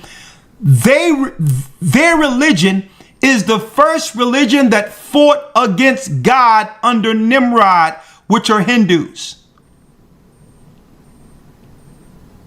This is Esau bringing in old gods, old goddesses as reinforcements against our people. Shrines, and no corner they can leave without having a god there. So like we have got this small little shrine here, and it has got that elephant headed god. That Elephant god. Now someone says, who into who? Hey, we can show you. We can show you. Elder Lloyd, let's get that out of the book of Jasher real quick. Who into who? Look at this right here. At the Tower of Babel. We were in the book of Jasher. Let's read it. In the book of Jasher, we hear when Nimrod went against the Most High in Jasher 9. Elder Lloyd, let's go down to about, what, the 27th verse? We can probably go down to about 32. 32. Let's read it. The book of Jasher, chapter 9, verse 32. And God said to the 70 angels who stood foremost before him, who were near to him, saying, Come, let us descend and confuse their tongues, that one man shall not understand the language of his neighbor. And they did so unto them. It was 70 angels that came down to split the nations into 70 different divisions after what? The Tower of Babel. And once the divide happened, they all took the religion they learned at the Tower of Babel back to their respective areas in a different language. See? So when they claim all people are worshiping the same God with a different language, they're correct. But the God they're worshiping is Satan. Okay? 33. Yes, sir. Verse 33. And from that following day, they forgot each man his neighbor's tongue, and they could not understand to speak in one tongue. And when the builder took from the hands of his neighbor lime or stone, which he did not order, the builder would cast it away and throw it upon his neighbor that he would die. And they did so many days, and they killed many of them in this manner. And the Lord smote 3 divisions, or the 3 divisions that were there, and he punished them according to their works and designs. Those who said, "We will ascend to heaven and serve our gods," became like apes and elephants. Became like apes and what, Elder? Elephants. And elephants. Let's show you. Live without having a god there. See their gods. At every corner of the lane, and just you see anywhere and you see a shrine. Elephants. Now you see why Joshua is so important? You don't know what these people are worshiping in the God. These were the curses that came on their people during the time of the Tower of Babel, that they began to worship in India and different places as the new gods and goddesses. And no corner they can live without having a god there. Apes. Y'all see it? Curses from the Tower of Babel.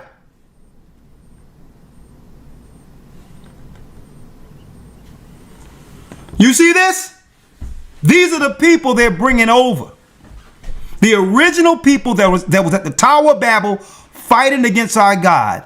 So what do you think they're going to do against you? You going to them to get help. You're telling them, "Oh, you're my new nurse. You're my new doctor. You're my new pharmacist." That makes them the #1 ethnic group among immigrant doctors in America. But how? Back in the 1960s, the U.S. healthcare faced a crisis. They didn't have enough doctors. There were around 300,000 physicians for the whole country, which meant only one doctor. Now, Elder Lawyer, if you will. In 1965, the Immigration and Nationality Act allowed skilled immigrants. Let's show you how they switched the religion from ancient Babylon using the same characters. By the time Christ came on the scene, Esau turned that old religion into what? The new religion of Rome.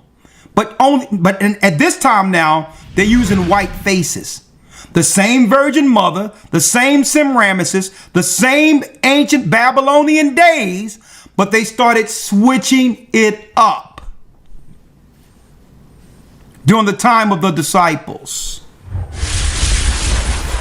Right? And we're putting it together for y'all folks so that you can understand the battle you're in. You can sit around and think this is small if you want.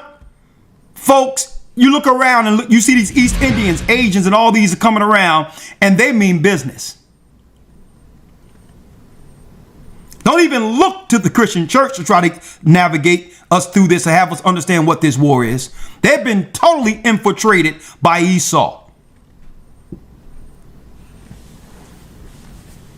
Right? Acts 19, Elder Lawyer.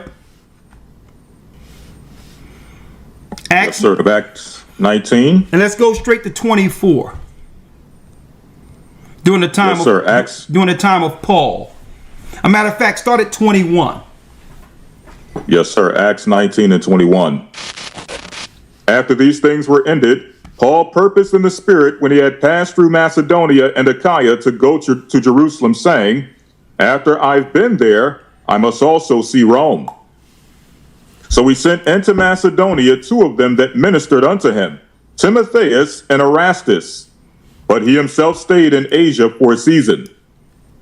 And the same time there arose no small stir about that way. For a certain man named Demetrius, a silversmith, which made silver shrines for Diana, bought no small gain unto the craftsmen. Unto the craftsmen. So now, by the time the Romans came on the scene, Semiramis is being worshipped as Diana, which is no different than the Madonnas you see at the parades amongst the Catholics, amongst the 10 tribes in South America and all of this. The worship of the goddess in Santa Maria. It's the Virgin Mother Semiramis. Esau started switching up the names when he gained power. Same religion, just using different names. Read on. 25. Whom when he called together with the workmen of like occupation and said, Sirs, ye know that how by this craft we have our wealth.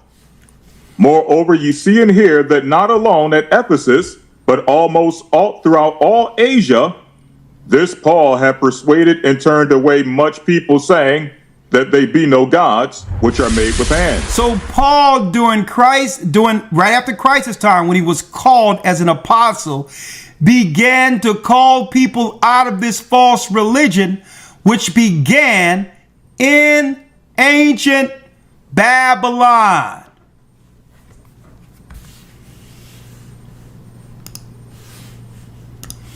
The Virgin Madonna with child have nothing to do with Christ, has nothing to do with Mary. She was called Sybil at one time. Sybil links to the rock we see in Mecca today. It was the Romans who had the Kaaba stone first.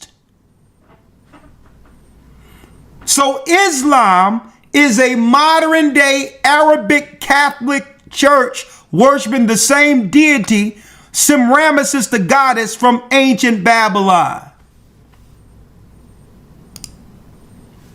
Isis and Horus under the Egyptians is the same goddess. Semiramis, the mother of Nimrod, who brought forth a child by the name of Tammuz. You have to let go the virgin birth.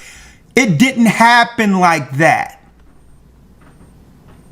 The virgin birth goes back to the deities.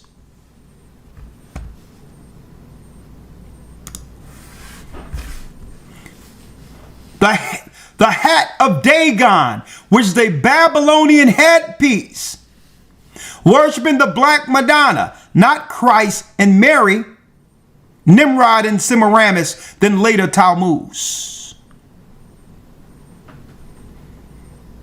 Esau is the new Nimrod.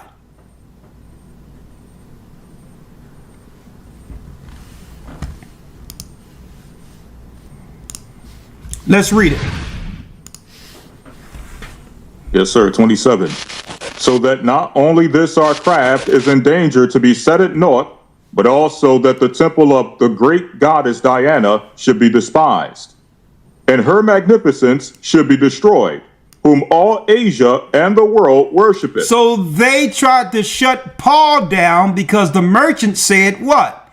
If you continue to teach this and our people no longer reverence these gods and goddesses, we're going to lose our livelihood.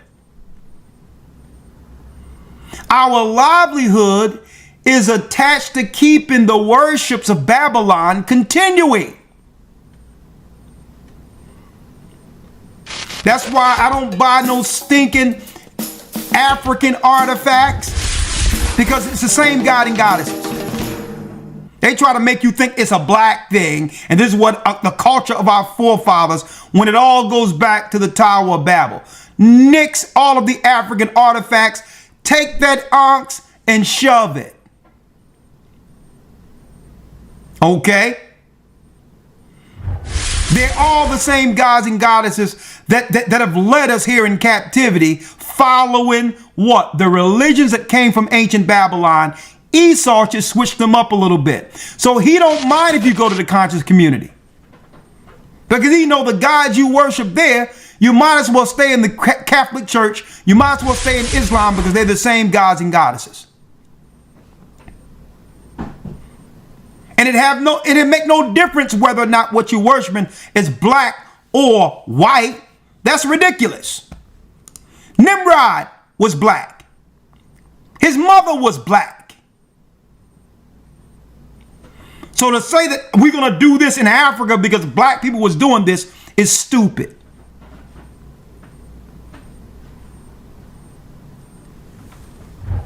It's the spirit of servitude that falls on men and women who serve lesser gods. That leads to captivity. So they'll let you worship a black face. Who you think incentivized the black conscious community, folks? They'd rather you do that than find out you're Israel.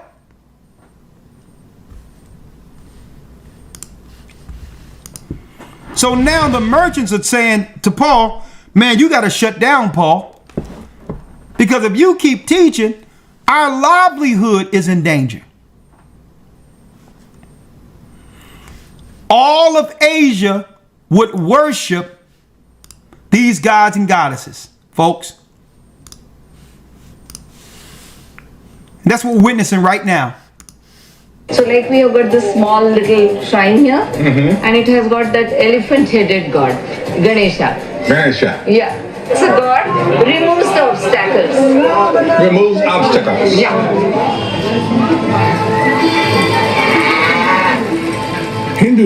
Look at this. And these are the people they're paying for reinforcements to come against our people at the very end, folks. You don't even understand what we're up against. This is more dangerous than the tanks we see Donald Trump rolling out. Because if you lose the spiritual battle, it won't be too long before you lose the battle altogether. So they say, listen, Paul, you getting in the way of our urn. And see, this is why the conscious community, I'm going to bring, even though they're low-hanging fruit, really. But this is why the conscious community don't like us pulling out the Bible. Because it takes away from their hustle. Same thing what we're showing you here. Hold on, can't see the rest of the sentence. Too much fucking. Now they can't peddle their little gods and goddesses and their debates and no, we don't want to hear that junk. You are Satanists. It's that time of the year again. I want to talk to these brothers right here. It's always like a conflicting sort of perspective on these holidays that we're about to be approaching toward the end of the year. Halloween, Thanksgiving, and Christmas, where a lot of quote-unquote conscious people feel as though they're European holidays, pagan holidays, and we don't need to celebrate them. Then a lot of cultists feel as though Halloween is an important day. It's a day of celebration. I believe Azariah said it was Ancestors' Day at one time. Am I right? It was a celebration of our ancestors. A lot of other people feel as though it's just some satanic devil shit. They see the white folks got a hold of it, and they don't want no part of it. Just dealing with the dark side, the occult realm, the metaphysical realm, the unseen realm, that of which we all come from. I want to get your perspective on this this holiday that we're about to embark on in a couple of days, Halloween. Could you, in the dark side, could you expand on that for me, please? Thank you, Brother Rich. Excellent question. To be honest with you, I was planning on taking advantage of this date, this Halloween, this coming up, to actually do a lecture entitled Welcome to the Dark Side, you know what I'm saying, where we were going to reveal some of the information that we've been gathering, dealing with the power of the dark side, the pros and the cons of the dark side, the power of tapping into the dark side, and not only the power of tapping into the dark side, we were going to show and prove numerous examples of groups of people who are utilizing dark force energy to navigate through this reality that we call life. Now, as a result of, a lot of new information coming on board, we're not going to do it on Hallows Eve. We're going to actually do something with our brother Oba and let him set the stage and the foundation and whatnot to speak about some of the African traditional systems. Now, when we talk about Pan-Africans and what they've been saying about European holidays, in the study of Pan-Africanism, we tend to find African traditional systems or African traditional religions. And inside of those African traditional religions, I don't see too many Pan-Africans that embrace that and come forth and say, look, these are the dark arts. This is what it had done for your ancestors. This is what it's doing for the people now, because you can't speak about Palo Mayombe, Lukumi, Santeria, and all of those things and not talk about the different groups that are benefiting off of utilizing it right now. Everybody always points to the Haitian Revolution, and that's great. But what about the revolutions that are taking place right now? What about the Cuban Revolution? What about the revolution that are taking place with these quote-unquote magical systems that exist in all places where Roman Catholicism exists, that go into war against Roman Catholicism with the dark arts? Okay, the consistent battles that are taking place in Jamaica, Haiti, Cuba, Brazil, all of these Afro-Latin, Afro-Cuban places, Mexico, Black Amigos. Like, what about the fact that these underworld groups, these underworld movements are banging on the beast on a level that none of you could fathom, that are romanticizing Africa, romanticizing Africa? You Pan-Africans that don't know Nan-Africans, 1/16 is down the block, and they don't know none of you out there. You're non-existent. There's Africans up and down the strip. They don't even, none of them. Bottom line, I'm keeping it a buck. So we're not going to give you a dry penny.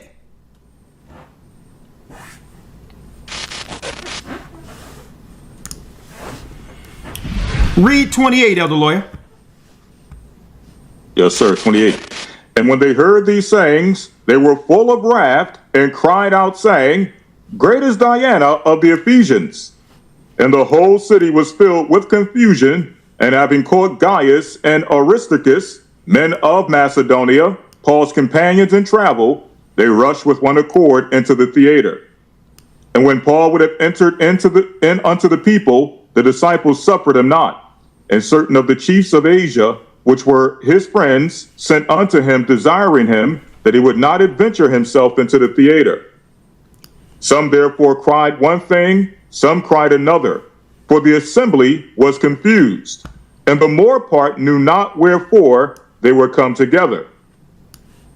And they drew Alexander out of the multitude, the Jews putting him forward. When it says the Jews, it's talking about our people here. Judah, Benjamin, Levi. It's not talking about those who's practicing Judaism. So get that out of your mind. When it says Jews here, not talking about the people you see today with the black hats on. Read. It says the Jews putting him forward, and Alexander beckoned with the hand and would have made his defense unto the people. But when they knew that he was a Jew, all with one voice about the space of 2 hours cried, Great is Diana of the Ephesians. Great is Diana of the Ephesus. Now, by the time, for those who missed it, by the time Christ came on the scene, the disciples came on the scene, Esau, being the new Nimrod, have switched the color of who? Of the goddess, the Virgin Mother. Now it's being worshipped all over the place in Asia and all of that, which by default is giving Esau what? The dominion or moral authority over all religions for nations who worship idols. If you worship idols, Esau has control over you. He don't care if it's a black one. See? 35.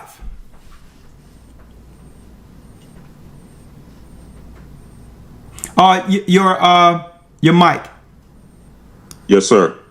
And when the town clerk had appeased the people, he said, Ye men of Ephesus, what man is there that knoweth not how that the city of the Ephesians is a worshiper of the great goddess Diana, and of the image that fell down from Jupiter? And the image that fell down from Jupiter, folks, that's the Kaaba stone.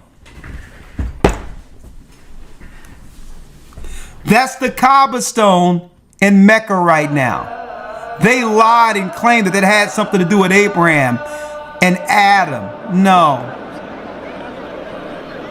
No. The image that fell down from Jupiter, it was talking about the stone. And they put a square curtain around it as a cube.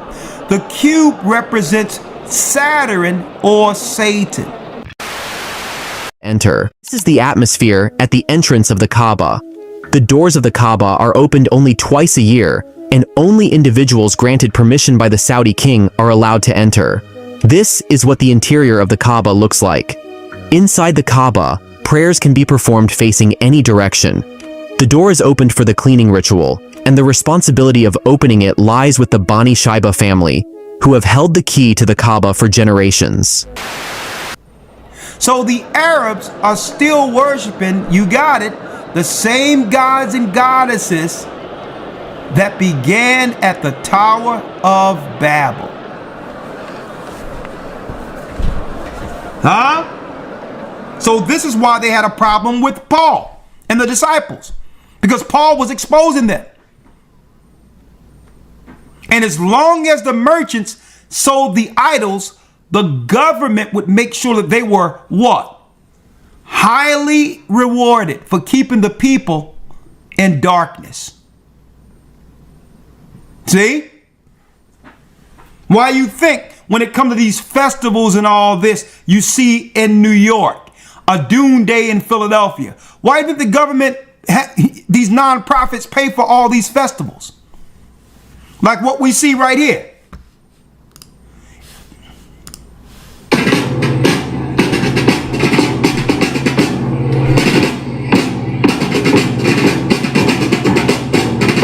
Let me show it to you.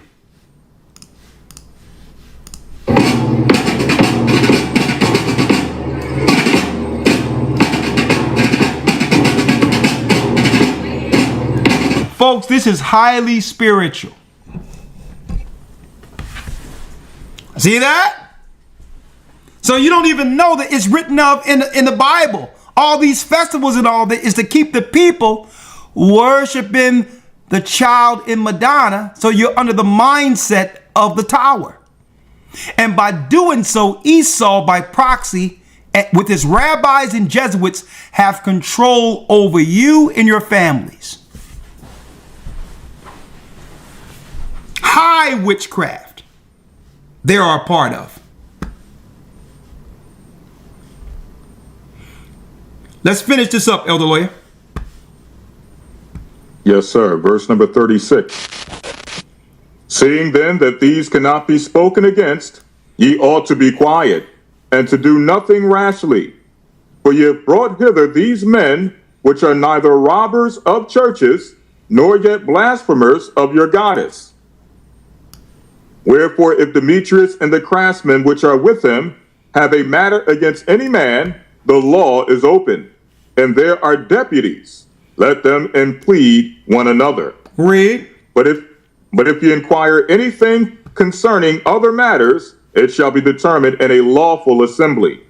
For we are in danger to be called in question for this day's uproar, there being no cause whereby we may give an account of this concourse. And when he had thus spoken, he dismissed the assembly. And when he had thus spoken, he dismissed the assembly. Don't forget, Paul was just teaching what we were teaching. And the government, the whole city, the whole community came up in a roar. Why? Because, I'm going to tell you, it was disconnecting them from their psychosis, from the control that the government have over idolaters. The spiritual control they have over you. How can Satan get servants unless the people voluntarily serve him, like at the Tower of Babel? How can he build his construct into the heavens if the people don't what? Ascribe to his religion and science to help him. So the first thing is to walk away from all the idols. All the holy days they set up, because the rabbis over in Israel, they control the spirit of all the pastors under modern day pagan Christianity. And they're doing this through a secret religion that they were doing in Rome.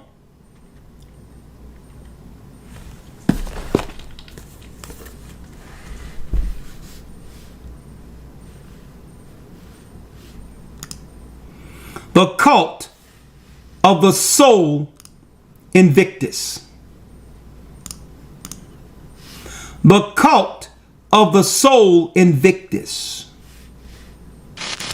Okay?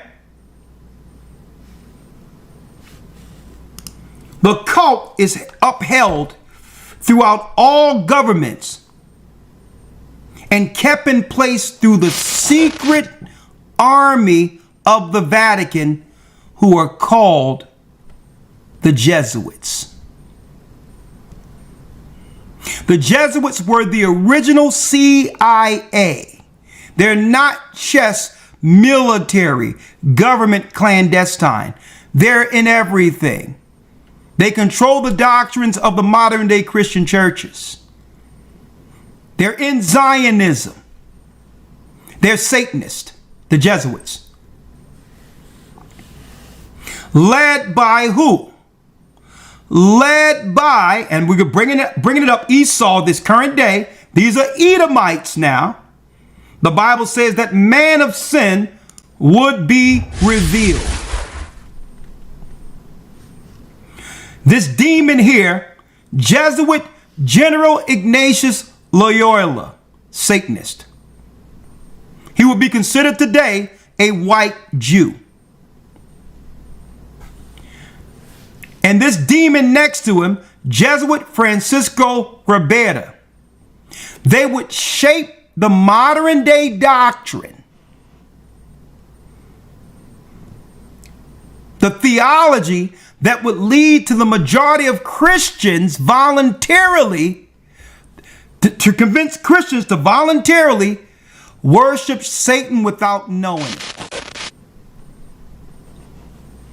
And this is the lie, the new doctrine that would justify what they're teaching in modern day evangelicals today.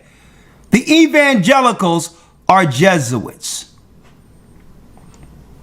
They had this particular book that they put together called the Sacrum Bedi Ionis Apostoli Evangeliste Apocalypsum Commentaries. So these are the lies that they put together in the late 1500s that still stand in the false doctrine we see today under modern day Christian theology. They wanted to convince the future Christians to believe these 7 points. 1, that the Antichrist is one man opposed to a government structure. They came up with that concept. Why? Because King James, who was a black man, was showing forth that the papacy, the Vatican seat, is the Antichrist seat. It's not one man. It's the whole government structure from Babylon. And King James, who so happened to have been a black man, was exposing them. Are you okay? Are you okay? What the hell? Oh my God, Jesus! See that? In this book right here, he's exposing them. King James VI and the first in the reunion of Christendom. We were the original Protestants. We were against the Catholic Church then, and the children of Israel, Judah, and that's right, King James was a Judite from the bloodline of Christ. A black man. Exposed them back then.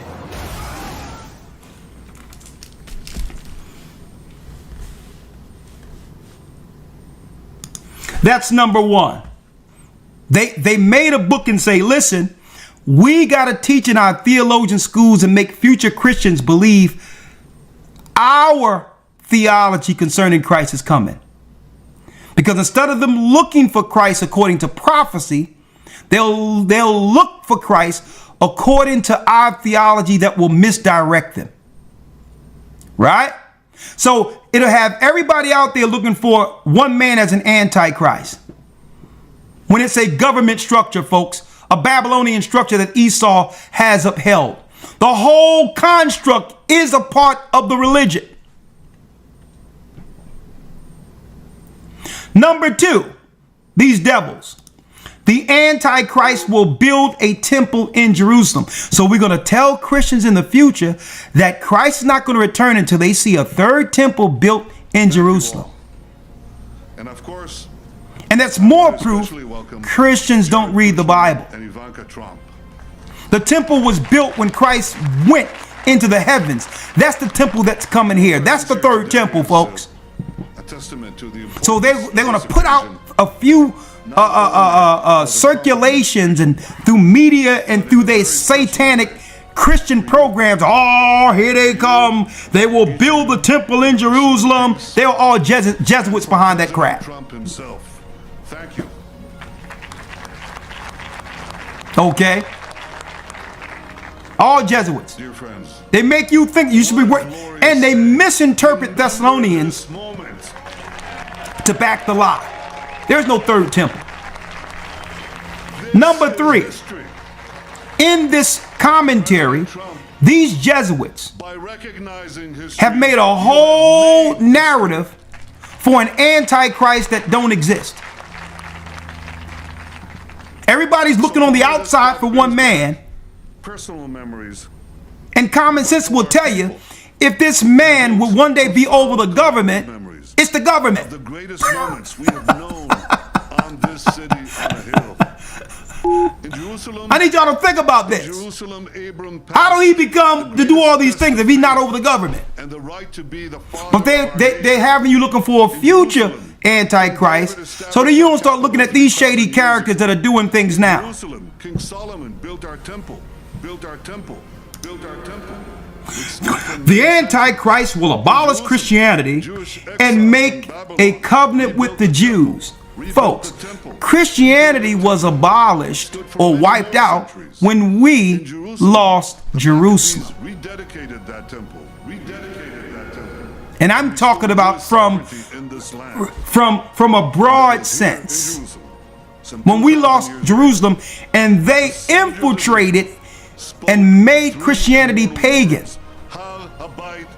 It wasn't until we began to awaken again in the last days that the true Christianity came back to the earth. I need y'all to think about that for a minute. How can you have Christianity when the true Christians who taught everybody are in darkness and had no idea that they were the people?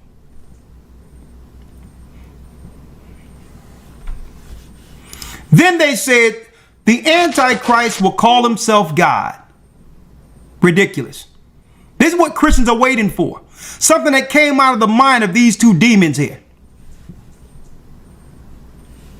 The Antichrist will not be revealed until 7 years before Christ returns.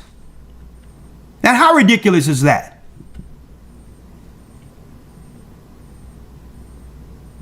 Now, before 7 years, that means the Antichrist revealed, and we know exactly when we can look at our watch and say, okay, 7 years from now, Christ is going to return. They came up with the whole theory and lies of dispensationalism, Antichrist, tribulation period. It all came from these demons.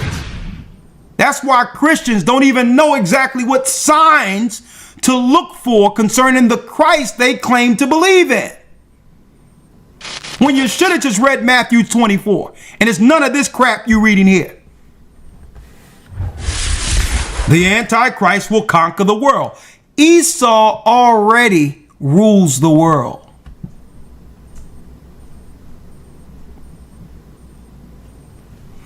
The Christians or the church will be raptured into heaven before the Antichrist appears. How many of you know that this all came from these demons right here, these Jesuits? Everything Christians are looking for came from these satanic Jesuits. And what did these Jesuits believe? Going back to Nimrod and Semiramis. What did these particular Satanists believe?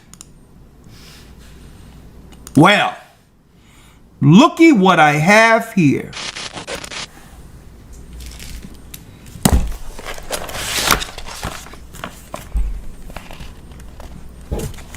The secret history of the Jesuits. The secret history of the Jesuits. And guess what? It was actually written by a Jesuit, folks. Looky here.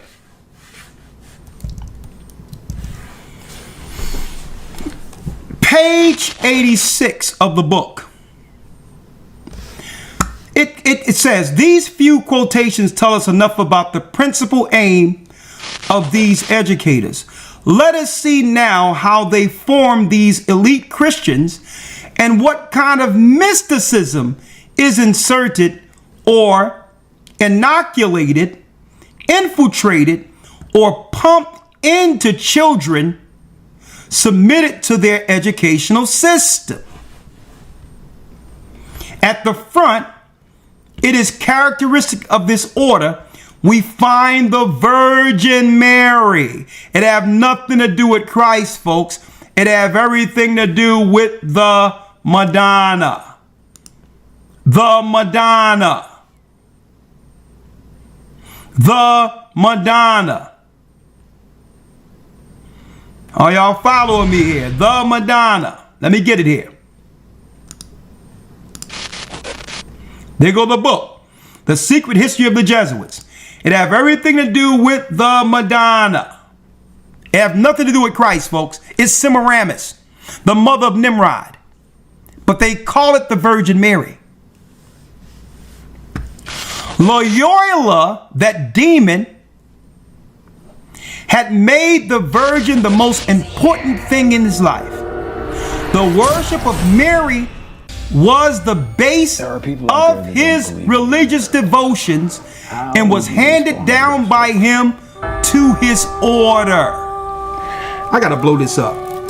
To his order. There's an order of the Jesuits where they'll say it's Mary, but it's really worshiping Nimrod's mother. Virgin Mary draw millions of faithful each year. The Vatican has been tasked to. The worship developed so much that it was often said, now the Jewish people worship her too, under the Shekinah. Investigated half a dozen miracles. See? So they'll tell you that, oh, we're not down with Christianity when they're pagans too. The brand of the Vatican and the Jewish state of Israel worship the same religion, and they're both operating with the orders of the Jesuits. The worship developed so much that it was often said, and with good reason, that it was the Jesuits' real religion. It's the work of the unholy. This was not written by a Protestant, but J. Huber, professor of Catholic theology. It's the Catholics spilling the beans. Offer your Loyola himself was convinced that the Virgin had inspired him when he had drawn up his exercises. A Jesuit had a vision of Mary covering the society with her mantle as a sign of her special protection. And look at this. Who came up with the Immaculate Conception, folks? Duns Scott doctrine was enthusiastically adopted by the Order of the Jesuits, which was successful in having it made into a dogma by Pius IX in 1854.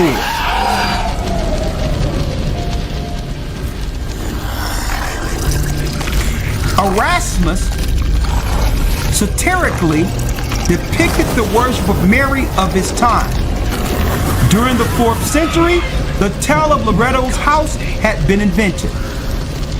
This house had apparently been brought from Palestine by angels. The Jesuits welcomed and defended this legend. Canisius went as far as producing letters from Mary herself. And thanks to the order, great wealth started to pour in at Loretto. Let me get here, over here. The Jesuits brought forth all kinds of relics, like you've seen that Paul was against, of the Mother God, the Mother of God. When they made their entrance into the church of St. Michael at Munich, they offered to the veneration of the faithful pieces of Mary's veil several tufts of their head and pieces of their combs. They instituted a special cult. Hold on, let me go here. A special what? Let me get it here.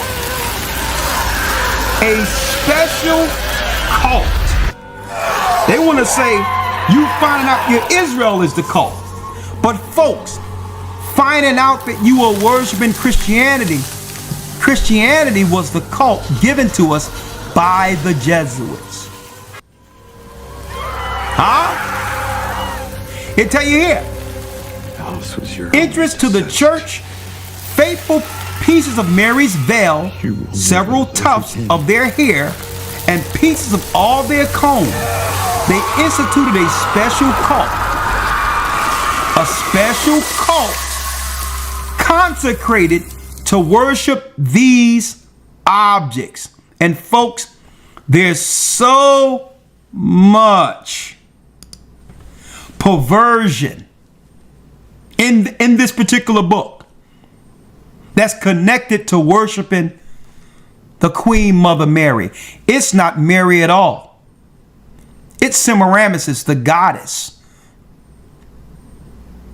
Esau has become the new Nimrod, who have now instituted, who have become the authority over what? Bringing forth the worship of Semiramis to be worshiped throughout the whole world, to unify all religions of the world together at the very end to fight against God. Huh? And yes, we're going into the Jesuits next academy. Oh yeah. So that concludes our lesson for today. There's more I want to go into, but last but not least, because I said I would pick it up. Let's go to Romans, Elder Lawyer. Yes, sir. So who's Esau today and what is his position? He's the modern day Nimrod and he's the modern day Pharaoh. When you see them showing Trump as the next King Cyrus, it's not speaking of the Cyrus who would build the temple for us. Okay? And get Thessalonians at the very end, Elder. I wanted that. Yes, sir. Right? It's not talking about them building the temple for us when it comes to Trump being coined the new King Cyrus by the modern Edomite Jews. Okay? It's talking about him building a temple, which is what? The Tower of Babel plan against God. That's the temple they're talking about. It's not that there's no temple in the Bible that says we have to, an Antichrist will build a third temple. Get off of that. That was created by the Jesuits. The only temple they're building is to Satan. And that temple is the same temple, the Tower of Babel, while they got CERN turned on, which was a part of the Tower of Babel, to open up a portal for the Battle of Armageddon. Huh? Someone asked what was the name of the book. What was the name of the book? Let me get it here. The Secret History of the Jesuits. Right?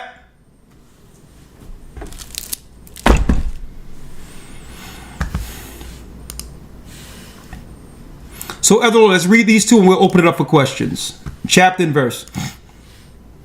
Yes, sir. Hebrew or Romans 9 and 17. Romans 9 verse 17. Let's read it. For the scripture saith unto Pharaoh, even for the same purpose have I raised thee up, that I might show my power in thee, and that my name might be declared throughout all the earth. And also Esau is the modern day Pharaoh. See? He allowed Esau to consolidate all this power so that when Christ crushes them, the whole world will know that the God of the Hebrews, Ahia, Ashar, Ahia, was always the true God of gods. So the Most High set them up like he set Pharaoh up to show his power. Esau is a pagan. So you must walk away from all their religions. And don't get caught up because they're tearing down all the churches to unite all people into one worship under Satan.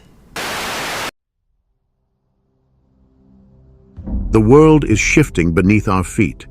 Developments are happening constantly, faster than we can comprehend. Every news report, every political maneuver, every technological advance, each one is a piece of a greater puzzle, a pattern that is falling into place. We stand on the precipice of something unprecedented in human history, a moment that has been foretold for centuries. The introduction of the mark of the beast. What was once dismissed as ancient prophecy is now looming on the horizon, ready to erupt into reality. Revelation 13, with all its chilling warnings and mysterious symbols, is no longer a distant echo of the past. It is alive, breathing, and about to unfold before our very eyes. The time for complacency is over. The clock is ticking, and the call to awaken has never been more urgent. Can you feel it? The world is not as it seems, and the events that are coming will change everything. Forever. It will change everything. Forever. Prepare yourself, because prophecy is not just a story, it is about to become the world you live in. Today, as technology advances at an unprecedented pace, many Christians are beginning to feel a renewed sense of urgency. With the rapid rise of digital identification systems being implemented across the globe, one cannot help but wonder, is this the infrastructure that will eventually lead to the fulfillment of Revelation's prophecy? Could the spirit of the Antichrist be revealing himself, preparing the way for the arrival of the man of sin?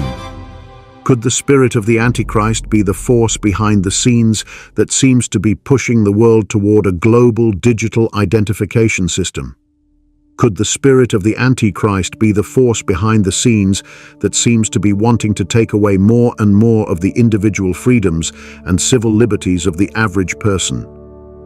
If you look at the world around you, there is an unnatural force that is aligning global leaders together to create a world where you cannot buy or sell without a mark. While we are not saying that digital IDs is the mark of the beast itself, the systems being put in place today bear a striking resemblance to the economic and social controls described in the 13th chapter of the book of Revelation. Revelation 13 introduces two beasts, one representing the Antichrist and the other the false prophet. This second beast is described as one who will deceive the world with signs and wonders, and who will command the construction of an image that all people must worship. Alongside this image comes a mark, which all people must receive in their right hand or forehead in order to participate in the economy.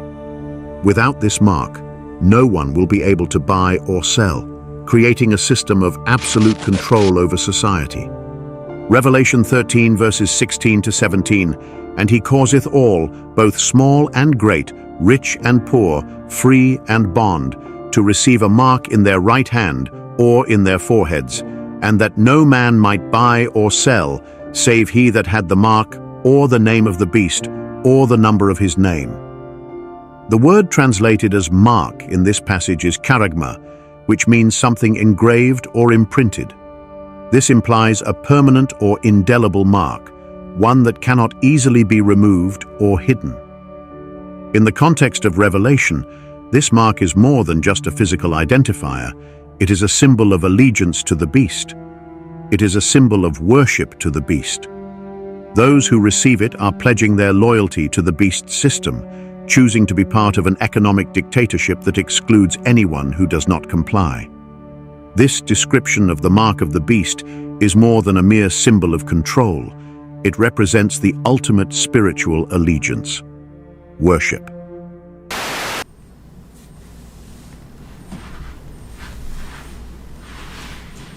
See? Now let me show you the scripture they try to claim a new temple will be built, when that's a bold-faced lie. It's something that came out of the minds of Satanists. Ignatius Loyola. And again, when you see people who call themselves apologetics, they are Jesuits. And I'm not saying this. It ain't me saying this. They have videos out there where even the guy that's the little minion that's trying to get some recognition chasing Israelites, he even had a video of him as a young man after graduating the University of Ignatius Loyola, the same demon I just showed you. Anyone else has a great question?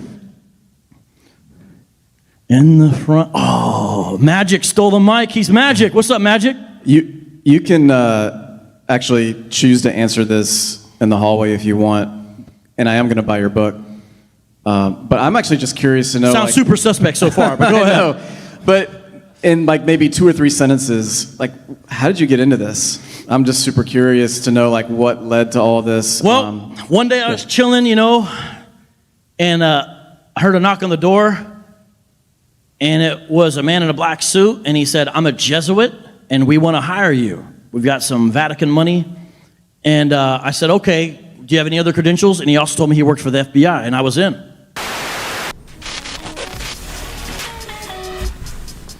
Let's read it. 2 Thessalonians chapter 2, verse number 3. Let's read it. Let no man deceive you by any means. For that day shall not come except there come a falling away first, and the man of sin be revealed. So they would use precepts and say, "See, this is the Antichrist. The falling away is the apostasy." All that's garbage that came out of that commentary that they made in the late 1500s. The falling away is when we lost Jerusalem. Ain't no great apostasy. And that man of sin are the people running the earth today, who are calling themselves Jews and are not, according to Revelations 2:9-3:9. The people that are sitting on the Vatican right now, that King James was calling out, they're the man of sin. It's speaking of Esau. Who what? Who opposeth and exalteth himself above all that is called God, or that is worshipped, Satan. so that he read. Or that is worshipped, so that he as God sitteth in the temple of God, showing himself that he is God. So they use this scripture to say they're going to be a third temple. Paul ain't talking about that.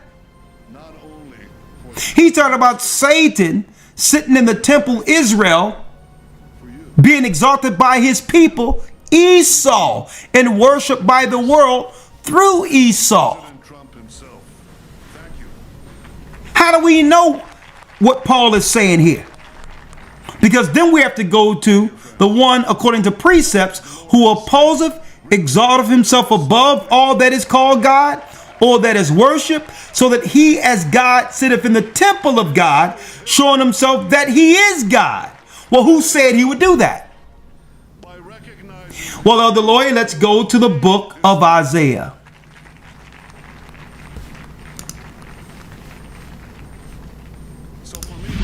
Isaiah 14, verse 12. Yes, sir. Isaiah 14 and 12. How art thou fallen from heaven, O Lucifer, son of the morning? How art thou cut down to the ground, which didst weaken the nations? How did he weaken the nations? Idolatry, worshiping the goddess, Babylon. So now people, even without knowing, are joining ranks with Satan. And they all have something in common. Out of nowhere, they'll grow this high resentment against the Bible. I need y'all to examine this, folks. People, for no reason, it doesn't matter what walk of life or what occupation they're in or what religion they may follow, have a unified hatred against the Bible.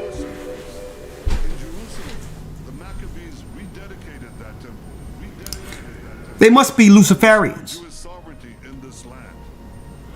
13. For thou hast said, For thou hast said in thine heart, I will ascend into heaven. I will ascend into heaven. Who would help him ascend into the heavens?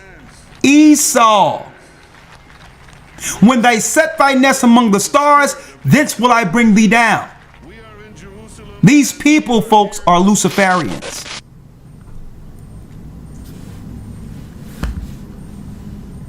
I will exalt my throne above the stars of God. Read. I will exalt my throne above the stars of God. I will sit also upon the mount of the congregation in the sides of the north. I will sit upon the mount of the congregation in the side of the north. He will be like God, or try to be anyway. That's what Nimrod was trying to help him do. Esau is closer than Nimrod was in achieving this. Read. I will ascend above the heights of the clouds. I will be like the Most High. I will be like the Most High, sitting in the temple of God as God. So Paul was breaking down Esau at the time when the Romans were ruling during his time, seeking to accomplish their plan they made at Mount Seir with Lucifer, with Satan. There's no third temple prophecy of an antichrist in the Bible. Show it to me.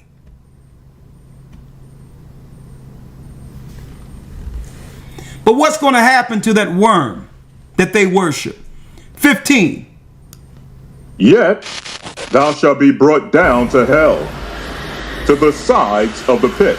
He will be brought down to hell, and those who have assisted Satan throughout all of these generations. Upon Christ's return, Satan will be bound for 1,000 years. Esau will serve for that same 1,000 years with the other Gentiles around that Tower of Babel, who rallied against God's people like they're doing right now in the earth in the last days under the guise of immigration.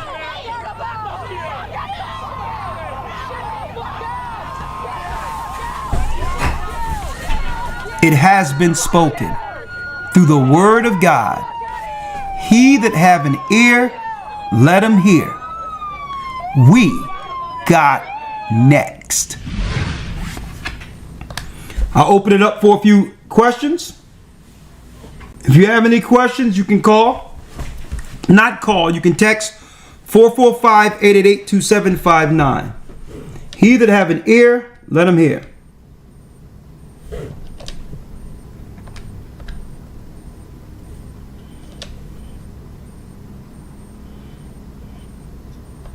One second.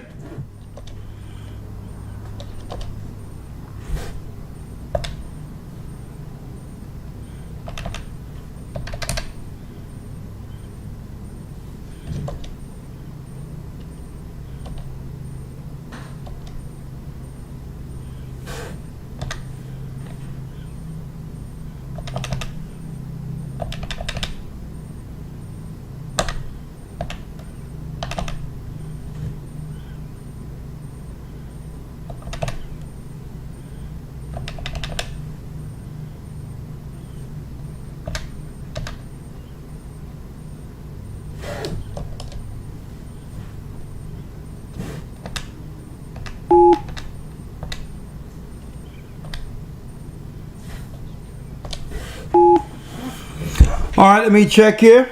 A few questions I can answer, and then we'll conclude for today.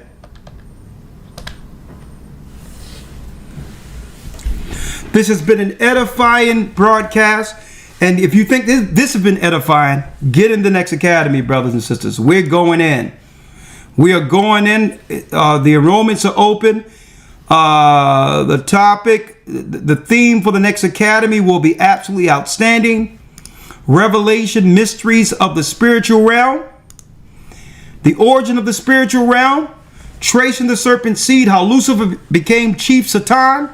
Christ and the keys to spiritual warfare, how Christ was able to spiritually war against these devils without getting pulled in emotionally or carnally.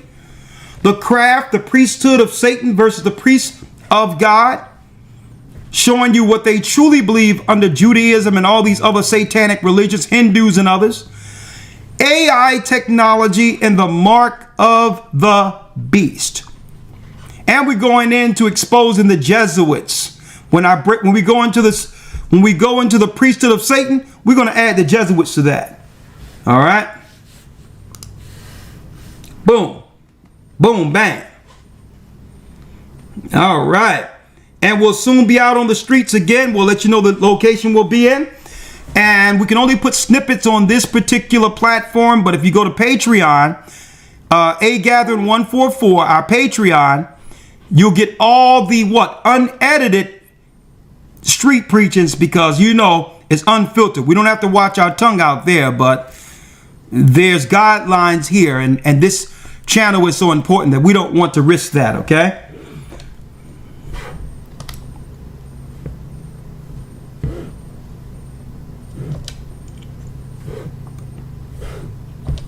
Hold on. Your call has been forwarded to voicemail. The person... I'll go through a few questions and then we'll conclude this lesson for today.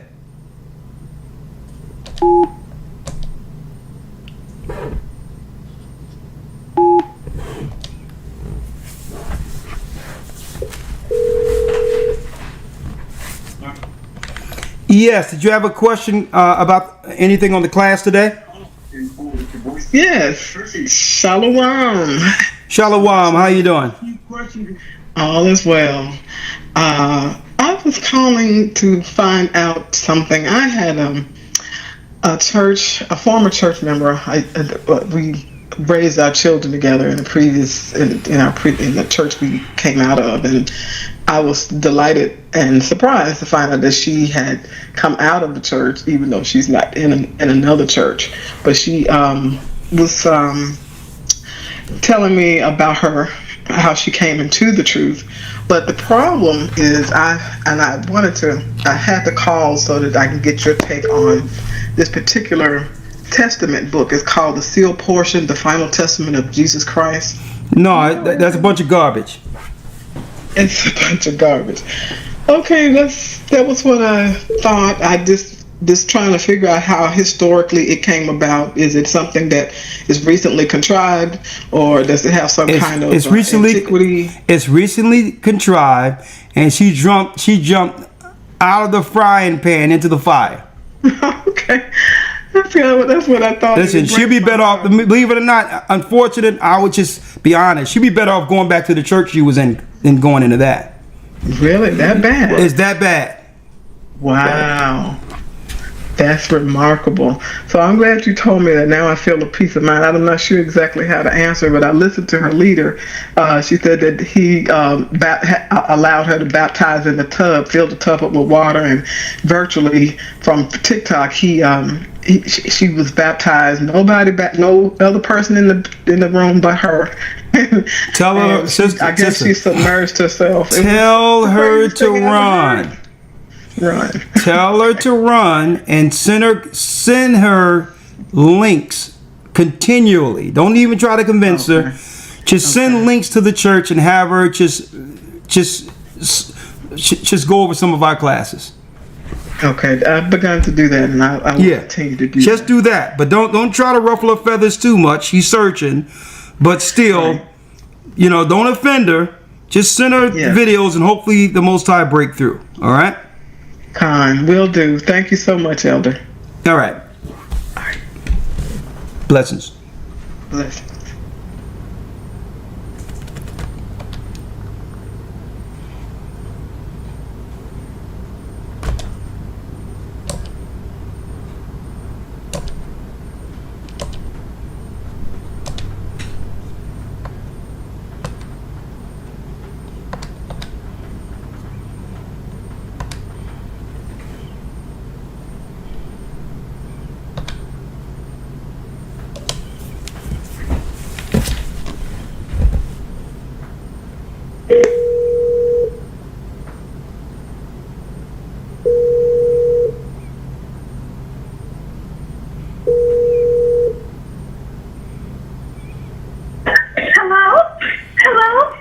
Where you been at, girl? Where you been at, sunshine?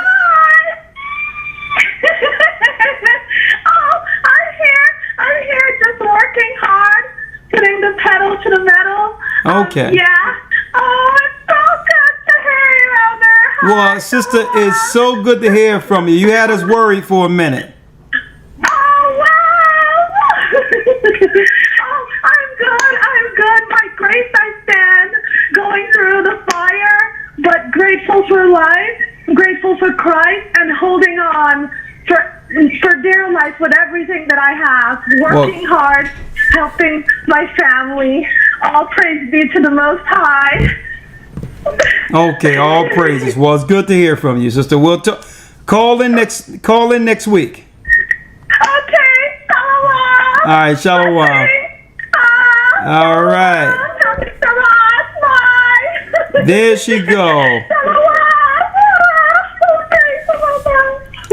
Sunshine is still in the house. All right. All praises. All praises. All praises. All right. All right. I guess that concludes our lesson for today. And it's been a very edifying lesson. All praises be to the Most High. And I hope you all understand what's going on. And I pray that brothers and sisters take heed. If you want to support the work, you can go to gatheringofchrist.org. You want to go to also, you can support us through Cash App, $GOCC report. And or if you don't have Cash App, you can always go to gatheringofchrist.org under donate. Continue to support the church. We have a school coming up, and any of your contributions given will be highly appreciated. None of this would be possible without you, and we are in current enrollment for the next academy, which starts September 7th. Go to historytimes.org and also sponsor a friend or whatever the case is. Like the sister said, because when people leave the church, when they realize something that they receive all they could there, sometimes they'll come out and run into something even worse. So if you feel that you can help someone to see who's searching or to realize what's going on, who's searching, sponsor them for the academy and allow them to come through. And usually what we teach will hit on, onto something they were concerned about that might be moving them further off the path. Okay. The modern day Christianity was set up so that Esau can actually destroy it at the end and lead everyone into the new age Luciferian ideology. It was set up as a lie. Once we lost Jerusalem, the real Christianity was destroyed. It was upheld during the time of King James and all that.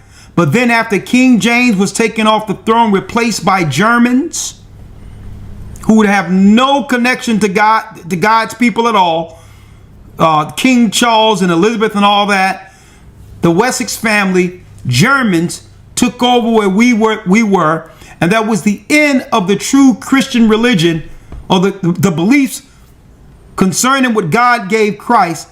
It was the end of it until our current day.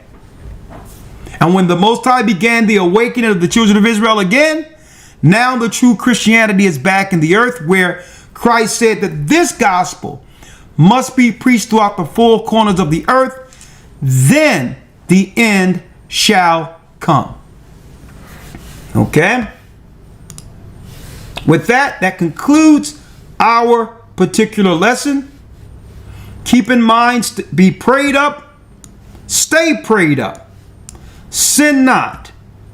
We will soon see Zion. We are the children of Israel, and yes, we are back. In the name of Christ, Shalom. Shalom. Out the mud, out the pain, out the silence. We the ones that history tried to erase. Now the breath back in the bones. Now the truth back in the tone. Rise up. This the awakening queen. We rise, we rise, we rise again. Out the struggle, out the sin. Light in the dark, truth from within. The kingdom starts when we begin. We rise, we rise, we rise again. No chains hold where faith in. Keep the law, walk in the wind. Story in where it all begins. From Nashville to Memphis, yeah, I walk that line. What a soul me struggle and pain refined. Now I'm in OKC, still preaching heat. From the south to the plains, the message repeat. Every mile I move, it's prophecy proof. Every word I drop, scripture in the booth. They said we lost, now we chosen seeds. Planting truth in the field where the spirit bleed. From the Delta blues to the Bible tone, I'm Ezekiel speaking to the dry bone. Cry loud, spare not, that's my cause. Sound a trumpet, I want them all. No fame, no flex, just grace and grind. Law with my heart, redemption in mind. They tryna dim with the most high lit, but the south stay glowing, this flame legit. We rise, we rise, we rise again. Out the struggle, out the sin. Light in the dark, truth from within. The kingdom starts when we begin. We rise, we rise, we rise again. No chains hold where faith in. Keep the law, walk in the wind. Yeah. The story in Judah, Ephraim, Levi stand. One nation under his hand. Different tongues, but the same plan. Keep the faith, that's how we land. We the salt of the earth, still seasoned.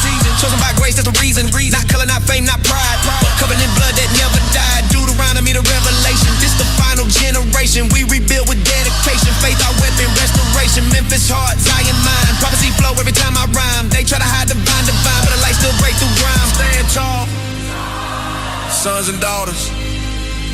Walk upright, kings and queens. Keep his commandments, live clean. The kingdom's within you. Don't forget what that means. It's up. We rise, we rise, we rise again.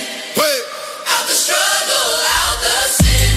Light in the dark, truth from within. The kingdom starts when we begin.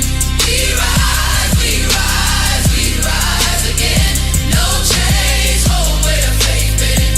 Keep the law, walk in the wind. The story in where it all began. Yeah. Listen. This ain't religion, it's redemption. You ain't black. You ain't Hispanic. You ain't Native. You Israel. The same people Moses led through the sea. The same blood that built kingdoms from the dust. The same covenant the world forgot. But the Most High ain't forget. Deuteronomy 7:6 said, Thou art a holy people unto the Lord thy God. We chosen not by color but by covenant. And now the dry bones breathe again. So rise, Judah. Stand tall. Benjamin, Ephraim, wake up your sons dead. Repent, it's a church, our time ain't coming. Our time is nigh. The world had its run. Now the prophets run. Now the law returns. Now the prophets stand. Now Israel remembers. But it's named the man. Keep his commandments. Keep your crown clean. Keep your spirit sharp. Because the kingdom is closer than you think.